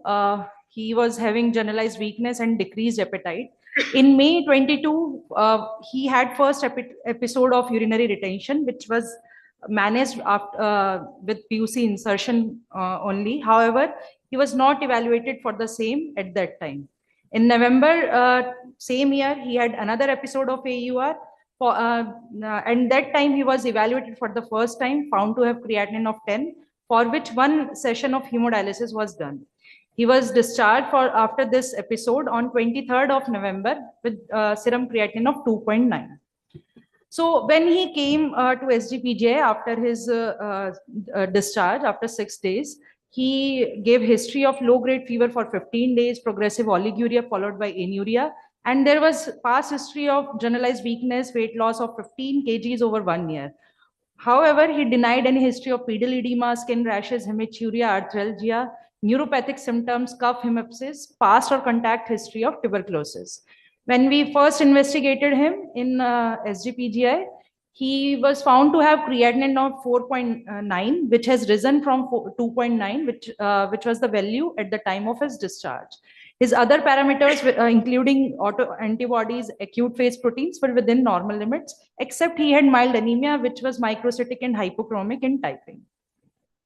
So during hospital stay, he had, there's history of progressive oliguria, so he was managed with PUC insertion, which was inserted for 2 days, and his output improved around 1 liter per day, and antibiotics were started for him. We did radio imaging, and on ultrasound, we found that both kidneys are of 11 centimeter each. He had bilateral mild HDUN, and there was ill-defined soft tissue encasing abdominal aorta up to bifurcation. So that gave us an impression of retroperitoneal mass or fibrosis. So we approached and searched the literature, and we found that our patient had mental zone growth pattern where that soft tissue was encasing vasculature. So we had 3 differentials in our mind: lymphoma, retroperitoneal fibrosis, and Erdheim-Chester disease. So we planned for biopsy and PET CT for the case. So first CT was done in December of 5th. same year, and we found that there was bilateral uptake in cervical lymph nodes, axillary lymph nodes, abdominal lymph nodes, and there was, like as we can see here, soft tissue thickening was noted in retroperitoneal area encasing vessels, major vessels of the abdomen, and it was abutting bilateral mid-ureter resulting in bilateral HDUN. And there was diffuse uptake in bilateral renal parenchyma, as we can see on PET CT images. So that gave us an impression of some inflammatory pathology was there. So we went ahead with biopsy of the mass. We ruled out infective causes, and we looked for any atypical lymphoid or histiocyte. They were not there. So after patient came back from biopsy, he had spontaneous hypoglycemia and hypotension. We ruled out post-biopsy complications, and this intrigued us to think about some other causes. And we made a differential of adrenal insufficiency at that point with serum creatinine of 4.3. So we did workup in the same direction. We sent serum cortisol level, ACTH level, and both were low. We did co-centropin test, which was suggestive of adrenal insufficiency. However, we could not perform this prolonged ACTH stimulation test, which was required to have definitive diagnosis of secondary adrenal insufficiency. So we planned for MRI brain and serum prolactin. So we worked on him for hypopituitarism, and we found that there was little thickening of pituitary stalk along with partial empty sella. That is suggestive of some chronic issues with pituitary, maybe some hypophysitis. And in favor of that, we had raised value of prolactin. However, testosterone and LH level were within lower side of the limit. We had another issue at this point, that he had new onset diarrhea, intractable vomiting with mild abdominal pain. However, he denied history of radiation and fever. So we analyzed him accordingly, and we didn't find any evidence of pancreatitis, and other studies were normal. So we reanalyzed our history, past history and hospital course. We found that there were multiple issues with this patient with involvement of orbit. Retroperitoneal tissue fibrosis was there, renal involvement was there, and pituitary involvement, anterior pituitary involvement was there. So we thought about some systemic disease, and we planned accordingly. However, on leading question, he denied history of pancreatitis, sicca symptoms, polyuria, and any history suggestive of past allergy in past. So we did interim analysis, and we managed the things. Renal issues, his creatinine decreased from 4.3 to 0.9 with conservative management, and he was passing good amount of urine at that time. Still, we plan to go ahead with kidney biopsy. For endocrinological issues, we started him on low dose prednisolone in the dose of adrenal insufficiency. Thyroxine was continued, and later on, he didn't have any episode of spontaneous hypoglycemia and hypotension. But still, we wanted to do salivary gland biopsy due to systemic involvement in this case. GI issues were settled with the therapy we started, and we planned for lymph node biopsy. We did salivary gland biopsy. We could not find any evidence of plasma cell. So we planned for kidney biopsy, and before biopsy, we optimized the parameters. Here, point to be noted is that patient was taking steroid for 15 days before he went for kidney biopsy, and his creatinine was normal before biopsy. And even kidney biopsy didn't show any big major changes of, there was no evidence of lympho and plasmacytic infiltration. There was no evidence of extensive interstitial fibrosis. However, presence of IgG2 subclass staining warrants further evaluation for the case. So we went ahead with lymph node biopsy, and there was no evidence of increased plasma cell granulomatous pathology or malignancy. We did serology to rule out any autoimmune cause for the case, and we did IgG4 levels for the patient, which were within normal limits. So reviewing the literature, we found that there was organ involvement in our case also, as described here, highlighted here, orbit involvement, retroperitoneal, kidney, aorta, thyroid gland. Though rarely reported, pituitary was also involved in our case, which we were attributing to IgG4 at this point. However, as per diagnostic criteria, our case did not fit this criteria. So we could not say that he was having IgG4 disease. But when we went through the literature about the treatment response for the disease, it was fitting correctly that his response came within 2 weeks of starting steroid therapy for this patient. So, but this doesn't mean that he was having IgG4 related disease, because it was not fitting up the diagnostic criteria as described in the literature. So we thought about our second differential, which was there. Erdem-Chester disease was also ruled out at this point because of there was no evidence of involvement of skeleton, which was mainly described for this disease. And there was no central DI. That means there was no involvement of posterior pituitary, only anterior pituitary involvement was there. So this cause, Erdem-Chester disease, was also ruled out as a cause of retroperitoneal mass. So at this point, we made a diagnosis of AKI3, which had recovered.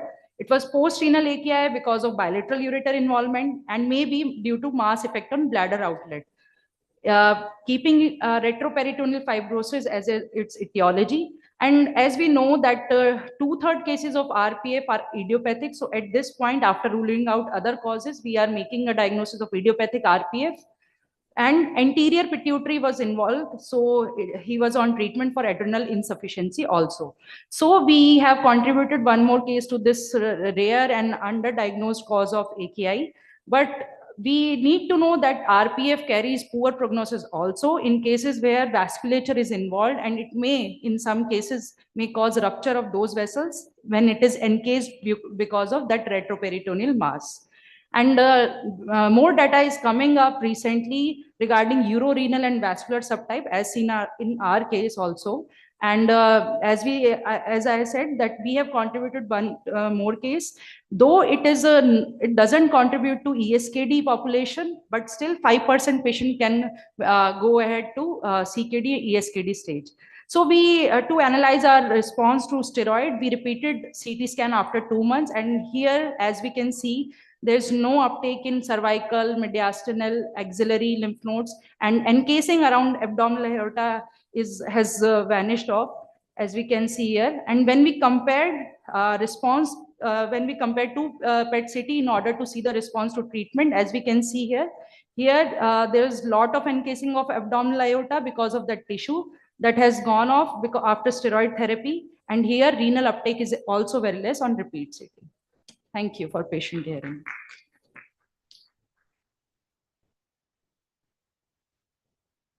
Thank you, Dr. Hasita, for such a nice and rare case presentation. Now, house is open for the discussion.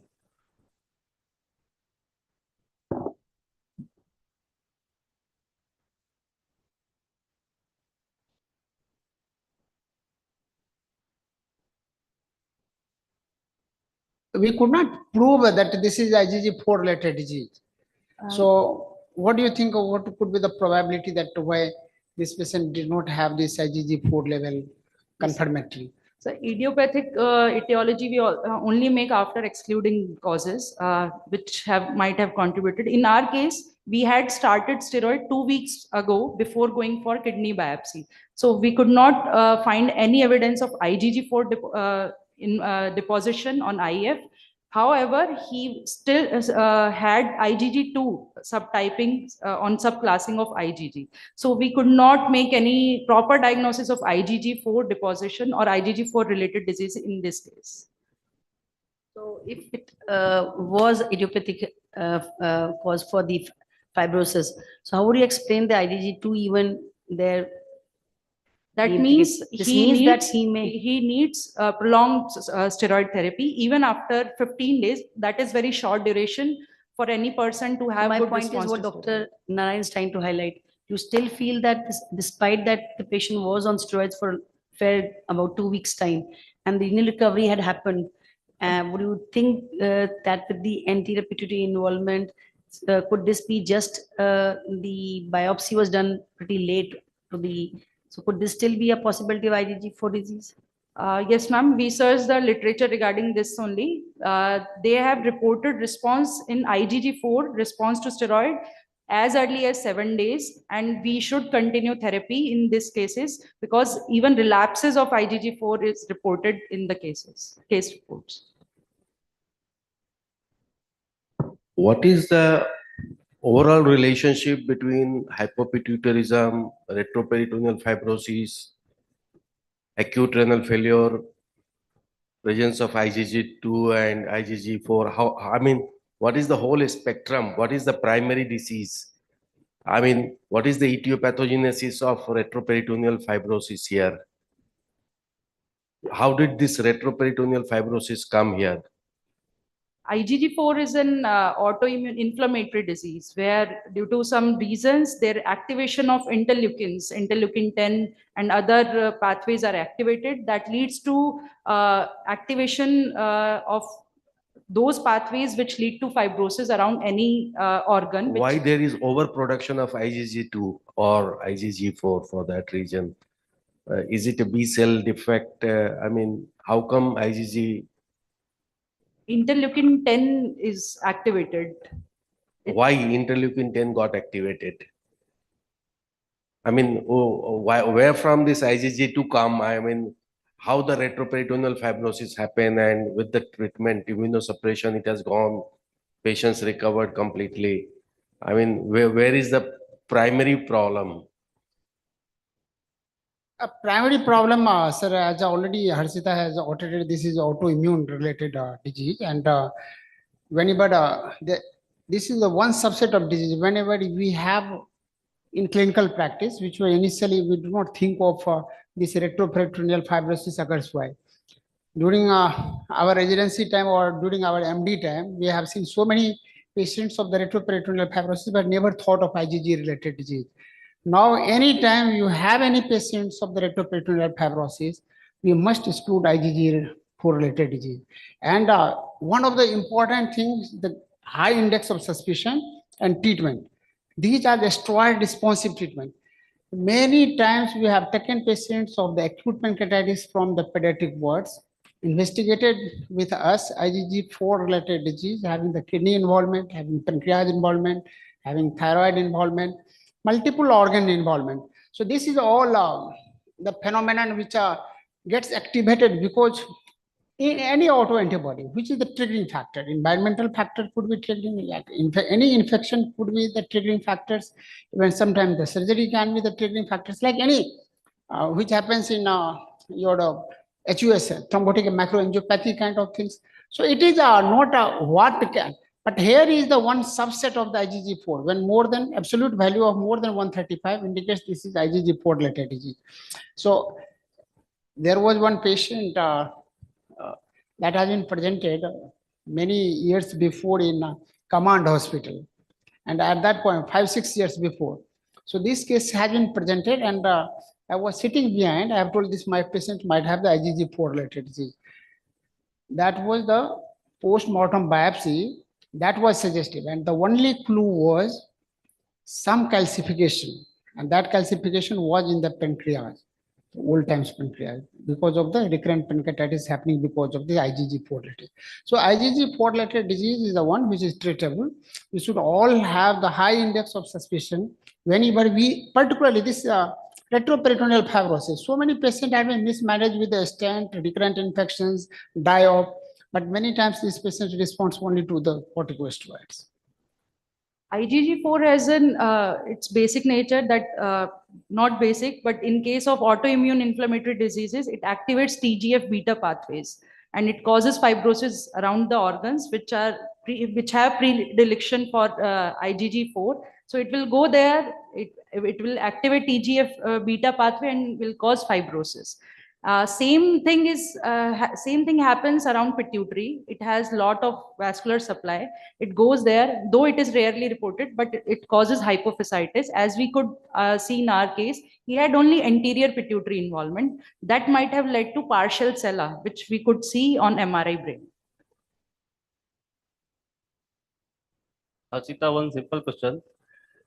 What is the investigation of the choice when we suspect a case of idiopathic retroperitoneal fibrosis? And where is the role of tissue biopsy?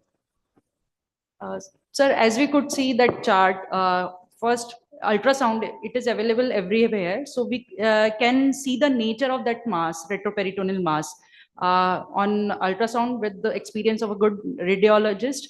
The underlying fat, solid, cystic, or some mental growth pattern is there. So we can taper down our differentials and we can proceed accordingly. And definitely gold standard for diagnosis is biopsy of any mass. Thank you, Dr. Harshita. Now the session is complete.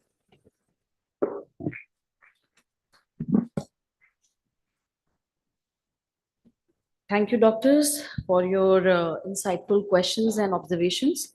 With this, we invite the last talk of this day, and I am honored to invite on stage the chairpersons for the same, Dr. Medhavi Gautam, consultant nephrologist from Lucknow, Dr. Santosh Maurya, assistant professor from Prayagraj, Dr. Arpit Srivastav, consultant nephrologist from Lucknow.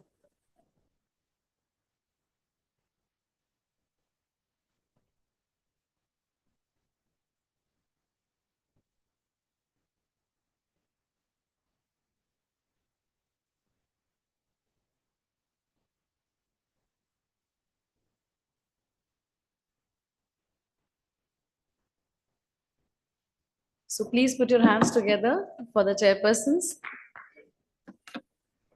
for all the hard work that has been there.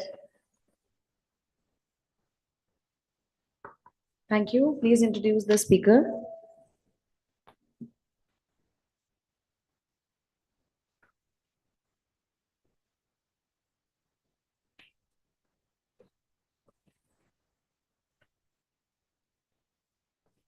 Yeah, so I request Dr. Abdullah to start with his talk. Post-hysterectomy, hysterectomy care with urinary ascites.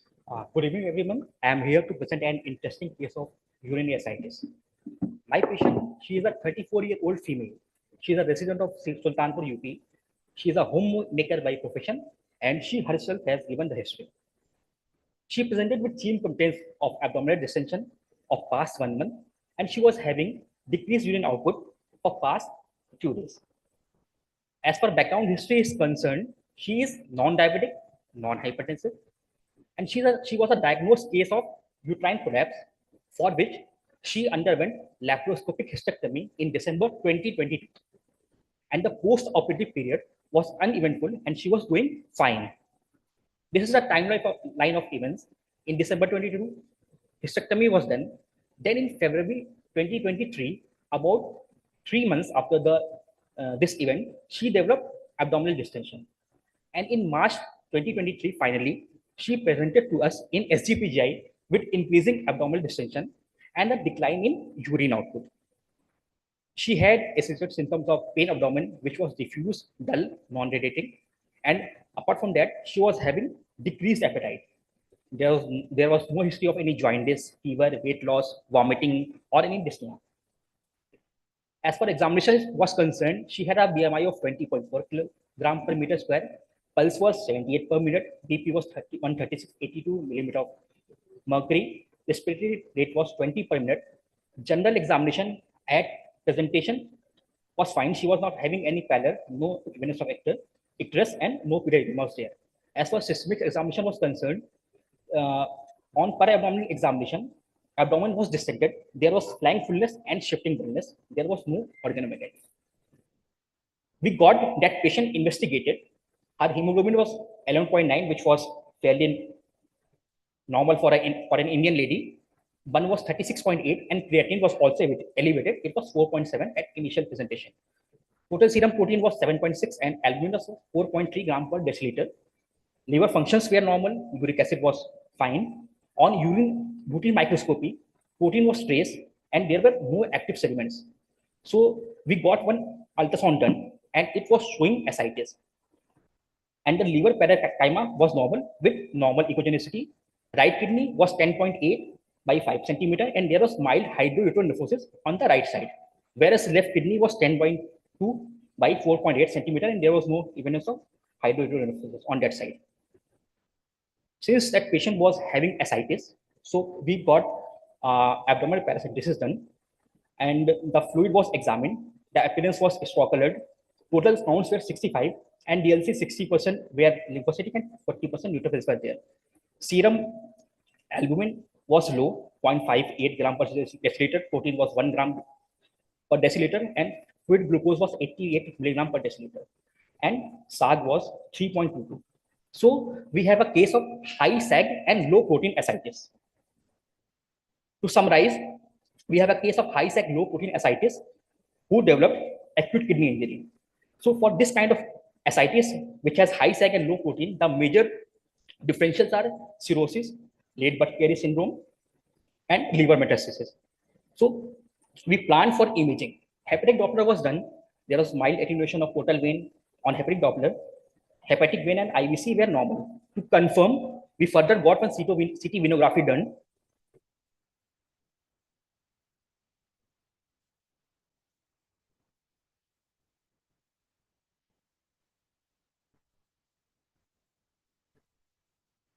In between, we also got the ascitic fluid cytology done, and there were no malignant cells in the examination. So the important differentials, that is cirrhosis, late Burke syndrome, and liver mets, they were excluded. After excluding the more common causes of high SAG low protein ascites, we have to investigate for rare causes of high SAG low protein ascites. Since that patient was having a history of hysterectomy, although the presentation was quite late, after about 3-4 months of hysterectomy, so we got the fluid creatinine done, which was 16 milligram per deciliter, and the similarly timed serum creatinine was 5.5 milligram per deciliter. So we can see that the fluid creatinine was almost 3 times higher than the serum creatinine. We got a case of urinary ascites.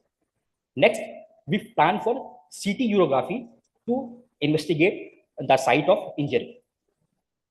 We got CT urogram done, and what we can find in CT urogram, there was hyperdense contrast material in the perivesical region. Apart from this, there is presence of ascites as visible in the CT films. This is a 3D reconstructed film of CT urogram. We can see that there is a kink in the left ureter, and the final report, it was reported that there was a rent in the medial wall of left ureter, and a fistula stack formation was there with the peritoneum. So our diagnosis was post-hysterectomy acute kidney injury, left ureteric rent with tight hydroureteronephrosis and urinary ascites.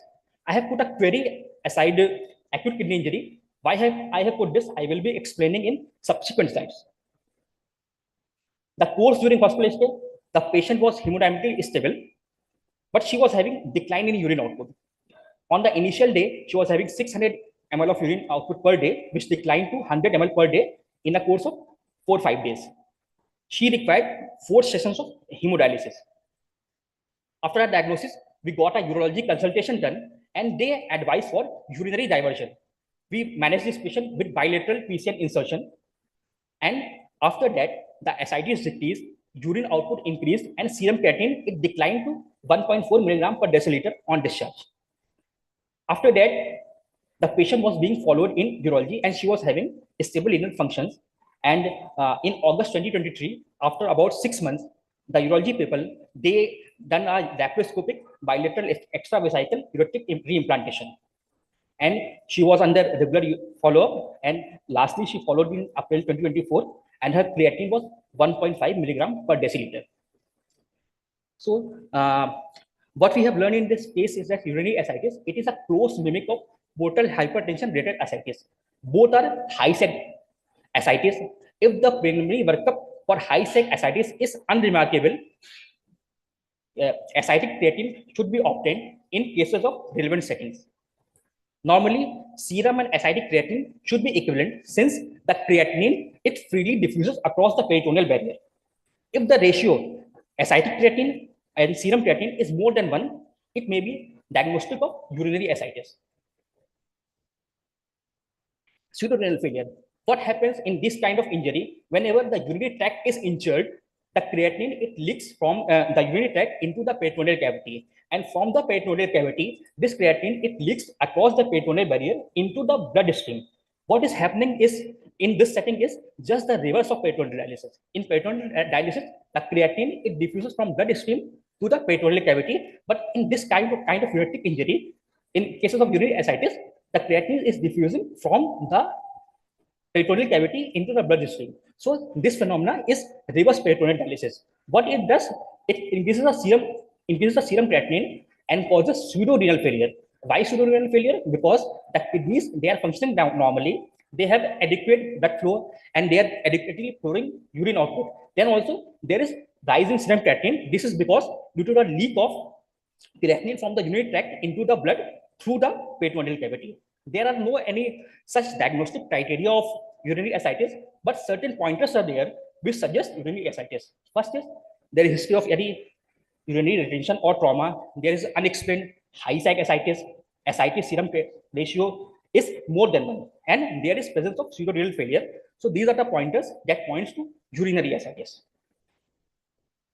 As far rupture is etiology is concerned, the rupture of the urinary tract, either ureter or bladder, that leads to urinary leakage into the peritoneal space, it causes urinary ascites. And the reported cases, they are related to blunt trauma, malignancy, neurologic bladder, etiogenic intraoperative injury, and radiotherapy for pelvic malignancies. Gynecologic procedures, they account for almost 75% of all ureteral injuries traditionally in surgeries. This is the reason why the ureter, it is in close approximation to the structures of uterus anatomically. So in cases of gynecologic surgeries, where there is manipulation of uterus and its adjoining ligaments and arteries, they are prone to injury. However, with the recent increase in urological endoscopic processes, the incidence of urologic endoscopic incidence has also increased. There are various mechanisms of ureteral injury during gynecological surgeries. First is the crushing from misapplication of a clamp, ligation of the ureter with a suture, angulation of ureter with a secondary obstruction, transection, partial or complete, resection of a segment of ureter, and ischemia from ureteral stripping or electrocoagulation. Ischemia from ureteral stripping or electrocoagulation, they may cause a late presenting AKI, as is evident in our case. And literature have proved that laparoscopic hysterectomy, they are associated with high risk of ureteral injuries than traditional hysterectomy. This is a laparoscopic picture in which we can show that there is a close approximation of right ureter to the ureteric structures. The excessive electrocoagulation that is done during the laparoscopic procedures of uterine vessels and cardiac ligament, they result in ureteral injuries, and these ureteral injuries, they range from complete tissue coagulation and necrosis causing immediate urinary ascites to peripheral vascular changes and endothelial damage that are mild, and they give away later in the course and causes ascites later in the course, as is in our case. There are various published literature of urinary tract injury after hysterectomy of urinary ascites, but what is unique in our case is that there is a delayed presentation of AKI almost after 3-4 months of hysterectomy. So how to approach this case? First, if there is a high sac ascites, we have ruled out the common causes, then we should go for ascitic fluid spot creatinine and compare it with serum creatinine. Second, we can get a CT urogram to evaluate the site and extent of injury. If CT urogram is inconclusive, we can go for a retrograde pyelography. The next option is to do a therapeutic urinary diversion. You have to divert the obstructed urinary tract. And lastly, we have to consult a urologist for surgical repair. And the rapid improvement in serum creatinine after urinary diversion is an additional clue to the presence of urinary ascites. So the take-home message in our study is, in our presentation, is that we should consider as a clinician urinary tract injury in patients who have post-operative ascites and they have clinical and laboratory parameters suggestive of AKI, even if the presentation is delayed, as in our case. Thank you for patient hearing.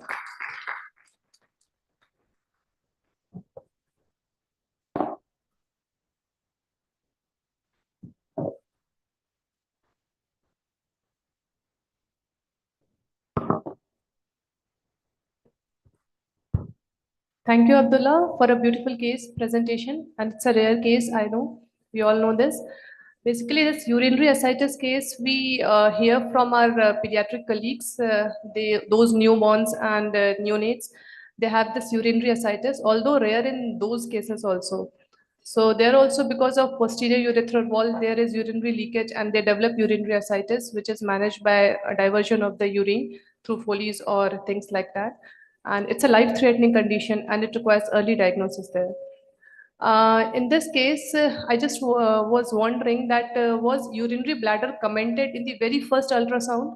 where the kidneys were told to be large, liver was reported to be normal, and there was mild hydroureteronephrosis.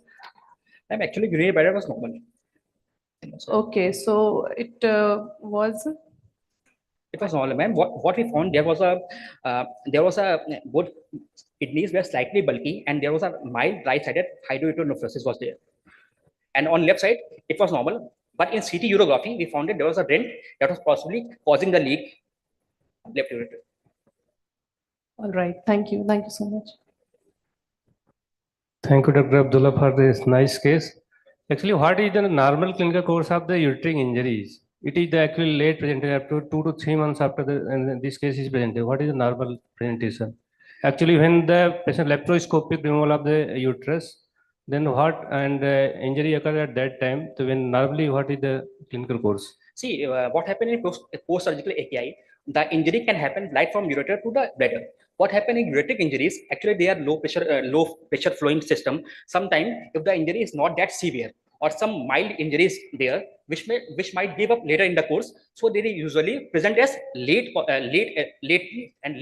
occurrence of urinary ascites. Whereas if the injury is in the bladder, we have also there are also cases reported of bladder injury following surgeries. Bladder is a high pressure system, so there is early development of ascites. There are literature available in this. Thank you. Second question is ki you know that it is a urinary ascites. We generally avoid contrast. Actually, present also have AKI. Any other option if the last option is the urography, CT. Any other option to diagnose the urinary leak? See, in resource limiting condition, CT urography is the easily available and non-invasive thing is there. The other thing is that there are published report of methylene dye test. They have used methylene dye test. Then you can use radioactive labeled dye. You can insert in and you can see. Thank you, Dr. And now the from house, any question, query, or suggestions? Thank you. Now the session is closed. Thank you, chairpersons and speaker. We request you to go to the left of the stage to be felicitated. And we come to the end of the scientific sessions. Over to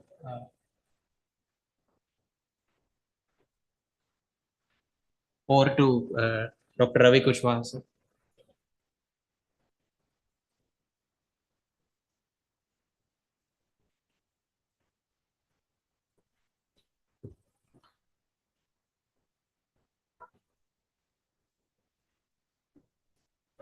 Thank you. The end of the scientific sessions. If any one want to say something,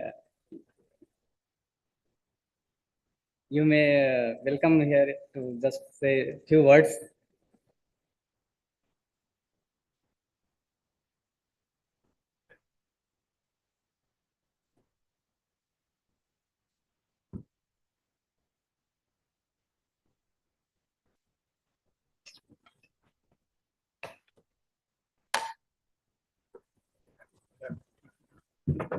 Now this is the time when we have now finished this scientific program, and so customary we have to finish off with the validatory functions, and only few of our alumni and some of the residents from the Stanley Medical College are here. So definitely if anybody has any suggestions, Dr. Agrawal sir is here from Kolkata. I have seen him sitting from the beginning to the end. So thank you very much for coming, sir, and sparing your time and coming to Lucknow. Thank you, Dr. Narayan Prasad, for organizing such a wonderful meeting. Actually, we are not in academic situation, so coming back here like coming to the temple of learning. So we refresh our knowledge, and being in private practice full time, we get very less time to do academics. So this is really kind of polishing our knowledge, and thank you for organizing such a wonderful meetings. I hope in future also you will keep on doing so, and we will be attending again and again. Thank you. Thank you very much, sir. Thank you very much. Any students have to say anything and they want any improvement on any aspects that we can try doing from the next time onwards. So anybody has anything, and if not, I will request everyone, those who are here, come on the stage. We can have the one group photographs and then you can depart. Professor Gupta sir, you have to say anything.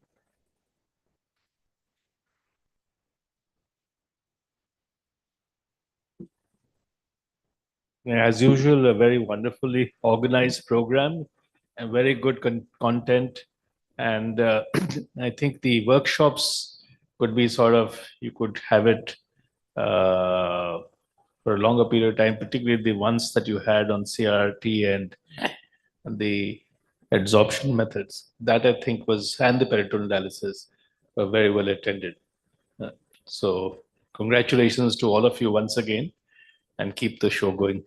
Thank you very much, sir. Thank you, sir.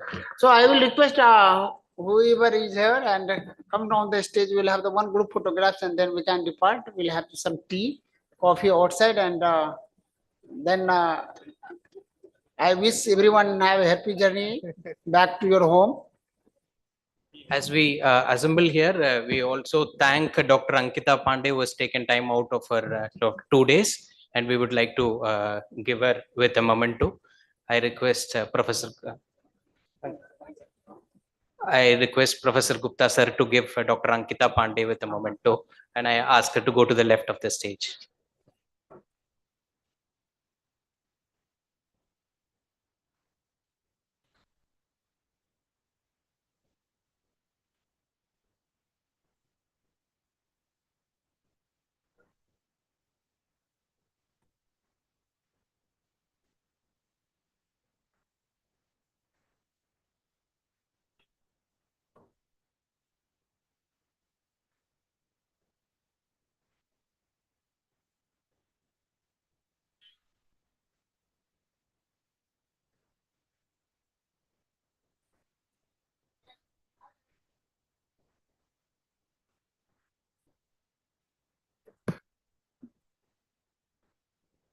We thank everyone who has helped us, right from the team here, the people who have been working on the backstage and the laptops.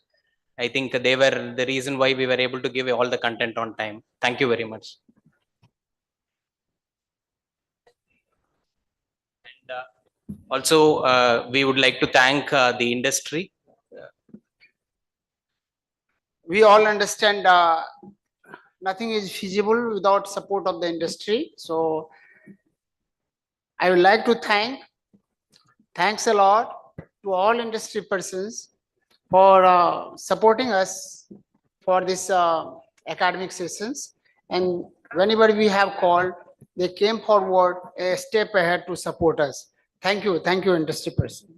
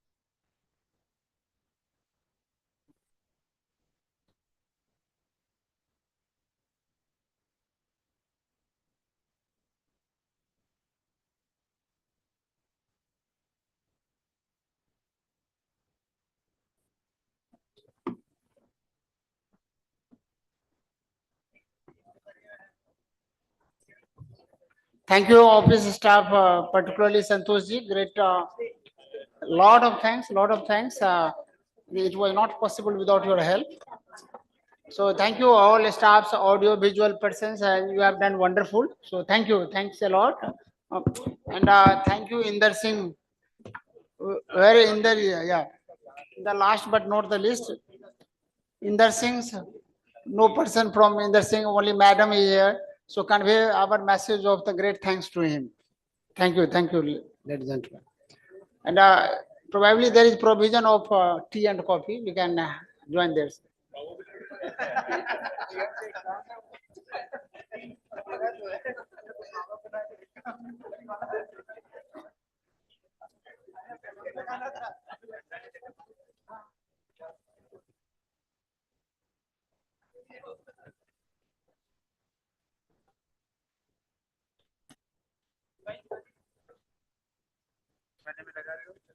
दोनों एक साथ एक साथ ये लीजिए, आपको लीजिए तो उसका